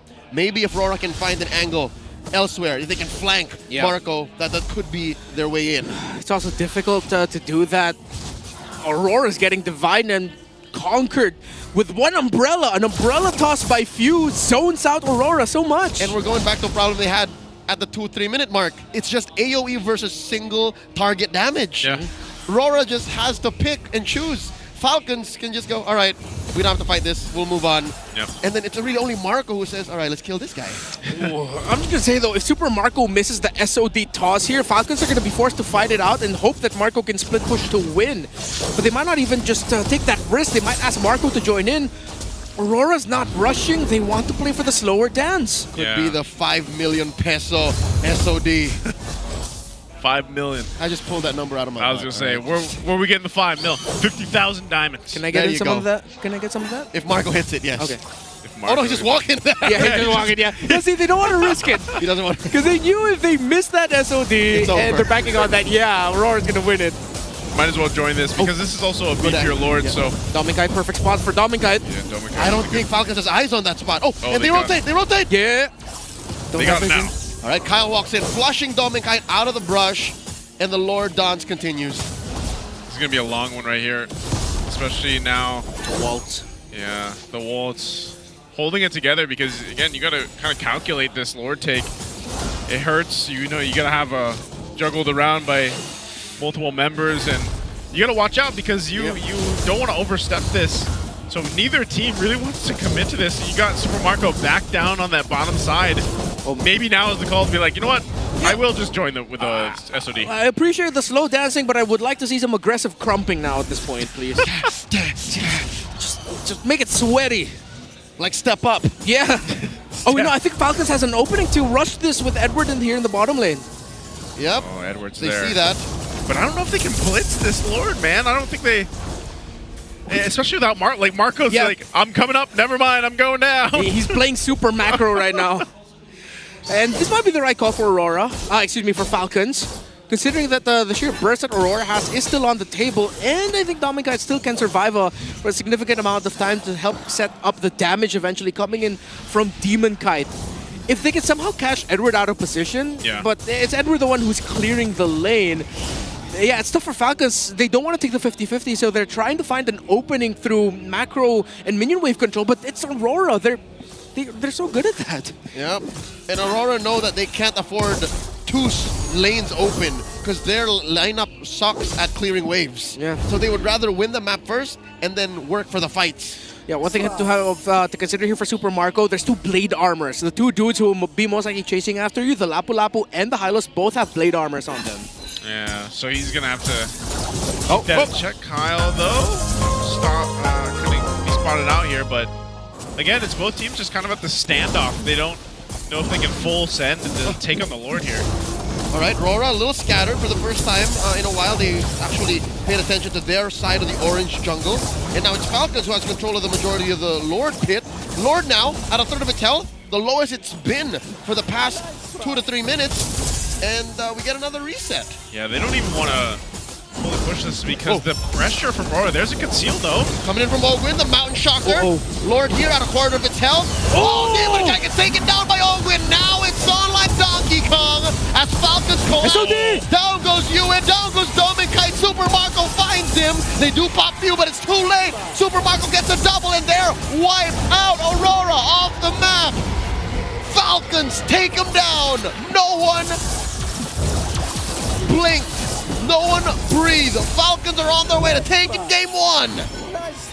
And with the march into the base, Team Falcons will take game one. It was a long one, much longer than we've seen in the previous match, but they'll take game one. Oh, monster of a game. That little conceal, I thought it was mistimed and miscued by Falcons, but no, Ferds had the lockdown on Demon Kite. The debuting EXP laner for Falcons had the curtain call on the right target. And Ogwen, even though his AOG just landed on one, it landed on Demon Kite. Great. I don't know if what we're calling that. Like, it's still a dance in a way because you got to think how many times that Lord was like started up. Yep. Marco like decided to walk up a couple times but stay down there, and then all of a sudden it was just like they saw how, and Redmar said this, like they were scattered for the first time. Like Aurora was kind of scattered from this, and then they decided to just go ahead and cause a little chaos, pop that conceal, and then make it work from there. This is why I said Aurora and Falcons are in my top 3 of Season 16. Yeah. It's because of the caliber of macro they put on display for their first game this season. Yeah. That was a really high quality game, honestly, with how well they were playing around the map, the minion waves, the fact that Falcons were able to push out a turnaround condition 10,000 gold behind up against an Aurora lineup whose formation would not budge. So Falcons decided, okay, stick together, good, we'll be able to free hit. And Super Marco was bulletproof. Never change, man. You know, season, he's got the same MVP pose for us. Yeah. Some things never change. 3-0-5. Yeah, man. No deaths, still really bulletproof. He was Marco and macro, but he was super all around. He didn't mind moving from lane to lane on foot. Yeah. It takes a lot of discipline and, again, in-game sense, IQ, wisdom, to know that I can't risk this. Yeah. Why use my ultimate when I can walk? Keep him guessing. That's a skill. Why walk? Keep him guessing, man. Yeah, he has a chip on his shoulder. Yeah. Again, it's one of those cases where it's like RORA's lineup, like I just felt like this game should have ended like 10 minutes before it actually did. Because there was a time when RORA was in the base, like I said, but they just couldn't push past the clearing speed that Team Falcons lineup gave them in a base defense. Falcons was just fundamentally a better team when it came down to playing in the paint. Yeah. This is something I've mentioned twice in-game. I'll say it again. RORA, their lineup is just better when they have target acquisition. Yeah. Falcons, once they scramble and they force you to re-engage, they're just much better after the fact. So it was just a matter of time before Falcons checkmated them. Like, this was going to happen inevitably. Yeah, and was that previous sequence here, like you can't even fault Aurora for that happening. It was unexpected that Kyle TZ would just decide to say, yeah, let's go ahead and take Yua down, let's chase him. Oh, look, they're actually all clumped up together. Ogwin decides to follow through with an AOG. Super Marco eventually just hit an SOD to get through to the back so that it's a little bit better for him and that he could chase down any stragglers. Edward and Light were separated from the rest of the team with how quickly that just devolved. It wasn't Aurora's fault. It was Kyle TZ, their experience, their chemistry, all those years of playing together, just finding the right moment to risk it all, and it was worth the risk. It's like both teams were what we were saying, you know, it's kind of like plug and play, even Ferds over here, you know, making it work for Team Falcons. And this is one of those situations where you're down so much in the early game, you just type to your teammates, late game, like we got this late game. Because think about it, 24 minutes, man. 24 minutes, the amount of time that they had to bring it back and reel it into this game. Twice the average duration of our games in the first series. This was like 2 games of our last series. That's how good they are. That's how good of MLBB action this is. Yeah. Very neck and neck, even though that still you lose a lot of your earlier rotation, so you get punished. You still find a way to crawl back. Your main condition is able to farm up and get resources. You're sacrificing at certain moments, even though you're very behind, because you know it would open up the map for the Moskov and for Super Marco, that he was finally able to like catch up on the items. And again, this is coming off of the back that at some point that Ruby was near unstoppable up against that Moskov. But in the play that where everything was turned around, just because they picked up the lantern for the Joy, next thing you know, all of these extra HP items makes the Joy happy because I'm doing more damage to you. Yeah, and it was great to see. I mean, even when we were thinking about the theory between the Joy and the Kagura working together, and then the double genius wand that they had, because sometimes it was such a different layering. Like sometimes it was Kyle Teasy starting it up, then you have Few that capitalizes on the genius wand that Kyle Teasy had, or vice versa. Sometimes it was Few starting it up, where then Kyle Teasy has that reduced magic resistance to work through and goes in. And like you said, even with the Wishing Lantern, that was a big change to the output that they had. So very interesting combination. Again, you don't see the Kagura work too often, at least in the past month that we've seen it pop up. But this is a great showcase of exactly how it can work. It might just take a little bit time for it to actually come to fruition here. So again, you see this right now. Rich Guy, our BPI Rich Guy Super Marco, we got the carry here. Yue Light took a ton of damage, as he should, on the Ilos. And then of course you have Ogwin there as the wingman. Yeah, with everything that Falcons was able to throw onto the table for Super Marco to feed off of, well deserved that he gets the BPI Rich Guy and all the gold that he was able to get. And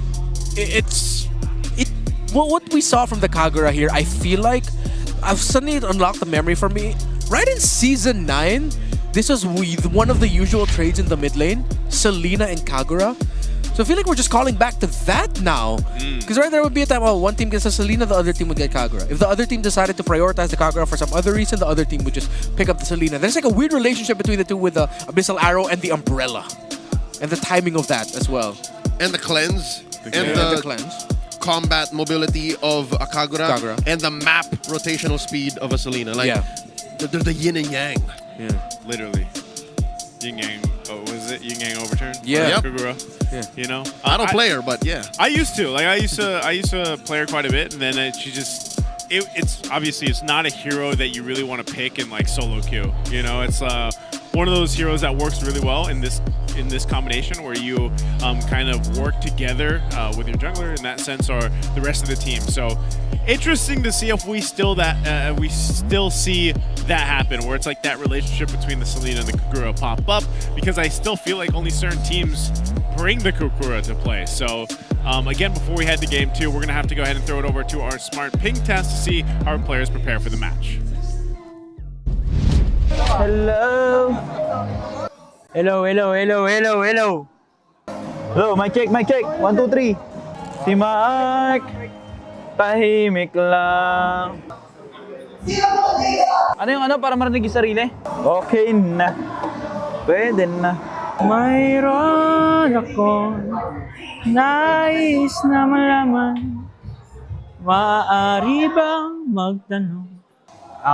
Ako si Light, nagbabalik sa Season 16. So, ayun. Sana manalo kami. Shoutout sa kay Ferds, sa bagong explainer namin. AKA The Wild One. Ang lakas! Rookie of the Year. Rookie of the Year na this. 3 minutes lang. Guys, tignan nyo lang yung banner ko kung gusto nyo yung kiligin. Yung makita ng K-pop, tingin lang kayo sa kaliwa. IGN Ogwen. Ngunit, mayroon ka ng ibang minamahal. Nandito ako, umiibig sa'yo. I was listening to a voice of an angel, and then what was the ending there? A dog. A dog. Or it could be a seal. Could also be a seal. With 6 seals. Yeah, but in a while. Can confirm though, Light is usually the noisiest member of a boot camp. 99% of the time. I didn't know he had that great of a voice though. Same. That's the first time I've ever heard Light sing. He has a great voice. I think just logistically, if you use your voice a lot, you're likely to develop it. So we should be able to sing. I think I'm an outlier for that. It doesn't apply to me now. Yeah, I've never tried. y'all have So you guys discount yourselves. I forgot. We got the singer man right here in the middle. They should bring back the rap battle. Yeah, they should. Pre-recorded, not live, please. If you guys have never heard Leo sing mid-cast, you're missing out. No one's ever heard me sing mid-cast. I've never done that before. He has. No. There's a sound effects guy and there's a singing guy. They're both the same dude. It's one, yeah. It's Ren Marsan. No, that dude is wearing pink right now. I can't see it because I'm colorblind. Anyway, pretty sure that's how it works. Just kidding. Only partially. Shout out to LaFell. But he knows the struggle. Game 2 ahead of us shortly here. We're going to be jumping into the draft. Again, we can go ahead and talk about exactly what happened because this was... We always have this. I feel like when we go through the MPL Philippines, we always have these games where, you have some of these quick-fire, one-sided, like quick-fire games where they snowball out of control. Just straight-up action. Yeah, just straight-up action. Then you have what we just saw in Game 1 of this match, where it was like a macro showcase of like some of the best. It was a clinic. It was macro. It was a showcase. Yeah, and the fact that again the comeback coming of 10,000 gold, 11 even. The fact that you could do that's high quality. Even like I had no problems with how Aurora drafted. In fact, at the end of the draft, I preferred their draft. They played the condition of their lineup incredibly well. Yeah. But then, on the other side, you got Falcons who, they may have had some errors in the early game. They might have overcommitted some moments, mistimed some things. It looks like a little of jitters as well from the Wild One and Ferds. But then they found that turnaround, and everything clicked for them. And then they looked comfortable, and then they started playing the map really well because Marco was able to farm up. We just got to see the best of what the two lineups had to offer at exactly the time we needed to see it in. That's what I said, in that case, Aurora, there's really...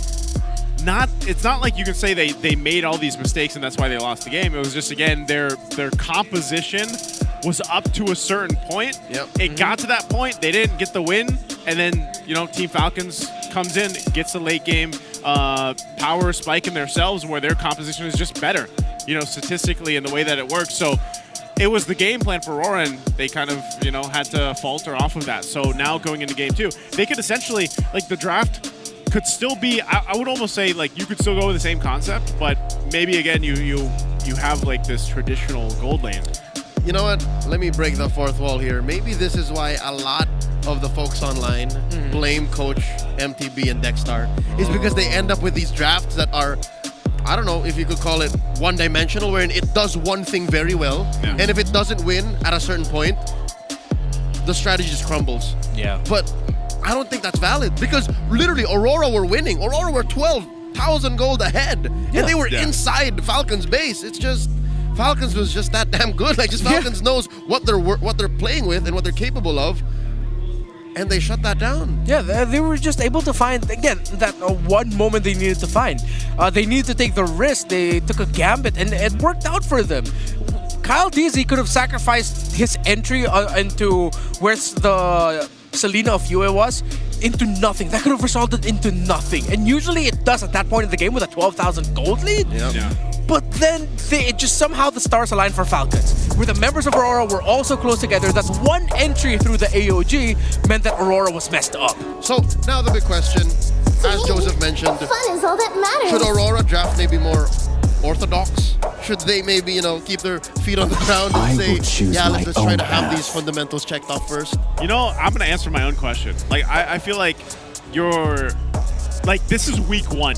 Do all the crazy stuff you want to do. Like, if it's go in with a one-dimensional game plan, make this work, you have to finish it by this time, do it. If it means pick one of the heroes you're not expecting, do it. Like, do whatever you want to do in week 1 and feel out the grounds of what MPL Philippines Season 16 is going to be. I think you're in a good room for that. Now, because this is a best of 3, and for Rora, you're like, I want a Game 3, then maybe, go towards more of the orthodox and just get a staple game plan in that is also not just that, all right, we got to win by this time, but also has a fallback, that plan B within the game, especially depending on how Team Falcons go with this since they're on the blue side first pick. Okay, I like how Aurora's taking out with the Yi and Shin. still have the Farsa available as a first pick. The last that- game was a YSS. So that shuts down the craziness of game one. Yeah. Like they're not a Yuzenshin lineup, nor are they a Baksha lineup because Falcons took that away. Might we see... You think RORA's not going to ban the Lancelot Red 3? In hopes of putting it in the hands of Demon Kite? That could work out. Butterflies born by thy wish. It's gonna show up a little bit later in the draft. They don't need to Lantern's rush light. for it because Falcon also needs to do their own housekeeping with making sure that they can get their picks. Although there could be a risk where Falcons doesn't like bite the bait and they just go, okay, we'll pick up the Lancelot in the first phase because you left it open for us and you didn't ban it in the first 2 picks. So the Arlot taken away, you're softly reducing the prowess of what a Fredrin could bring to the table. I think at some point we still have to watch out for a Matilda or a Minotaur for either Ogwen or Light in the roam. I think we're going to be fighting around for heroes such as like the Farsa, Moskov, Kimmy. Although, what if one of these two are willing to play the Fanny, similar to what Ryzen Thorns did in game remain. number 1? Should petals fall? Never mind. They don't want to risk the first pick Lancelot. Yeah. Yeah, first pick Lancelot. Maybe here, I mean, Farsa's open. CC's still there too. Let's hear from the crowd. There it is. Make some noise for yours truly. CC locked in. Now on the flip side, maybe we see, I don't know, does UA pick up a Farsa himself early on? Lapu Farsa? Yeah. Lapu Farsa, or like Redmar mentioned, maybe Fanny Farsa over here in the hands of RORA. Yeah, I would like the Farsa. If it's the Fanny, maybe for Red 3. But I think RORA need to make a Farsa a center point of their lineup, and they cannot pair it up together with the CC. We've seen enough of Farsa and CC and MSC together to say you should not put them together because you're choosing to give yourself a difficult game. When you gaze into But they the pick up a abyss, Selena, excuse me. my tail's been itching Okay. for a real fight. I feel like this is just Aurora picking up a pick that works out so well for them. That has done so well in scrims that they decide to prioritize it. This has got to have like a 99% win rate in scrims. Yeah. So Yue Time to drop Must the be. beat of the flash. binging Selena these days. Yeah. The answer by Falcons, again, they're keeping it close to the chest. They're mimicking their Game 1 red side draft in blue. Okay. And then this last pick for the first phase for RORA, are they just going to go grab their jungler now too, I guess? Hayabusa? Yeah, Hayabusa. I'm thinking Hayabusa. I think High or Fred, honestly. Fred. It's one of those two. But then they go Fredrin, Kalea, Selena. That's so dive heavy against a lineup that has a lot of taunt and burst magic damage. What's your command? Oh, they do go for the Fanny. Okay. Okay, you know what? Demon Kite. This is kind of problematic for Falcons. Because now the rest of the draft has to suddenly mold itself around stopping that Fanny. Yeah. Or else you let Demon Kite run roughshod on the map. He's almost unstoppable. Yeah, and most likely Aurora is going to take away the Moskov. If not ban it, then they'll pick it up for themselves so that it doesn't end up in the hands of Super Marco. Yeah. Meaning Marco's going to end up with something like Magic is my life. Ranger. Oh, yeah. So go, but then, like, that's what we saw from the last match, where like the Granger was the issue with like, against the Fanny. You can't stop it. You know, it's like, yeah, you miss the Rhapsody, or you're trying to Rhapsody while Fanny's Beyblading all over you. Yeah, what do? You Wind of Nature against the Fanny, then you get ruined by whatever the actual gold laner is. I'm trying to think about what else you could put in the mid for Falcons. And if ever they go for something like a Granger. Ooh, Valentina would have been good. Are they gonna go glue? Does RORA want glue?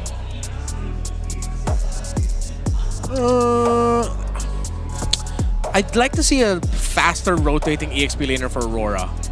They need something that can help supplement like the Fanny around the jungle. Yeah. Because if it's a glue, it might be a bit too slow, and if the Fanny starts getting invaded, then what are you gonna do, right? I feel like they definitely need something to supplement the Kalea. You know, so Kalea, like we saw earlier too, like you don't have to just throw everything in finding a target to Tsunami Slam. Like you can choose your target a little bit better. So last match for Team Falcons is going to be Lapu Lapu, and it so will now soon this be your brings it burial to, ground. what do you park in that XP lane? Unless they hold on to this. Yeah, that's tough. You can't go Phoveus of your Edward. If you need a little bit more damage and you need to extend the fight, he's gonna lose in lane.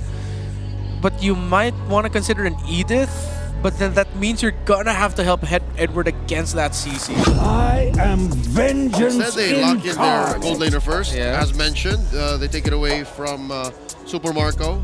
so it doesn't ruin Demokite's Fanny. I'm on the Edith train. I think there's a reason why they banned the Valentina here.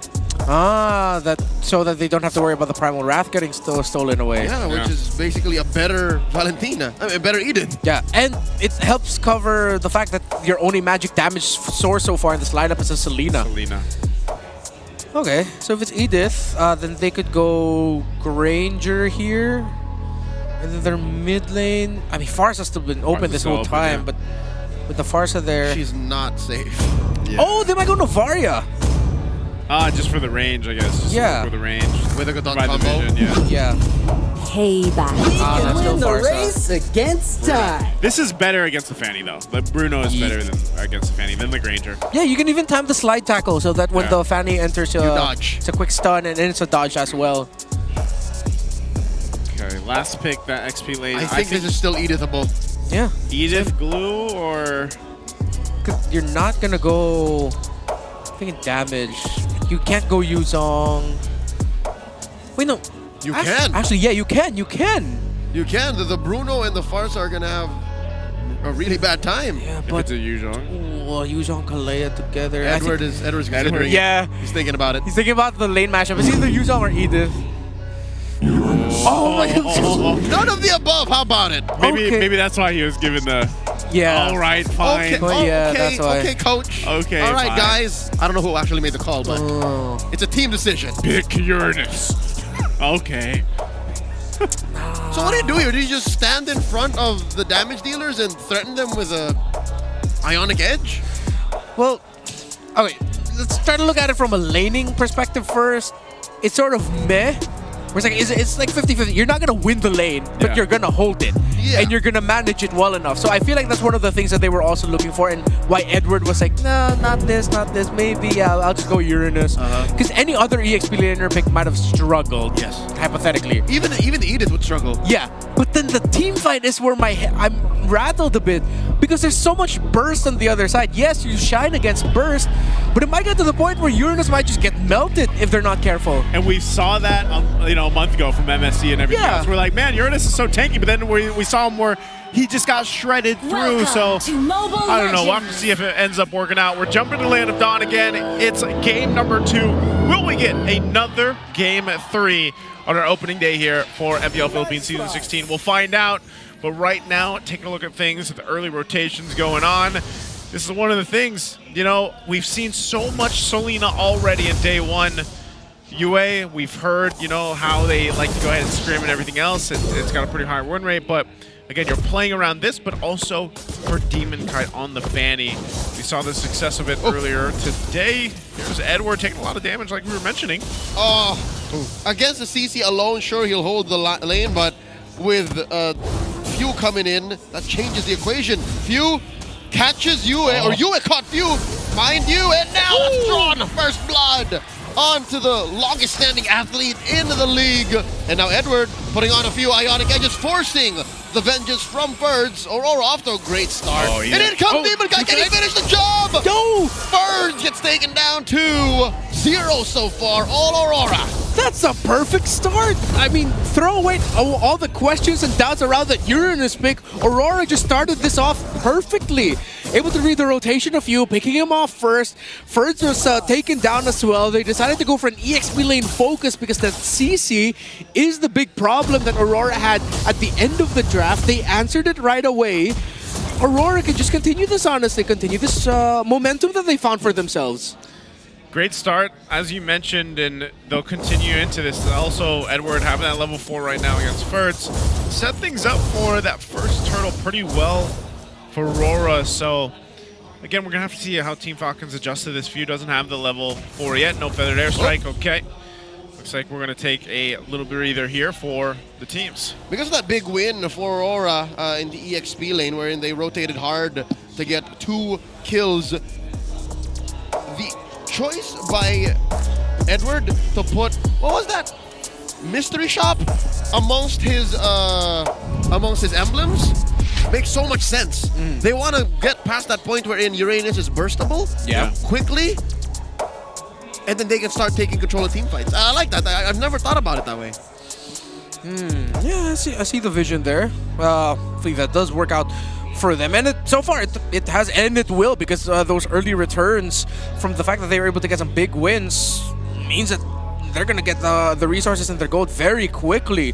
I'm just trying to think of how Falcons could recover into this. I mean, the game isn't completely lost, but you've already been nerfed in the EXP side that you might have to give up the first turtle.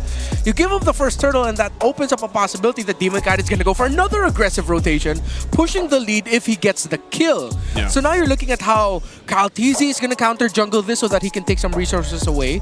And I guess the silver lining is that Super Marco didn't get solo killed in the gold lane. Actually, he's the one pushing the Moskov into the tower. And that last thing is usually enough for Falcons. That's what happened in game 1. I was gonna say, it's funny because like whenever we get a glimpse of the gold lane, Super Marco is the one like mostly dying. Like his health bar is the lowest, but he's still like aggressive enough, and I feel like that's always the thing with Super Marco. Like he knows that limitation of how far he can push, and that's exactly why, you know, before and even now, it's still like he's bulletproof Marco. You know, he's able to go ahead and push some of the gold laners, the best gold laners out there, to this line, and then eventually, it's the thing though. It's like this is a Bruno. We haven't seen.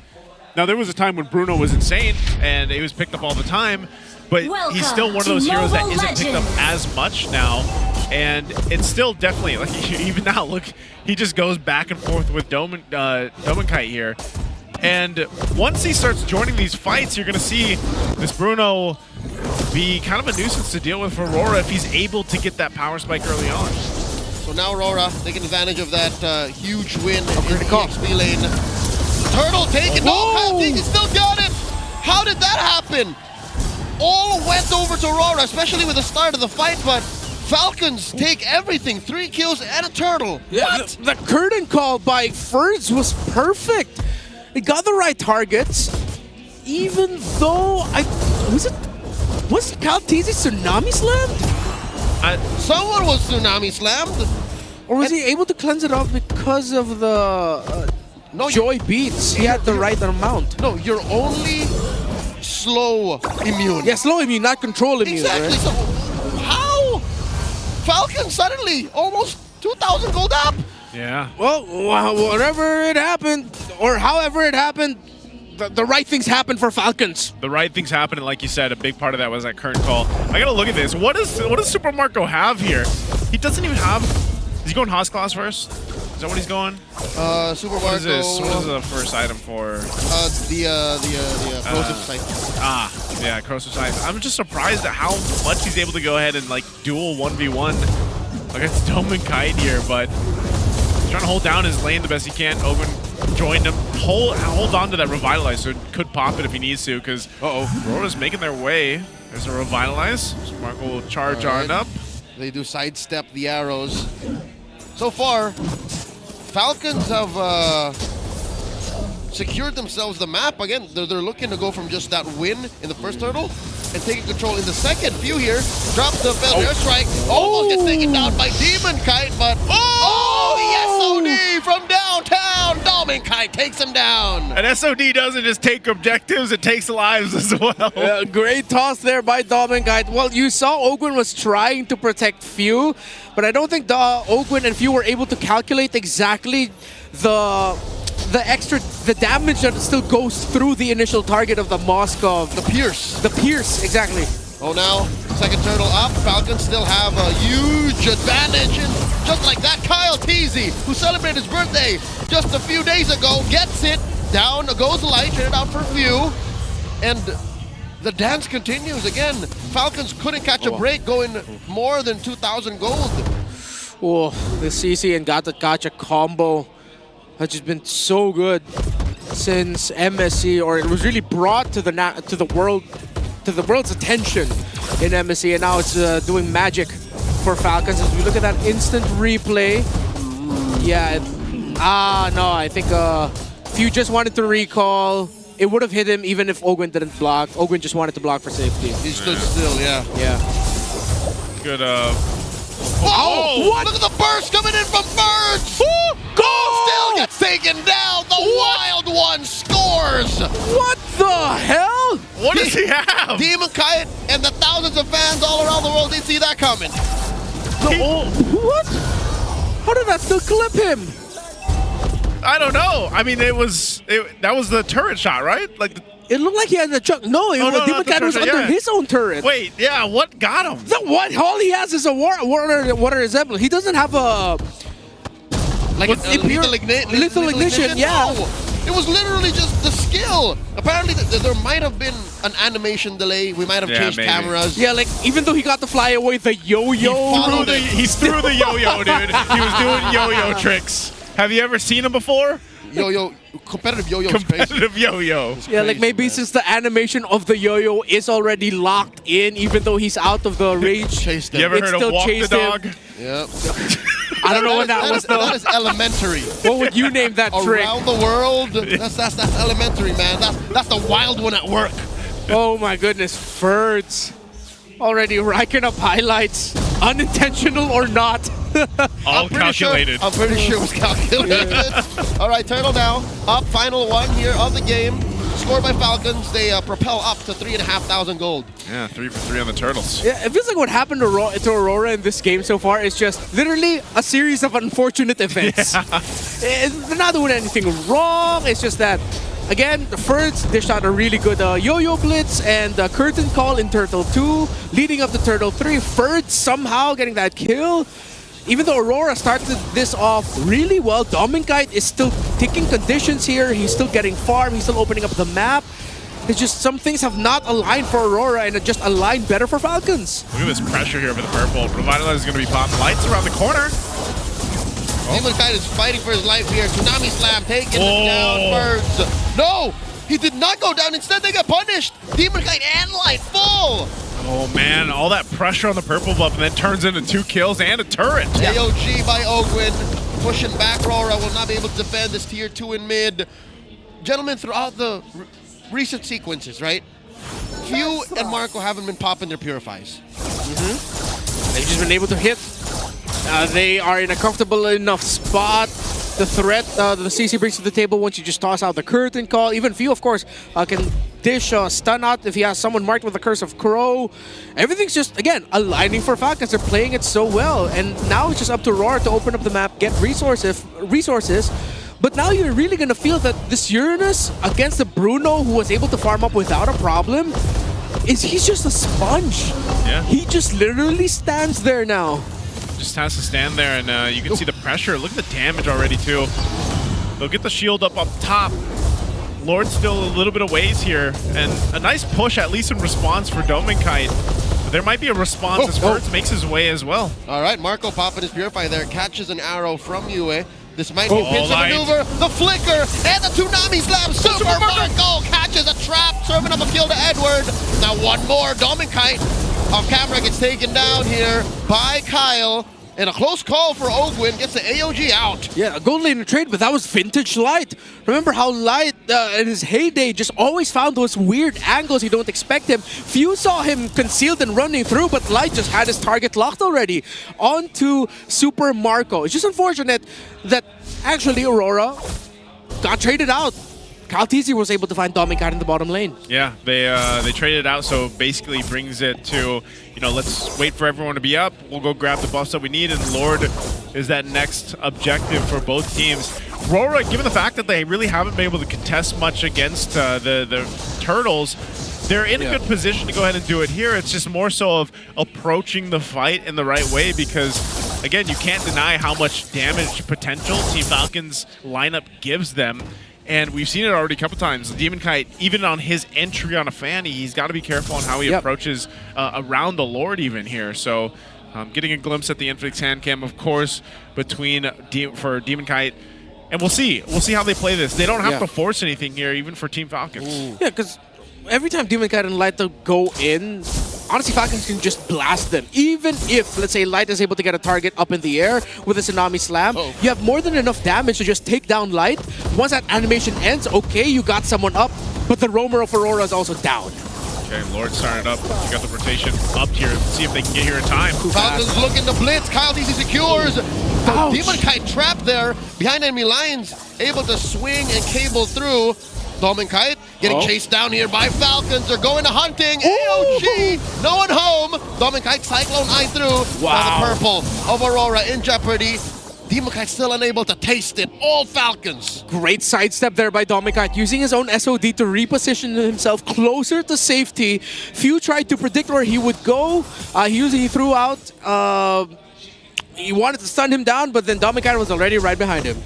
Yeah, good response there, but ultimately objective again secured by Team Falcons. They'll approach the base. They got some of the shields down earlier on, so RORA has, again, they've got the Moskov. They can clear out some of these pushes, maybe do what we saw Team Falcons do in the previous game, where they just go ahead and try to buy more time. But with this lineup from Team Falcons, they can continue to go ahead and knock on that base turret. You know, they can even force a fight if they wanted to, but I expect them to just kind of take this calculated. They don't have to force a mistake or force a situation if they don't want. They'll get these tier 2 down, and possibly a base turret here, depending how it's cleared out. Again, the damage from Ferds.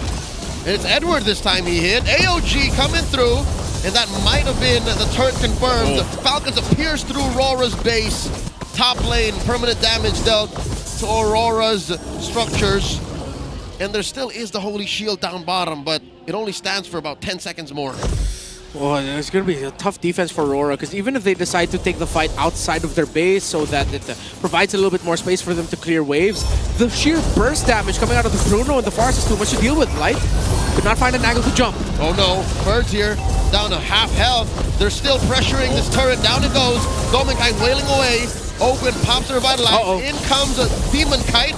Not enough. Ouch! Cables, not enough energy to swing through all of them, and they take away his purple once again.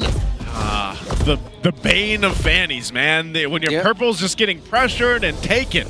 But in the last 10 to 15 seconds, the reason why the defense on the bottom was so thin was because Demokite was taking the purple away from Falcon. So he took the long way around. Yeah. Kyle Teasy now also has the lantern on him. 4 items locked. Could be the same story as game number 1. Now Aurora's looking for an opening for Falcons to mess up. Oh, Kyle! But the AOG forcing back Aurora. Edward and Light. Up next on the docket, Kyle Teasy gets a double. In comes Demokite looking to find retaliation. First pops his vengeance. The final turret in mid, falling. Falcons have exposed the bare base of Aurora. They're just right coming through. Domikite dashing back. Waves crashing from all lanes. RORA know that it's crunch time. Too much damage. You saw it there, just how fast Light and Edward lost their lives here. And again, it boils down to the fact that they last picked the Uranus. They took the early game condition of it, but then it slipped away so fast because Falcons were able to mirror. Too close. Way too close. Dom and Kite, that was actually timed so well. We've all seen it way too often. That was Spear Destruction, taking the Lord. You even see Few smiling and laughing there. Oh, guys, I was too damn close. Everyone has seen that lately. Must have felt their stomachs drop. A good try from Domikite, but now they're going to have to go ahead and prep up and get ready for this base defense. This time around, it's Team Falcons with nearly a 10,000 gold lead as they get ready to march in and to sweep the series. Can RORA defend this? Can they stay in the game here? A conceal's going to be used, though. Coming through, Ogwin looking for a target, has the AOG on lock, drops it onto nobody. Domikite and Edward dash through. Domikite throwing out these spears. The Tsunami Slam comes through. Super Marco serving it up to Demokite, but the base is going to crack here as Falcons sweep Aurora. The Team Falcons will fly high in their first match of Season 16 as they 2-0 RORA. Game 1 was too close for the Falcons' comfort. They did not want this to go into a third game, and they ended here in dominating fashion with, once again, Kyle Teasy's joy coming in as a difference maker. But it has been a fantastic debut for Ferds on that CC. 2 games in a row where he shined with one of the most feared EXP lane picks in the world. What an acquisition. Ferds just fit in with the Falcons like that. Plug and play, man. You know, now it seems nearly the same here. You just go and bring Ferds in. Talk about value on the current calls in this one. Like, I don't know how many he had where it was just like, that was so good. That was such a good placement of choosing to use the current call. That's the old talk about value on the Yo-Yo Blitz. The Yo-Yo Blitz. I wonder how much damage he done. I know we're going to see that later, but of course, RORA here to bow out here for their first match. Again, they have plenty of time to calibrate and bring something again to show us in their next matchup. I still say that what we've seen from RORA, even in game one, it's like they have what they need to work, to get the wins, to make it work, and everything else. It's just this time around, I feel like it was a mix of a couple different things that we can talk about later. So, but first on, we got to go ahead and hear our winner's interview with Team Falcons. We're going to be throwing it over to the stage with Hans and Odin. Maraming salamat sa ating mga casters. You've heard it there. Para sa MPL Arena, here are your winners, Team Falcons! Team Falcons, what a performance! Sweeping Aurora Gaming, Odin. Yes, tama ka dyan, Hans. At meron tayong bagong kasama. Hans, sino ba yan? Hi, Birds! Hello, Birds, kamusta? Birds! Hello! I know you've been doing so well. I want to know more about it. Odin, it appears you have a question for him, right? Hello, Birds! Welcome to MPL Philippines. Alam mo, last time na nakausap kita was in MDL and now you're here. Congratulations for making it here in the MPL stage. Ano nararamdaman mo ngayon? Masaya po. Kinabahan ka ba? Di naman po mawawala yung kaba pero wag lang idama yung laro. Okay, idama yung laro. Grabe. Alam mo, Hans, nakaka-proud yung mga MDL players na nagta-transfer dito sa MPL Philippines and they're performing well. Especially nung game number 1 na comeback nyo yung game against Aurora. Ano yung tumatakbo sa isip nyo during that time? Momentum lang po kasi yung hero din po namin pang late game lang din po So nagtiwala na lang din po kami sa late game hero namin. You know, I want to know more about it as well. Kasi ito ang unang beses na nasalta ka sa MPL stage, right? I know that you've been waiting for this opportunity for so long dahil nai-representa mo na rin ang bansang Pilipinas being part of Team Cebol. So, I want to know, ano bang expectation mo para sa sarili mo and for your team heading into this season?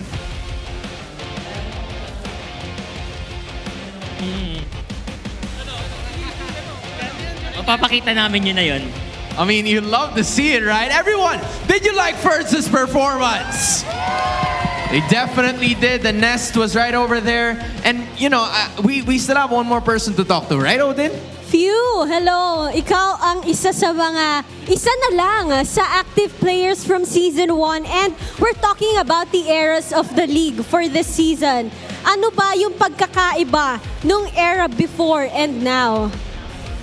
Feeling ko sobrang talaga ngayon sobrang kakaiba yung level ng disiplina sa ngayong era kaysa yung pinakaunang MPL. Parang nung unang MPL kasi parang iniisip namin laro-laro lang ganun. Pero ngayon talaga makikita mo yung passion tsaka determination ng bawat team. You know, another thing na tinanong ko kay Ogwen kanina, way back nung nandun ako sa huddle ninyo, was the long break. I think this was one of the longest breaks that you've had heading into this season, knowing na, ano ba to, did this break help you guys out a lot? Especially na medyo mahaba-haba yung naging stint nyo bago kayo nakalaro ulit. I mean, ang haba nung break. This was the longest break that you guys have had na hindi kayo nagpa-participate sa tournaments. Did this help you na makapag-reset or did this even motivate you para mas lalo pang ganahan for this season? Feeling ko mas gigil talaga kami ngayon lalo na nung napanood namin yung MSC. Parang mas ginanahan kami maglaro na nakita namin bumalik sa Pilipinas yung trophy tapos nag-champion yung Liquid. You love to see it. Any message para sa lahat ng mga fans na nagpunta ngayon at nanonood sa kanilang mga bahay? Salamat sa lahat ng sumuporta sa amin. Sana pagpatuloy niyo yung pagsuporta sa amin palagi. There we finally have it. Once again, your winners, Team Falcons! Congratulations to the Nest, Odin. What a way for them to start things off. That's right. And para malaman natin kung ano ba nangyari sa match na yon, balik na muna natin sa ating mga casters. Thank you so much once again to Hans, Odin, and again, congratulations to Team Falcons on their first victory here for MPL Philippines Season 16. And also to Ferds, it's great to see him come out for his first match out here. And yeah, he's the wild one, man. That's got to be a dream come true. Yeah. Again, many young men and women dream to play on that stage. he worked really hard the past few years to get there, and finally he's here. Yeah. RQ Kaito, he joined in there, started making a name for himself at around 2023, and then now here 2025, in the latter half of this year, he shows up with an MVP performance on this CC.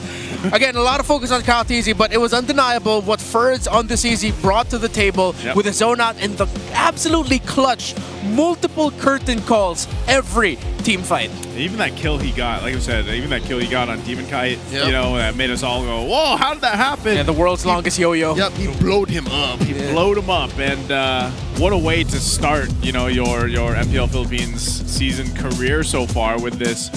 Just because, again, I want to see what more he can do. You know, yes, we got to see him here on the CC, but I want to see what more we get to see from Ferd specifically and Team Falcons as we go throughout the season here. But again, even looking at this, RORA's lineup, it mostly made sense. I think the biggest question mark for all of us here on the desk was, yeah, that Uranus pick, like that last pick, like what were you going to do, you know, for the most part throughout the game? Maybe something could have been different there, but again, it could have just been one of those situations where it's like, yeah, we just go with it. Edward got the call, and unfortunately, they couldn't capitalize on the composition. I feel like I spend a lot more time reading the comments these days, especially the analysis comments from our community. Wait, I just need to see this again. How did that connect? Was it a... Oh, no, it was a blitz. Yeah, it was the yo... Oh, yeah, he just threw out the yo-yo blitz, and it still just followed him all the way to the end. There was one more proc, yeah. Yeah, anyways, oh, not the yo-yo blitz, the curtain call. It was the curtain call he actually threw out. Oh, yeah? Yeah. Oh. Yeah, I thought that actually the curtain call came out earlier. You know, I was breaking down that down later. But anyways, with this Uranus pick, it's like, you gotta find that right balance of how well does it actually manage the laning phase, and then what does it do after that?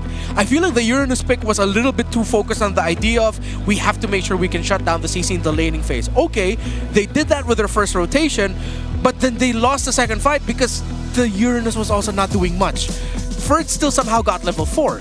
He still had the curtain call by the time the second turtle started, and then that was all she wrote. You know what? Let's see what this Uranus is building, because this will also give us a little bit of insight as to what maybe RORA was planning to do with Mr. Consistent here. As you can see, there's a secret shop, mystery shop, and then the Inspire. So again, they want to put his uptime there. Yeah. Is it just me? Is there a glaring lack of a book?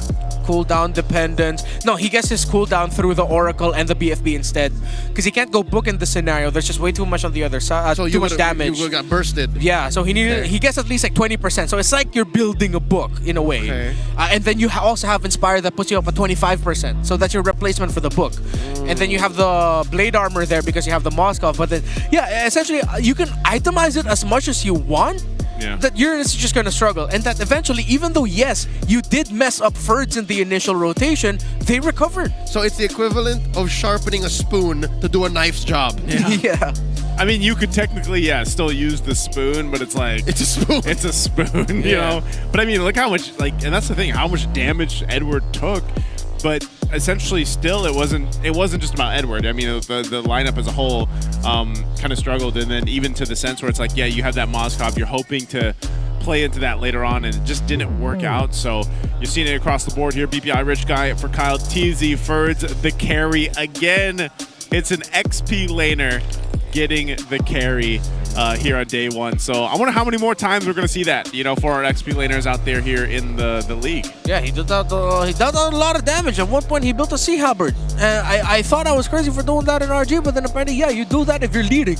Yep. And like, if it's going really well for you, there's a lot of healing on the other side. Yeah, you definitely pick up a Sea Halberd if you're the CZ, just because you deal out so much damage. Yeah. Kyle TZ also, which is so impactful, and I think that's now two learnings, I think, from this series. Number one, Joy on Kyle TZ, you really have to be ready to deal with it. And number two, if you are gonna give up CC as the first pick of the opposing side, you have to be ready to answer for it. Usually one of the answers to that is a Paquito. I didn't think of Paquito. Or a Lapu-Lapu. Or a Lapu-Lapu. Which they banned out. They banned out. Awin also, they did not have the room in their lineup to pick up a Paquito as well. Yeah, it's It's going to be interesting to see how the rest of the drafts go for week number 1. But also before that, we want to go ahead and showcase your esports skills and passion for gaming by organizing your own local tournaments through eProject Esports for everyone. Participants in this program will be provided with special access to tournament modes, in-game items, diamonds, and more. All you need to do is to just visit the MPLPH website for more information on how to apply. Don't miss out on this amazing deal. You know what? Chances are, the MVP of Game 2 and the new member of Falcons, his first few tournaments were eProject. Yeah, most likely. Yeah. Yeah, that's where you started, man. Yeah, a lot of the MDL pros and the members of and MDL players who do eventually make it to MPL or through other leagues around the world had their start in the Philippines through eProjects. That's where you got to start. You got to start somewhere. You know, might as well start there, eProjects, and again, that's an opportunity for all the maybe one day aspiring players or aspiring professionals to find their way, because now you have so many avenues to end up here. You know, play in your school, play in your local government, your barangays, your city tournaments. Hold your own eProject. You know, your office. Everybody plays MLBB.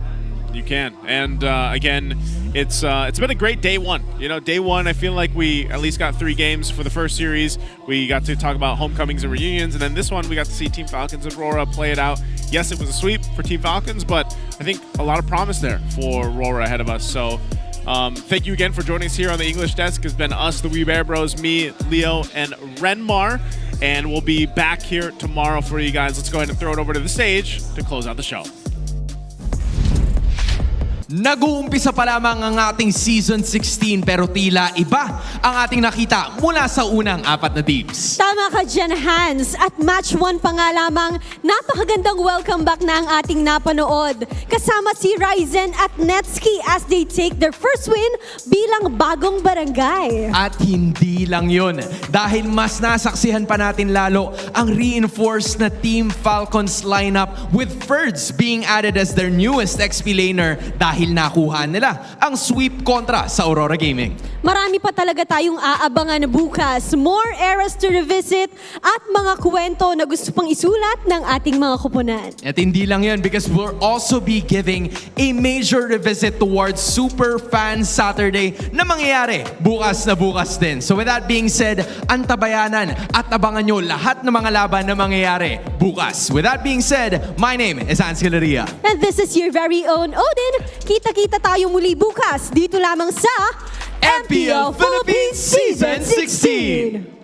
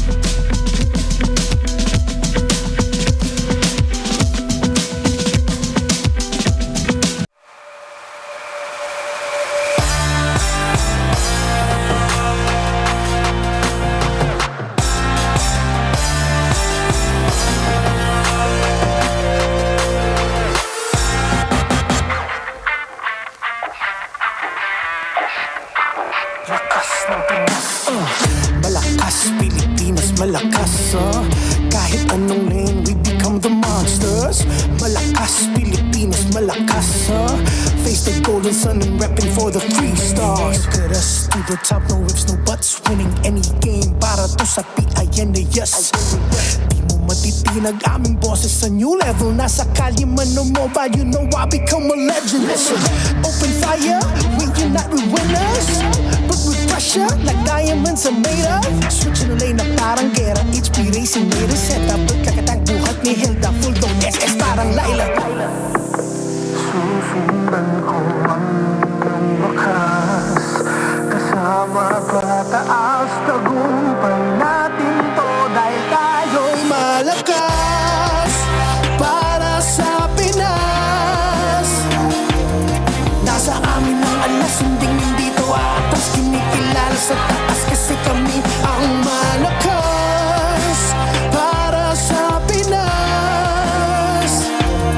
Nasa amin ang alas. Hindi to atas. Kinikilala sa taas. Ganito